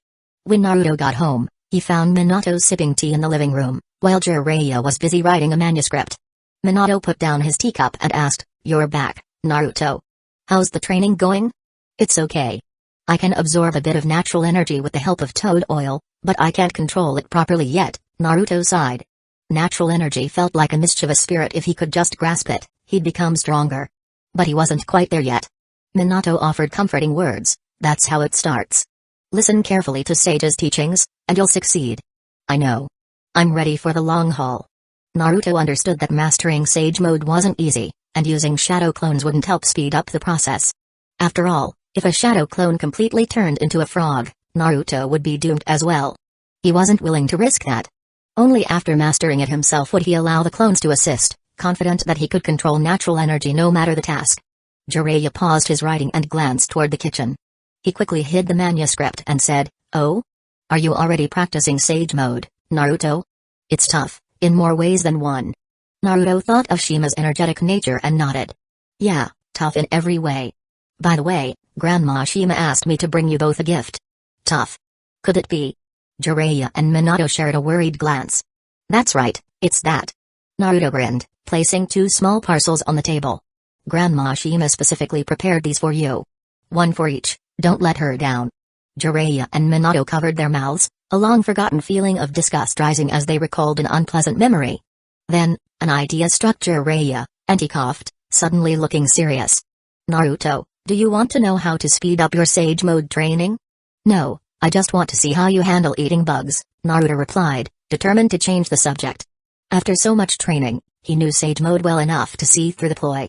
Jiraiya smacked the table. It's related to bugs. Huh?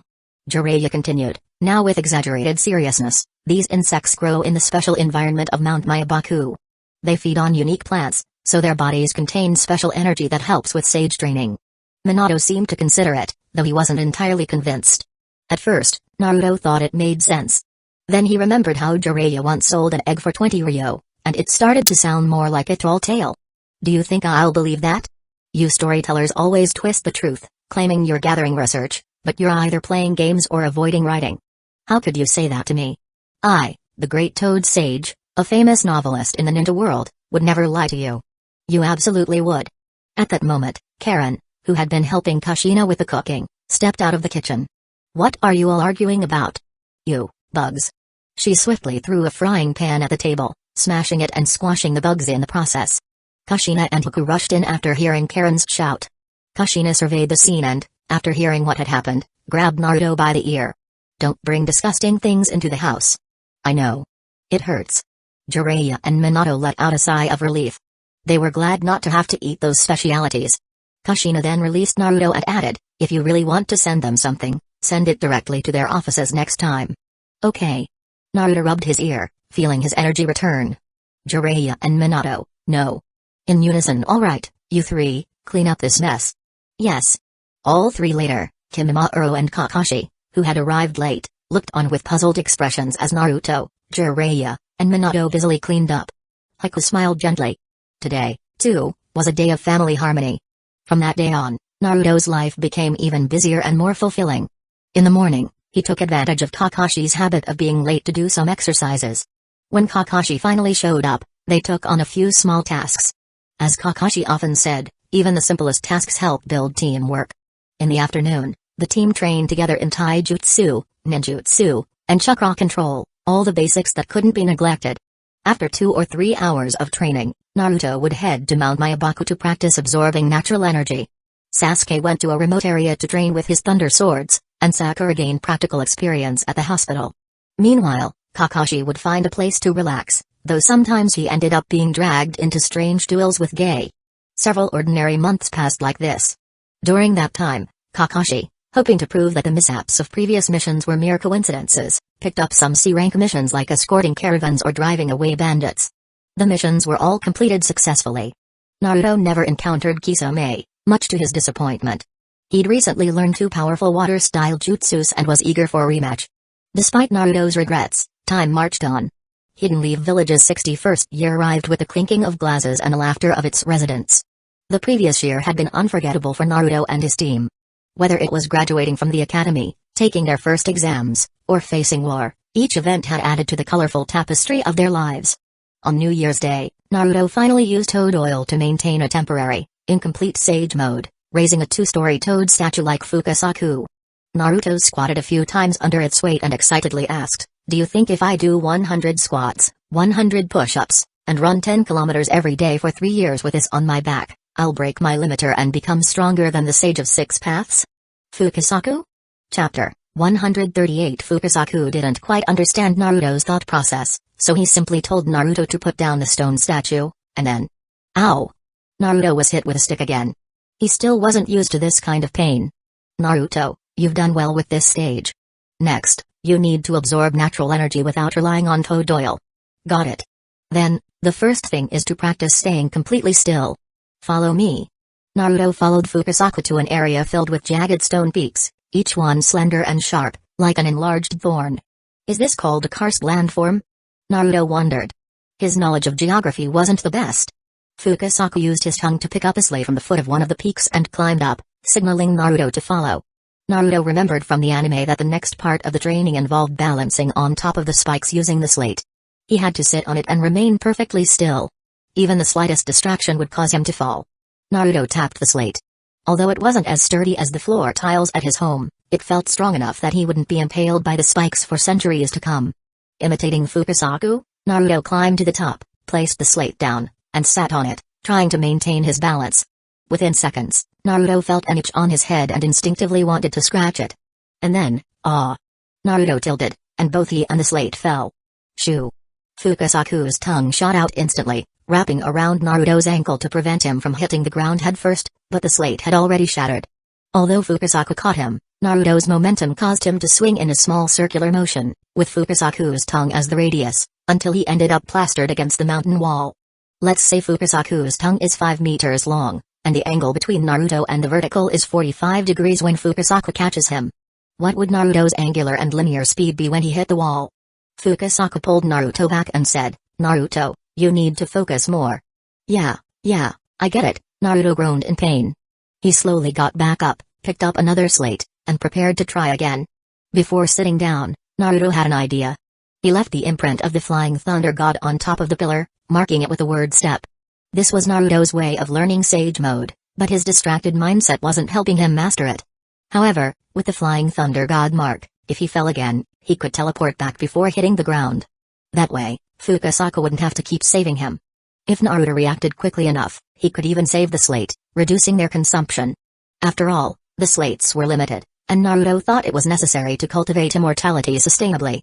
In this way, Naruto not only improved his mastery of Sage Mode but also increased his proficiency in the Flying Thunder God Jutsu and sharpened his reaction speed, killing 3 birds with 1 stone. Still, Naruto's constant flying around was starting to give Fukasaku a headache. Minato was a smart and quiet student, so how did his son end up like this? After a day of hard training, Naruto finally lay down on his cot. Before going to sleep, he decided to talk with Kurama. Naruto turned over from Kurama's back, sat in front of him, and said, "Hey Big Fox, why don't you learn Sage Mode too?" Kurama looked at him.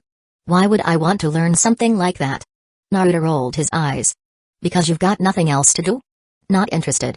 Kurama was immune to Naruto's reasoning. Naruto tried another approach. "Don't you want to get stronger?" "I'm already strong enough," Kurama replied. The Ninetales was more than capable of holding its own. Naruto stared at him in silence. "If you were really strong enough, you wouldn't be sealed inside me right now." But instead of bruising Kurama's pride, Naruto chose a different tactic. "Wouldn't you rather share a lease with a toad?" Kurama's eyes narrowed. "What do you mean?" Naruto patiently explained, "To use Sage Mode in real combat, I need Fukasaku to sit on my shoulders and channel the energy for me." "That means you'd be sharing space with him." "Not." Kurama roared. "Minato never needed a toad on his shoulders." Naruto countered, "That's why he could only maintain Sage Mode for a few minutes. After 2 big moves, he was drained." "Real battles can't always be won in a few minutes, right?"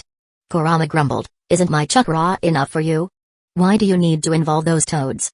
Naruto coaxed him, "Don't be like that. Even the Sage of 6 Paths learned from the Great Toad Sage. It won't diminish your status if you learn it too." Kurama fell silent. Based on Naruto's understanding, this was Kurama's way of agreeing. Now, Naruto wouldn't have to worry about running out of energy during a fight. The power of Sage Mode combined with Kurama's chakra would be unstoppable. Naruto happily went to bed, though a little frustrated. By now, shouldn't the Great Toad Sage have appeared to him? He'd been at Mount Miyabako for quite some time with no sign of him. Was he being ignored? The next day, Naruto went to the training ground as usual. Unexpectedly, Kakashi arrived before Naruto had even finished warming up. "Stop right there!" Naruto shouted, "Group a code, who lives in a pineapple under the sea?" Kakashi rolled his eyes. "SpongeBob SquarePants." Naruto nodded seriously to Sasuke and Sakura. "Seems legit." Sasuke and Sakura turned away, pretending not to know him. Kakashi sighed. "Can't you just sense my chakra? Why come up with these weird codes? And it's not like I'm always late. Now that I'm early for once, you're suspicious?" Naruto smirked. "Chakra can be copied. This is more secure."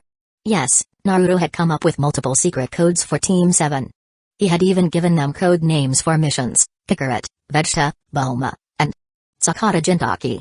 Sasuke found it unnecessary, but he had gotten used to Naruto's antics and memorized a few codes to keep the peace.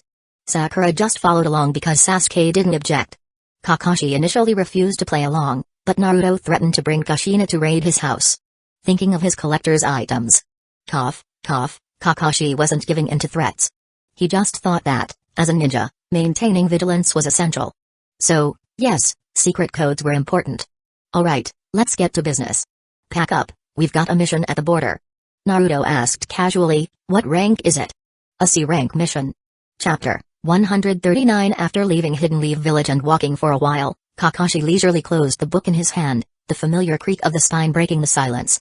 "There's no need to keep staring at me like that," he said, with a casual smile tugging at the corners of his lips. "It's just an ordinary task about finding a small animal." Naruto, walking with his arms folded behind his head, let out a loud groan. "What kind of ordinary small animal makes us go all the way to the border? And it's the border between the land of wind and the land of rivers." Kakashi defended, his tone still as relaxed as ever. It's a caravan, Naruto. It's normal for them to lose things anywhere. Besides, we've been handling so many C-rank missions over the past few months, haven't we? All of them turned out fine. Naruto wasn't satisfied. His brow furrowed, and he huffed, yeah, but what if something goes wrong? If something does go wrong, Kakashi said with a nonchalant shrug, I'll practice one-handed rock climbing with Kei all day. Naruto gave an exaggerated sigh, knowing full well nothing would likely faze Kakashi.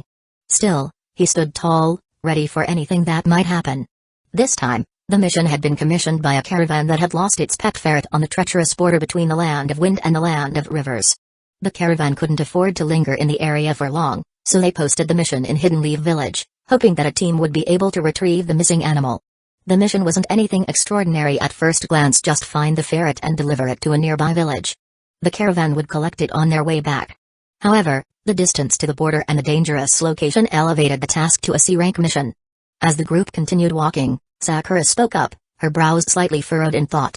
Kakashi-sensei, if the pet was lost on the border of the land of rivers and the land of wind, why did they come to Hidden Leaf Village to post the mission? Kakashi adjusted his headband, his one visible eye gleaming with amusement. Good question. Well, Hidden Leaf Village was on their way, for one. But more importantly, Hidden Sand Village's situation has been unstable lately. Sakura raised an eyebrow, her curiosity piqued. Unstable? Is it because of the Chunin exams? Kakashi nodded, his tone turning slightly more serious. That's part of it, but there's more. It's been nearly 6 months since the 4th Kazekage's death, but they still haven't chosen a new Kazekage. How is that even possible? Sasuke, who had been quiet up until now, spoke with a sharp edge in his voice. Has Hidden Sand Village weakened so much that they can't even choose a new leader?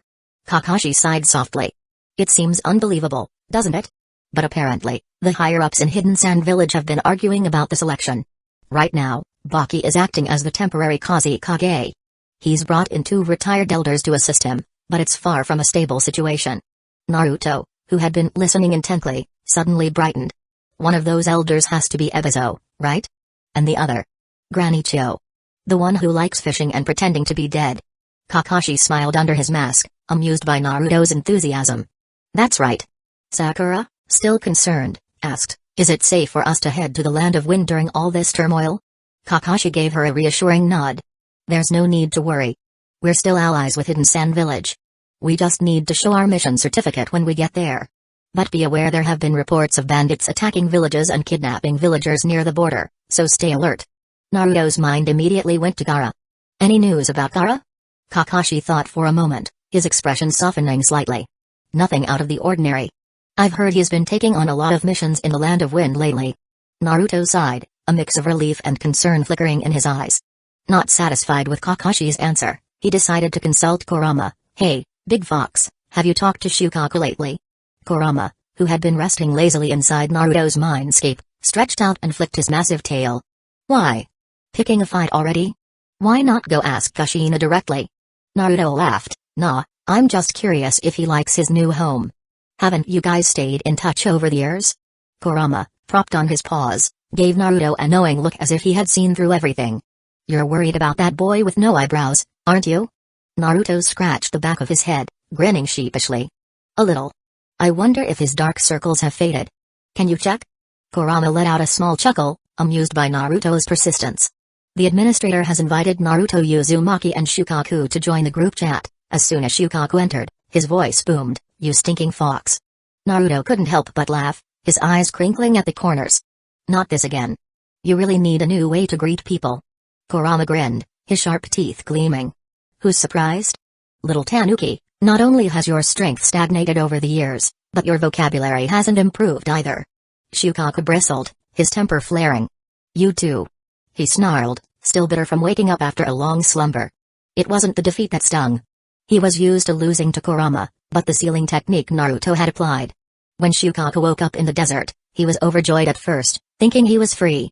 But it didn't take long for him to realize that it was a trick. A desert-themed seal had been slapped onto him, restricting his powers. You brat. Was this your doing? Shukaku growled, remembering the little blonde who had pulled off such a large-scale water style. He knew the brat was behind the new seal. Yup. The desert-themed 4-symbol seal was made just for you, Naruto said with a smug grin. How does it feel? Shukaku's tail twitched with irritation. He wanted to smash Naruto into the ground. It was true the seal was better than his previous one, but now he couldn't influence Gaara as easily, leaving him unable to roam freely. "I'll crush you next time," Shukaku threatened. Before Naruto could respond, Kurama spoke up, his voice deep and firm. "Don't get too ahead of yourself. You know full well who's stronger between us." Naruto blinked, momentarily thrown off by Kurama's competitive tone. "Wait, what?" "Anyway," Naruto said, steering the conversation back, "Shukaku, do you know what Gaara's been up to lately?" Shukaku huffed, his pride still stinging. "Why should I tell you? How about I convince Gaara to let you out for a while? You know, for old time's sake?" Shukaku and Kurama exchanged looks, considering the offer. "Fine. That kid's been working non-stop. He's aiming to become Kazekage. Lately, he's been taking missions day and night, and if I don't keep bothering him, he wouldn't even sleep."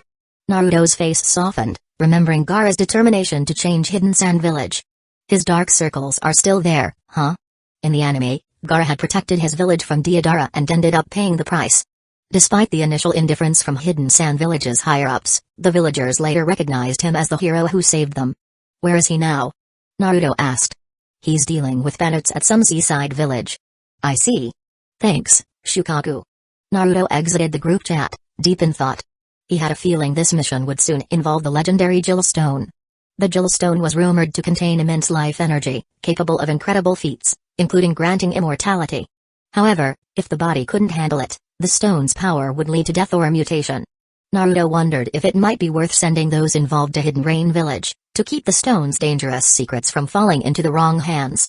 Chapter 140. Since it wasn't an urgent mission, the group moved at a relaxed pace, reaching the Land of Rivers after a day's travel.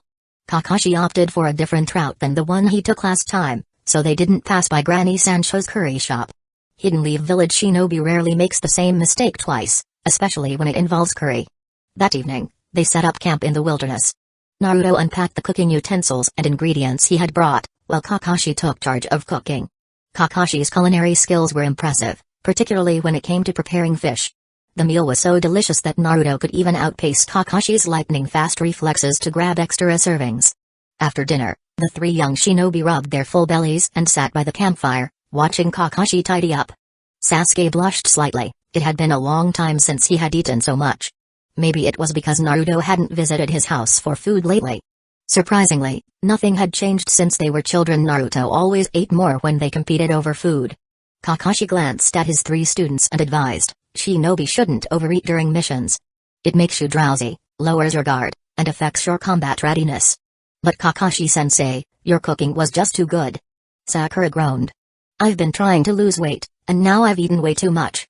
"Self-restraint is also part of a shinobi's training," Kakashi replied. "This shows that your discipline isn't where it should be yet." "Oh, really?" Naruto smirked. "Well, let me tell you, last time I peeked at Jiraiya's manuscript, and at the end, the hero," Kakashi immediately clamped his hands over his ears. "Stop. I'm not listening.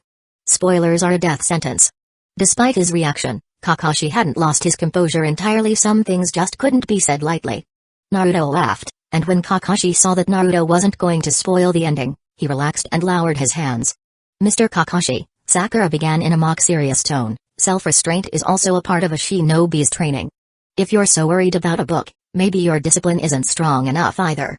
"Ah, I can't win against you guys," Kakashi sighed, his eyes reverting to their usual deadpan expression. "Ha ha ha." Naruto and Sakura burst out laughing, and even Sasuke's lips twitched into a slight smile. Once the laughter subsided, Kakashi ordered, "All right, time to take turns keeping watch. You three go ahead and rest first." "Yes." They responded in unison. Naruto set up a small perception barrier along with a simple defensive barrier before yawning and crawling into his tent. After a quiet night, they arrived at the client's designated meeting spot around noon the next day. "How are we supposed to find anything in a jungle this large?" Sakura wondered aloud. "Shadow clones?" Sasuke suggested. "That's too much effort," Naruto said, pointing at Kakashi. "Why don't we let him summon his dogs?" "I understand your point, but it still feels like you're insulting me," Kakashi remarked, casting a sidelong glance at Naruto before performing the summoning jutsu. A small pug appeared. "Yo, Kakashi," Pakkun greeted casually, lifting a paw in acknowledgement before turning to the others. "These your students? Nice to meet you, I'm Pakkun." "Hello, They all said in response. We're tracking a ferret this time, Pac-kun, Kakashi explained. No problem. Ferrets have a strong scent, Pac-kun assured them before sniffing the air. He then turned to look at Sakura. Sakura, feeling uneasy under Pac-kun's gaze, asked, What? What is it? Pac-kun said seriously, if I'm not mistaken. Your shampoo is the same brand as my friend's. What? Sakura gasped, utterly shocked. No way.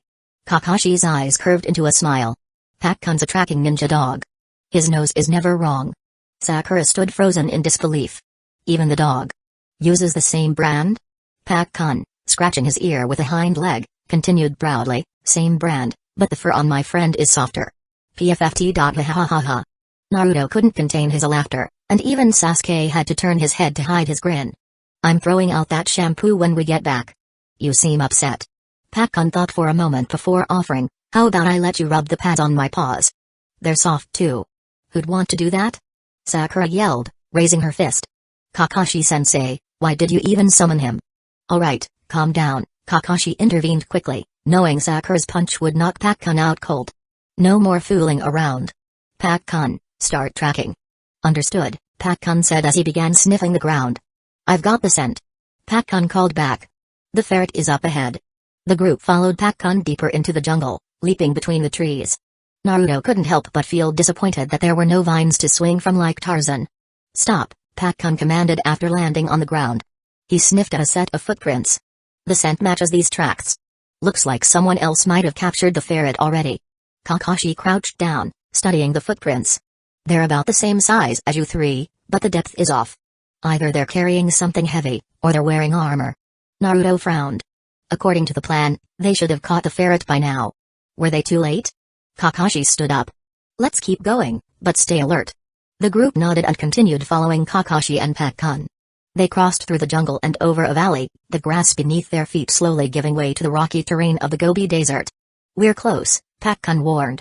We've already reached the land of wind, Kakashi muttered, starting to feel uneasy. It wouldn't be surprising if this led to more complications. After traveling a bit further, Pac-kun stopped. It's just ahead. The group looked in the direction Pac-kun indicated, spotting a complex of stone buildings that resembled pyramids. Next to it stood a towering steel fortress, about 10 stories high, with several antennae-like structures jutting out from its roof. Its modern design was completely out of place next to the ancient ruins. Kakashi scratched his head. Looks like we've got some real trouble here. No sooner had he spoken than a door on the fortress opened, ejecting dozens of large metal spheres. Upon hitting the ground, they transformed into giant armored figures wielding massive hammers. What is that? Naruto quipped. No one had time to answer. The armored figures charged, their hammers raised. Boom. Their strength was impressive, but they lacked speed. Naruto took the chance to land 3 punches on one of the armored giants to test its defenses. Wow, that's solid. Naruto dodged the giant's counterattack and shook his hand in pain, mimicking Jackie Chan's signature move to ease the discomfort. Chapter 141. Naruto stepped back and said, Sakura, this looks perfect for you to practice your punches. I think so too. Sakura rushed forward, swinging her fists, duang, duang, duang, punching one of the armored soldiers. Each fallen soldier had deep fist marks on their body, and their armor was completely distorted. Sakura's actions made Pac-kun break out in a cold sweat. What was I even thinking before? I'm changing my shampoo when I get back. Pac-kun tugged at Kakashi's trousers and said, well, Kakashi, if we're done here, I'll head back first. There's soup stewing in the kitchen. Kakashi looked at Pac-kun, who had just dispelled the summoning technique and was puzzled. Since when could you make soup? Sasuke couldn't resist stepping forward to test the power of the Thunder Sword. Ever since he acquired the sword, he had been learning Kinjutsu from his brother, and Kakashi had also provided guidance, even though neither of them specialized in dual blades. Still, they both had experience. As for why Sasuke didn't learn Riga's swordsmanship, it was because Riga's performance after losing to Ranmaru had been unimpressive. Even though Sasuke's Sharingan had recorded much of Riga's movements, he always felt they were flawed demonstrations. Sasuke slashed at an armored soldier with a thunder sword, producing a metallic clang. While the thunder sword was sharper than a standard ninja blade, it wasn't ideal for slashing. Only when Sasuke infused it with lightning chakra did he manage to break through the armor's defenses easily. Watching Sakura and Sasuke charge into battle, occasionally cooperating, Naruto hesitated, unsure if he should join them. Forget it, he muttered, deciding to form a few Rasengans instead of slacking off like Kakashi. Within a few minutes, dozens of armored soldiers were reduced to scraps. After they had defeated all the soldiers, 3 women in red, green, and blue knight armor emerged from the fortress. The woman in red armor spoke first. "It's you, strange people, again. Why are you blocking our way? Again?" Kakashi caught on to that and asked, "Have you seen us before?" The woman in red armor continued, "I've seen people with the same strange power as yours, but compared to ours, your strength is laughable." Strange power? Chakra. Had these people never encountered shinobi before? Kakashi didn't want to start an unnecessary fight and explained, "I think there's been a misunderstanding. We're just here to find something." These people had never seen shinobi before because they had traveled across the sea from a distant land to search for the Jewelstone veins and had only recently arrived at the coast of the Land of Wind. Across the mountains and seas, there were no shinobi. However, as soon as the 3 women heard Kakashi's words, they assumed battle stances. There might have been a misunderstanding before, but not anymore. They assumed Kakashi's group was after the Jewelstone veins in the ruins. At this moment, Lord Haido and Temujin were searching for a way to unlock the mine, and they couldn't afford to let anyone interfere. The 3 women transformed. The one in blue armor became a werewolf, the one in green armor became a bat-like creature flying into the sky, and the one in red armor became an ape-like figure. Ugh! Naruto's face twisted in disgust. They looked decent before, but now they're just ugly. Naruto glanced at the flying Batwoman and said, "Sasuke, you handle the one in the sky." "Why me? Don't you have the Thunder Sword? Zap her out of the air." Besides flying, the Batwoman seemed adept at illusions, so Sasuke could handle her without much trouble. Sasuke frowned. "The weather's not great." Naruto stared up at the clear, sunny sky in shock. "Since when do you complain about good weather, Sasuke?" Despite his grumbling, Sasuke charged the Batwoman with the Thunder Sword, drawing her away. "Sakura, do you want to take one of them?" Naruto asked, noticing Sakura catching her breath. "Let Sakura rest for a while." "I'll take care of the ape," Kakashi said, stepping forward. "Got it." Naruto launched a water dragon jutsu at the enemies, aiming to separate them. Although they didn't land a decisive blow, the jutsu split the battlefield, and the group managed to avoid major attacks by dodging the sides. Kakashi, ever the methodical shinobi, began with the usual tactic of throwing 3 shurikens to gauge his opponent. The ape-man raised his arms and conjured a flickering shield that blocked the shuriken. "This won't work on me." With a flick of his hand, he sent the shuriken flying back, now crackling with electricity. Kakashi swiftly dodged. "Lightning style?" "No, it's more like a basic electrical discharge."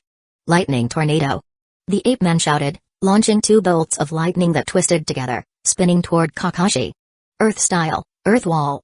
The lightning struck the earth wall, causing the dog head carving on it to shatter. Kakashi used this opening to create a shadow clone, which charged at the ape-man with lightning-infused attack. Dodging nimbly, the clone evaded the ape-man's counterattack and finally landed a Riki-ray on the shield.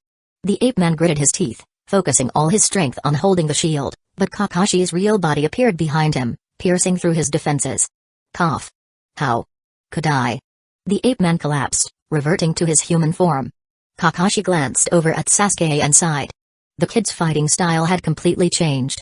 If he kept overusing the Thunder Sword like this, he'd become a second Draga. This had to stop. When they got back, Kakashi would remind him to fix his technique. For once, he remembered his duty as a teacher. The Batwoman didn't fare much better against Sasuke's relentless lightning strikes. Eventually, she fell from the sky, trailing black smoke. Sasuke smugly sheathed the Thunder Sword. Naruto, on the other hand, had a tougher time. His water waves, water dragon jutsu, and waterfall jutsu were dodged by the agile werewolf, who constantly charged at him, occasionally spewing sound waves to disrupt Naruto's rhythm. As the werewolf drew closer, a smug grin spread across her face. "You're a long-range attacker, aren't you? Once I get close, it's over for you." Just as her claws were about to reach Naruto's throat, he widened his eyes, feigned panic, and yelled, "Don't come any closer." The werewolf laughed maniacally. "Die, you brat." But then, a Rasengan collided with her face. "You liar." The werewolf muttered as she reverted to her human form, unable to rest her eyes. "Cough, I'm more of a close-range fighter." Chapter 142 Little Devil, Shukaku is nearby, Kurama suddenly reminded. "Huh?" Naruto looked around but didn't see anyone. He opened his small map, noticing 3 dots, Gaara and his siblings. As they approached, Naruto waved and called out, "Gaara." Gaara looked surprised and asked, "Naruto? What are you doing here?" "It's a long story. Our unreliable sensei took on a C-rank mission, and then... well, There's a lot to it. Naruto recounted the events animatedly. Feeling slightly embarrassed at being called unreliable, Kakashi didn't stop Naruto. A Hidden Leaf Village ninja should inform Hidden Sand Village when entering the Land of Wind, after all. When Naruto finished, he asked, "What about you guys?" "We're also here on a mission," Temari replied, trying to be brief, feeling no need to share everything with Hidden Leaf Village. But Gaara was more direct. "Some unknown individuals landed on the coast and attacked the border of the Land of Wind. We've been tracking them since."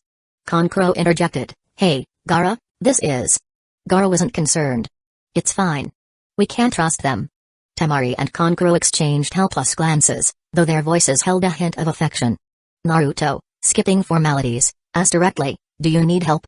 Kakashi reminded him, "Naruto, even though we're allies, this is Hidden Sand Village's mission. We shouldn't interfere recklessly." "Well, you've kind of already gotten involved," Temari pointed out, gesturing toward the fallen female knights and armored soldiers. "Are they the ones who invaded the Land of Wind?" Kakashi asked, pointing toward the steel fortress in the distance. Gaara nodded. "Yes. It's a mobile fortress that moves on land and sails the sea like a giant ship. More advanced tech, huh?" Naruto's excitement grew. The mobile fortress reminded him of Howl's moving castle. He wanted it. However, even if they captured it, it would likely be considered the property of the Land of Wind, meaning Gaara would handle it officially. "There's no way around it," Kakashi sighed, scratching his head. "Even though we're just on a mission to find Itachi, we've somehow gotten involved in a border conflict. Judging by how they fought, their leader must be in the ruins. It seems they're searching for something." "What kind of ruins are these?" Kakashi asked. Gaara turned to Temari, who hadn't cared about such matters before. "We don't know all the specifics," Temari said. "The ruins have been here for many years. There was once a city, but it was destroyed in a war." Kankuro, adjusting the puppets on his back, added, "In any case, we'll know more once we capture their leader." Just then, the ground shook. Everyone watched in shock as the entire ruins sank several meters. The abandoned buildings collapsed, and the steel fortress was dragged down, crushed under the rubble. When the tremors stopped, the ruins had turned into a large crater. A green light radiated from it, and the surrounding Gobi and desert transformed into lush greenery, becoming an oasis. Everyone felt a wave of relief as if their fatigue and wounds had disappeared. "This seems like life energy," Kakashi observed, moving his shoulders. He felt stronger than before. The one most affected was Kankuro. His two puppets, tightly wrapped in bandages, now had green shoots sprouting from within. "What's going on?" Kankuro groaned, devastated. His prized crow and black ant puppets, the best in Hidden Sand Village, were now ruined. Naruto stifled a laugh and pointed to the crater. "Let's check it out." In the pit, a strange white-haired man with black dragonfly wings was gripping the neck of a boy clad in armor. The boy struggled, asking, "Lord Hido." "Why?" Hido, enraged, shouted, "Everything I've done was to obtain the Jalor vein. You, as the last of the royal family, were supposed to open it. But I didn't expect your bloodline to destroy the vein." Temujin, stunned, said, "Lord Hido, you saved me. You said it was for the creation of an ideal nation." "Yes, I saved you, but I was the one who destroyed your village. It was all for the secret you carried. Now that my dream is shattered, you're useless." Hido stabbed his hand into Temujin's chest, pulling out an emerald green stone, then tossed the unconscious boy aside. A small pharaoh tried to bite Hido's ankle, but he kicked it away. Looking up at the group standing above the pit, Hido shouted in a frenzy, "It's all your fault. You ruined everything. You will all be buried with my dreams." With that, his wings fluttered, and he flew toward them. Hido was strong. Not only could he fly, but the Jewelstone embedded in his hand enhanced his speed, strength, and healing far beyond that of normal humans. But strength is relative. Kakashi revealed his Sharingan. Sakura cracked her knuckles. Sasuke drew his Kusanagi blade, crackling with lightning. Naruto created several shadow clones, readying his Rasengan. The cork on Gaara's gourd popped out. Temari unfolded her giant fan. And Kankuro? Well, he wisely stayed back, knowing that a puppet master without puppets was better off out of the fight. In the end, Hido was defeated, and Gaara personally buried him. Unfortunately, the Jewelstone shattered due to overload. Otherwise, Naruto would have loved to study it to see if it could be used without turning its wielder into a monster. However, after the wave of life energy that swept through them earlier, their lifespans may have even increased slightly. Sakura checked the injured ferret, relieved to find that its injuries weren't severe. A group of teenagers emerged from the wrecked steel fortress, staring at their hands in confusion, unsure of what had just happened. "Sakura, check on the boy in armor. He likely knows important information," Kakashi instructed. On it. Sakura went to heal Temujin, who was still unconscious. As she worked, Gaara asked, "Who are you, and what happened to those children?" Temujin remained silent, staring blankly. Naruto nudged Sasuke. "Sasuke, give him a look with your Sharingan. Maybe he'll remember." Chapter 143. Sasuke first turned his head and glanced at Naruto, allowing Naruto to experience the situation for himself. Naruto understood that this was Sasuke's way of showing admiration, and he even thought he could use his Sharingan in this situation. Unaware of Naruto's amusing thoughts, Sasuke approached Temujin, activated his Sharingan, and looked at him. "Answer the question." As the hypnotic power of the Sharingan took effect, Temujin's eyes turned dull, and he slowly began to recount how he had been brainwashed by Haido. Haido, driven by his grand ambition for utopia, had used Temujin to help him locate the Jewelstone vein. After arriving in the Land of Wind, they encountered a ferret that could sense the Jewelstone by chance, which led them to the ruins under the ferret's guidance. Since there was no clear method recorded for opening the mine, Haido decided to experiment using Temujin's royal blood. Unexpectedly, when Temujin's blood was sprinkled on a magic circle, it triggered a spell left by the ancestors to destroy the ore vein. As a result, the vein was ruined, and Haido went mad when it disappeared. As for the children, the energy required by the mobile fortress was supposed to come from the Jewelstone. However, due to the ore shortage, Haido resorted to capturing children to extract their life energy until he could find more of the ore. In other words, the children were being used to power the mobile fortress, and when needed, they would be transformed into armored soldiers through special means. Everyone fell silent. Naruto felt that Haido had died too easily for the suffering he had caused. The village would handle the resettlement of the children. Fortunately, the energy that had leaked from the veins had provided them with some vitality, allowing them to live normal lives. Naruto broke the silence. Temujin must be connected to the caravan that hired us to find the ferret, but he's now a prisoner of the Sand Village. Gaara, understanding the situation, replied, "No, he's a prisoner because he interfered with your mission." Naruto asked, "Does it matter?" Gaara replied, "We have the information we need, and there are the bodies of the others outside." "Thanks." Initially, it was only a C-rank mission, but the difficulty escalated due to involvement in a war between nations. It wasn't the client's fault, so technically, the mission rank couldn't be upgraded. Still, Naruto thought, "You hired us to find a ferret, and we also found a prince for you. Shouldn't there be a bonus for that?" In the end, both sides completed their tasks. The Land of Wind also gained an unexpected oasis, and everyone was pleased. "Wait for me a bit," Naruto called out to his teammates, then pulled Gaara aside. "Gaara, I need a private word." Gaara, puzzled, asked, "What is it?" Naruto inquired, "Have you been getting along with Shukaku recently?" Gaara replied, "I've met him a few times, but communicating with him isn't easy." Naruto patted Gaara on the shoulder. "Shukaku's personality is awkward, the old fix was also like that, but if you sincerely want to reconcile with him, he'll feel it." "Hey, brat, what are you talking about?"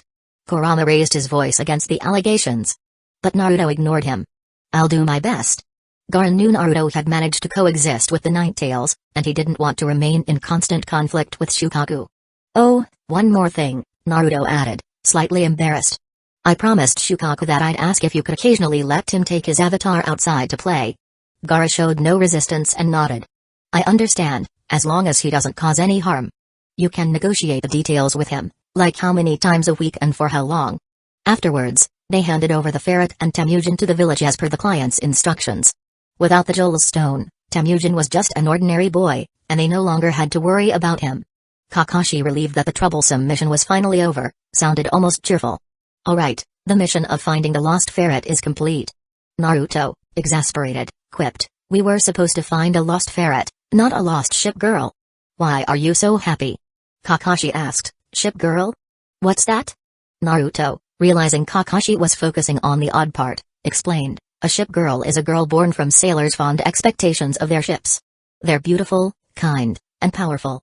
Seeing Kakashi's intrigued expression, Naruto quickly added, "But they can see through perverts like you instantly, so don't expect to meet one in your lifetime." "Are you making this up just to insult me?" Kakashi asked, looking helpless, but then his eyes lit up. "If we tell this idea to Jiraiya-sama, it might inspire him to write a masterpiece." Naruto was stunned by Kakashi's reasoning. "Wait, what? You're too quick to connect the dots. But hey, if he uses the idea, don't forget to get me my copyright fees." Sakura groaned. "Kakashi-sensei, please take your students seriously." After Gaara, Naruto, and the others left, a small snake slithered into the ruins. It spat out a letter, swallowed a few pieces of the Joel stone, and disappeared underground. Deep within a land of birds, Giran brought the small snake to a laboratory. Orochimaru-sama, I've retrieved some fragments, though I couldn't get a complete sample. Orochimaru, standing before the test bench, turned and took the fragments. His hoarse voice echoed in the room. Life energy. Now that's an interesting subject. He handed Giran a slip of paper. Contact this person and discuss a deal. Yes, Orochimaru-sama, Giran said, taking the paper. Should I approach them in your name? Of course not. I prefer not to make an appearance for now. But. Giran hesitated, frustrated by how the world now perceived Orochimaru. Many in the ninja world disrespected him, and Giran wished she could reduce them to dust. It's nothing to worry about. The whole ninja world thinks I'm dead, and they've already raised a foot-high grass over my grave. Orochimaru smiled cryptically, unsure whether he was relieved that Jiraiya had set up a grave for him or bitter that no one visited it. Understood. Although Giran was displeased, Orochimaru's orders were absolute. Orochimaru turned back to his experiment. Being dead had its perks, the troublesome organizations hunting him had stopped their pursuit. Yet, for some reason, Hidden Leaf Village's investigation of him had not ceased. Were they trying to uproot all of his old strongholds? Or did Hidden Leaf Village suspect he had left behind something crucial? Perhaps it was time to provide them with a death certificate and cause a bit of trouble for that organization as well. Orochimaru licked his lips. The gods, huh? They truly have keen eyes. Chapter 144. When I returned to Hidden Leaf Village, I happened to see Gai-sensei doing handstands running around the village. What a coincidence, Kakashi. Gai paused mid-handstand, greeting Kakashi while upside down. I wouldn't call it a coincidence meeting you anywhere, Kakashi replied absent-mindedly, recalling the thoughts he had when he set out. Naruto squatted down, grinning at Gai. Gai-sensei, Kakashi-sensei said he wants to challenge you to a one-handed rock climbing contest all day long. Nani? Gai's eyes widened in disbelief, causing him to lose balance and collapse from his handstand. Jumping back up without even brushing off the dirt, Gai grabbed Kakashi by the shoulder and shook him excitedly. Kakashi, is what Naruto said true? Yeah. Kakashi half-heartedly pushed Gai away and nodded. Tears welled up in Gai's eyes. You're challenging me willingly, Kakashi? Has your youth finally ignited? Don't make this sound weird, it's not because of something like that, Kakashi sighed. Whatever. See you at the training grounds tomorrow morning. Gai gave a thumbs up. No problem. My youth will never disappoint my eternal rival. Sure, sure. Kakashi responded, waving dismissively. You can keep training, bye. Gai's expression changed dramatically, and he clasped his head in frustration. Oh no. I didn't complete the 10 laps of handstand running. Now I have to do 2,000 one-handed push-ups. Yuke. True to his word, Gai immediately dropped down and began doing one-handed push-ups without another word. Naruto watched Gai, his posture reminding him of a certain hero from one of his favorite games. Sakura and Sasuke, having seen Gai's eccentricities before, still looked slightly bewildered. Let's go. Don't worry about him. Kakashi beckoned, pulling out his book, intending to get through today's reading and catch up on tomorrow's. After finishing the mission, Naruto returned home to let everyone know he was safe. As he did, he began pondering a math problem. Kushina is home equals teammate has no assignments equals and Hinata is at home. Naruto patted his money pouch suspiciously. Big Fox, did you steal my money? Kurama lay curled up in the corner of Naruto's mindscape, eyes closed, breathing evenly. Naruto slapped one of Kurama's paws. I know you're not asleep. Open your eyes, Big Fox. If you're capable of spending money, you're capable of opening your eyes. Kurama remained silent, and Naruto, frustrated, leapt up and grabbed one of the Baiju's whiskers, hanging in the air while swinging back and forth. When did you spend it, huh? Kurama lazily opened one eye and growled, you're irritating me, brat. Snap. The whisker broke off, and the entire world seemed to freeze. Naruto, who had fallen to the ground, panicked but quickly got up, bowing a full 90 degrees. I'm sorry. He carefully set the whisker down and took off running. Nah. Ru. 2. This was the first time Kurama had ever roared Naruto's name like that. Naruto felt like this moment should be more touching, but all he could feel was terror. With Kurama baring his teeth and tails a-lashing behind him, Naruto had no choice but to surrender, pleading, Big Fox, I was wrong. Are you going to do it again? Kurama growled menacingly. Listen to my explanation. Explanation is just an excuse. I'm still a kid. Does that mean I shouldn't punish you? Where did this fox learn all these useless retorts? Oh, wait. Probably from me. Oh no. After somehow calming down the furious Baiju, Naruto made his way to the Hyuga compound. When he knocked on the door, a maid answered, bowing slightly upon seeing him. Master Naruto. Hey. Just call me Naruto. It had been a while since he was called Master. Back when he was younger, whenever people called him that, Minato and Kushina would kindly correct them with a smile. Some customs never change. The maid, Hugamayo, hesitated for a moment. Then, Lord Naruto. Naruto sighed, deciding not to press the matter. Is Hinata at home? Yes, Miss Hinata is in the study. I'll take you to her. Mayo, knowing Naruto and Hinata's relationship, led him directly to the study. Thank you. Naruto had been to the Hyuga estate a few times before, but mostly to the training areas. He wasn't familiar with the study's location. Mayo knocked gently on the door. Miss, Lord Naruto is here to visit. Naruto-kun? Hinata's soft voice came from inside, and a few seconds later, the door opened. Hinata stood there in comfortable home clothes, looking every bit gentle and virtuous. Mayo bowed slightly and left. Hinata spoke softly. When did you return, Naruto-kun? Naruto grinned. I just got back. After letting everyone at home know I was safe, I came straight here. What were you working on? He came straight to see me? Hinata's heart fluttered with excitement. I was making pressed flowers. Oh, can I see? Naruto asked, curious. Of course. Please come in. Hinata stepped aside to let him enter. Naruto removed his ninja sandals, genuine Hidden Leaf Village-issued sandals, lightweight, breathable, durable, and odor-resistant. A must-have for any shinobi on missions or at home.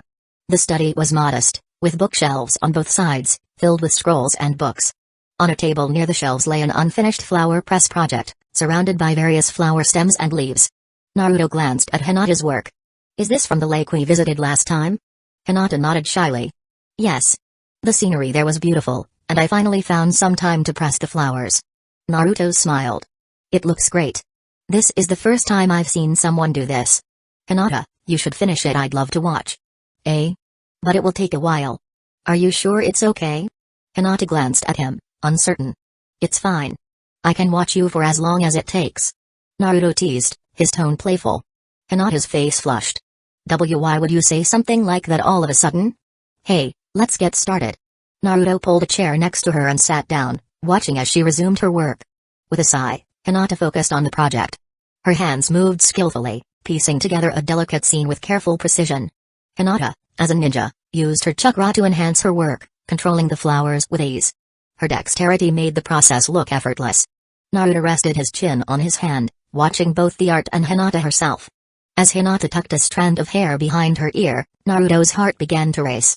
Mom, this girl is something. Chapter 145. Naruto and Hinata spent a quiet afternoon together. They didn't have any extravagant plans or go on a shopping spree. Naruto simply accompanied her, doing what she enjoyed. But they were both content, as if this was exactly how life was meant to be. Naruto has heard two types of love stories.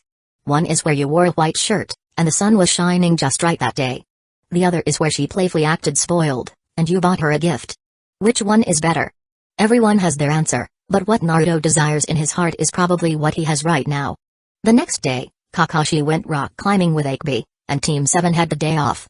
Naruto returned to Mount Mayabaku to continue his sage training.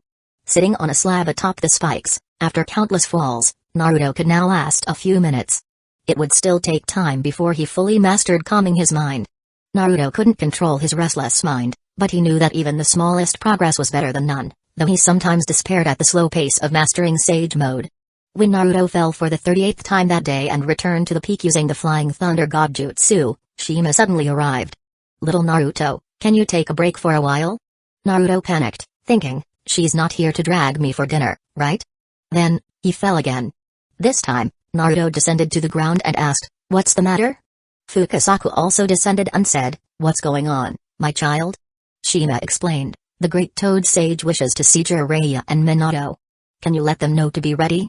Fukasaku and I will summon them with the reverse summoning technique. The Great Toad Sage, also known as Toadmaru, once taught the sage arts to the Sage of Six Paths, whose sons eventually sealed Kaguya. His influence played a part in that as well. The Great Toad Sage has the unique ability to foresee glimpses of the future through dreams. So far, none of his prophecies have been wrong. Jiraiya firmly believes in his prophecies. His travels across the ninja world, his writing, and even the apprentices he took under his wing were all due to the words of the Great Toad Sage. This has led to various conspiracy theories suggesting that the Great Toad Sage orchestrated the major events in the ninja world, including Kaguya's family affairs, to elevate Mount Myabaku's status. Others believe he is akin to the Ancient One from the Marvel Universe, able to see both past and future. Even time travelers couldn't escape his gaze, and everything he does subtly guides the world toward a better future. Curious whether the Great Toad Sage was truly so powerful, Naruto readily agreed. Alright, I'll go right away. As expected, Minato was in the Hokage's office. After hearing Naruto's message, he nodded. I understand. Go and tell Jiraiya. Naruto opened his mental map and found Jiraiya's location, which wasn't surprising. Jiraiya was perched on a tree outside the bathhouse, peering through a monocular, with an impish smile on his face. Naruto shouted, Pervy Sage. Jiraiya flinched, barely catching the monocular that almost slipped from his hand. He jumped down, grabbed Naruto, and dashed away. Hey, what's the rush? Jiraiya didn't answer until they were far enough. Only then did he complain, Naruto, can you be a little less sneaky? You scared my inspiration away. Ignoring the complaint, Naruto asked, Tsunade-sama is a consultant just like you. Why is she always so busy, yet you find time to peep like this? Jiraiya, of course, denied peeping. This is research. I'm only free because I delegate to Shikaku and Inoichi. I'm good at helping the younger generation grow by giving them opportunities. Naruto shot him a disapproving look. Yeah, right. Seeing the judgment, Jiraiya quickly changed the subject. Alright, so why are you here? I'm very busy. The Great Toad Sage wants to see you and my father. Fukasaka will summon you both soon. The Great Toad Sage? Jiraiya's playful demeanor disappeared, replaced with a serious expression. Understood. At Mount Myabaku, in front of the Great Toad Sage's residence. Master, Lady Shima.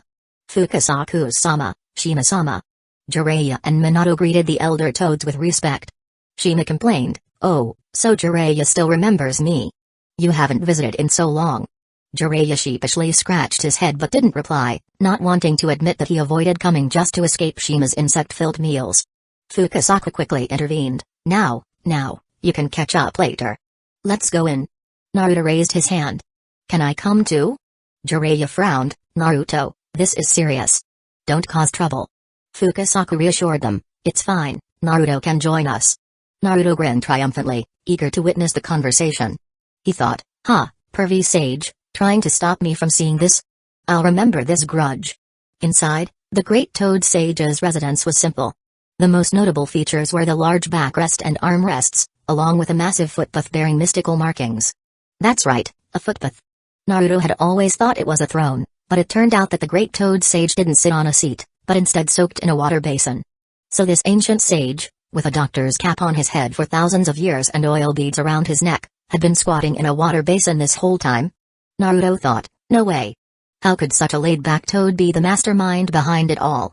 Honestly, I trust Game-Abunfa more than him. Fukasaku and Shima leapt onto the armrests and gently woke the Great Toad Sage, who had been dozing off. The Great Toad Sage spoke in his slow, measured tone, you've come. Now, what was the reason again? Who are you? Fukasaka quickly reminded him, it's Jiraiya and Minato. The Great Toad Sage suddenly remembered, oh, yes, it's been a while. Shima scolded him, didn't you summon them here yourself? Stay focused, you old fool. Fukasaka scolded back, my dear, how can you be so rude? The Great Toad Sage intervened, now, don't argue. You're like an old married couple. Then he turned back to Jiraiya and Minato. Yes, I called you here because I dreamed of you. Chapter 146 The Great Toad Sage spoke slowly, Jiraiya, your disciple will bring changes to the ninja world, there is no doubt about it. Jiraiya, thinking that the Great Toad Sage might be forgetful again, reminded him, you have already predicted this. The Great Toad Sage replied, indeed, but this time, I saw a person with blonde hair standing beside you. Is it Minato? Jiraiya looked at his most accomplished student with pride. The Great Toad Sage continued, Minato,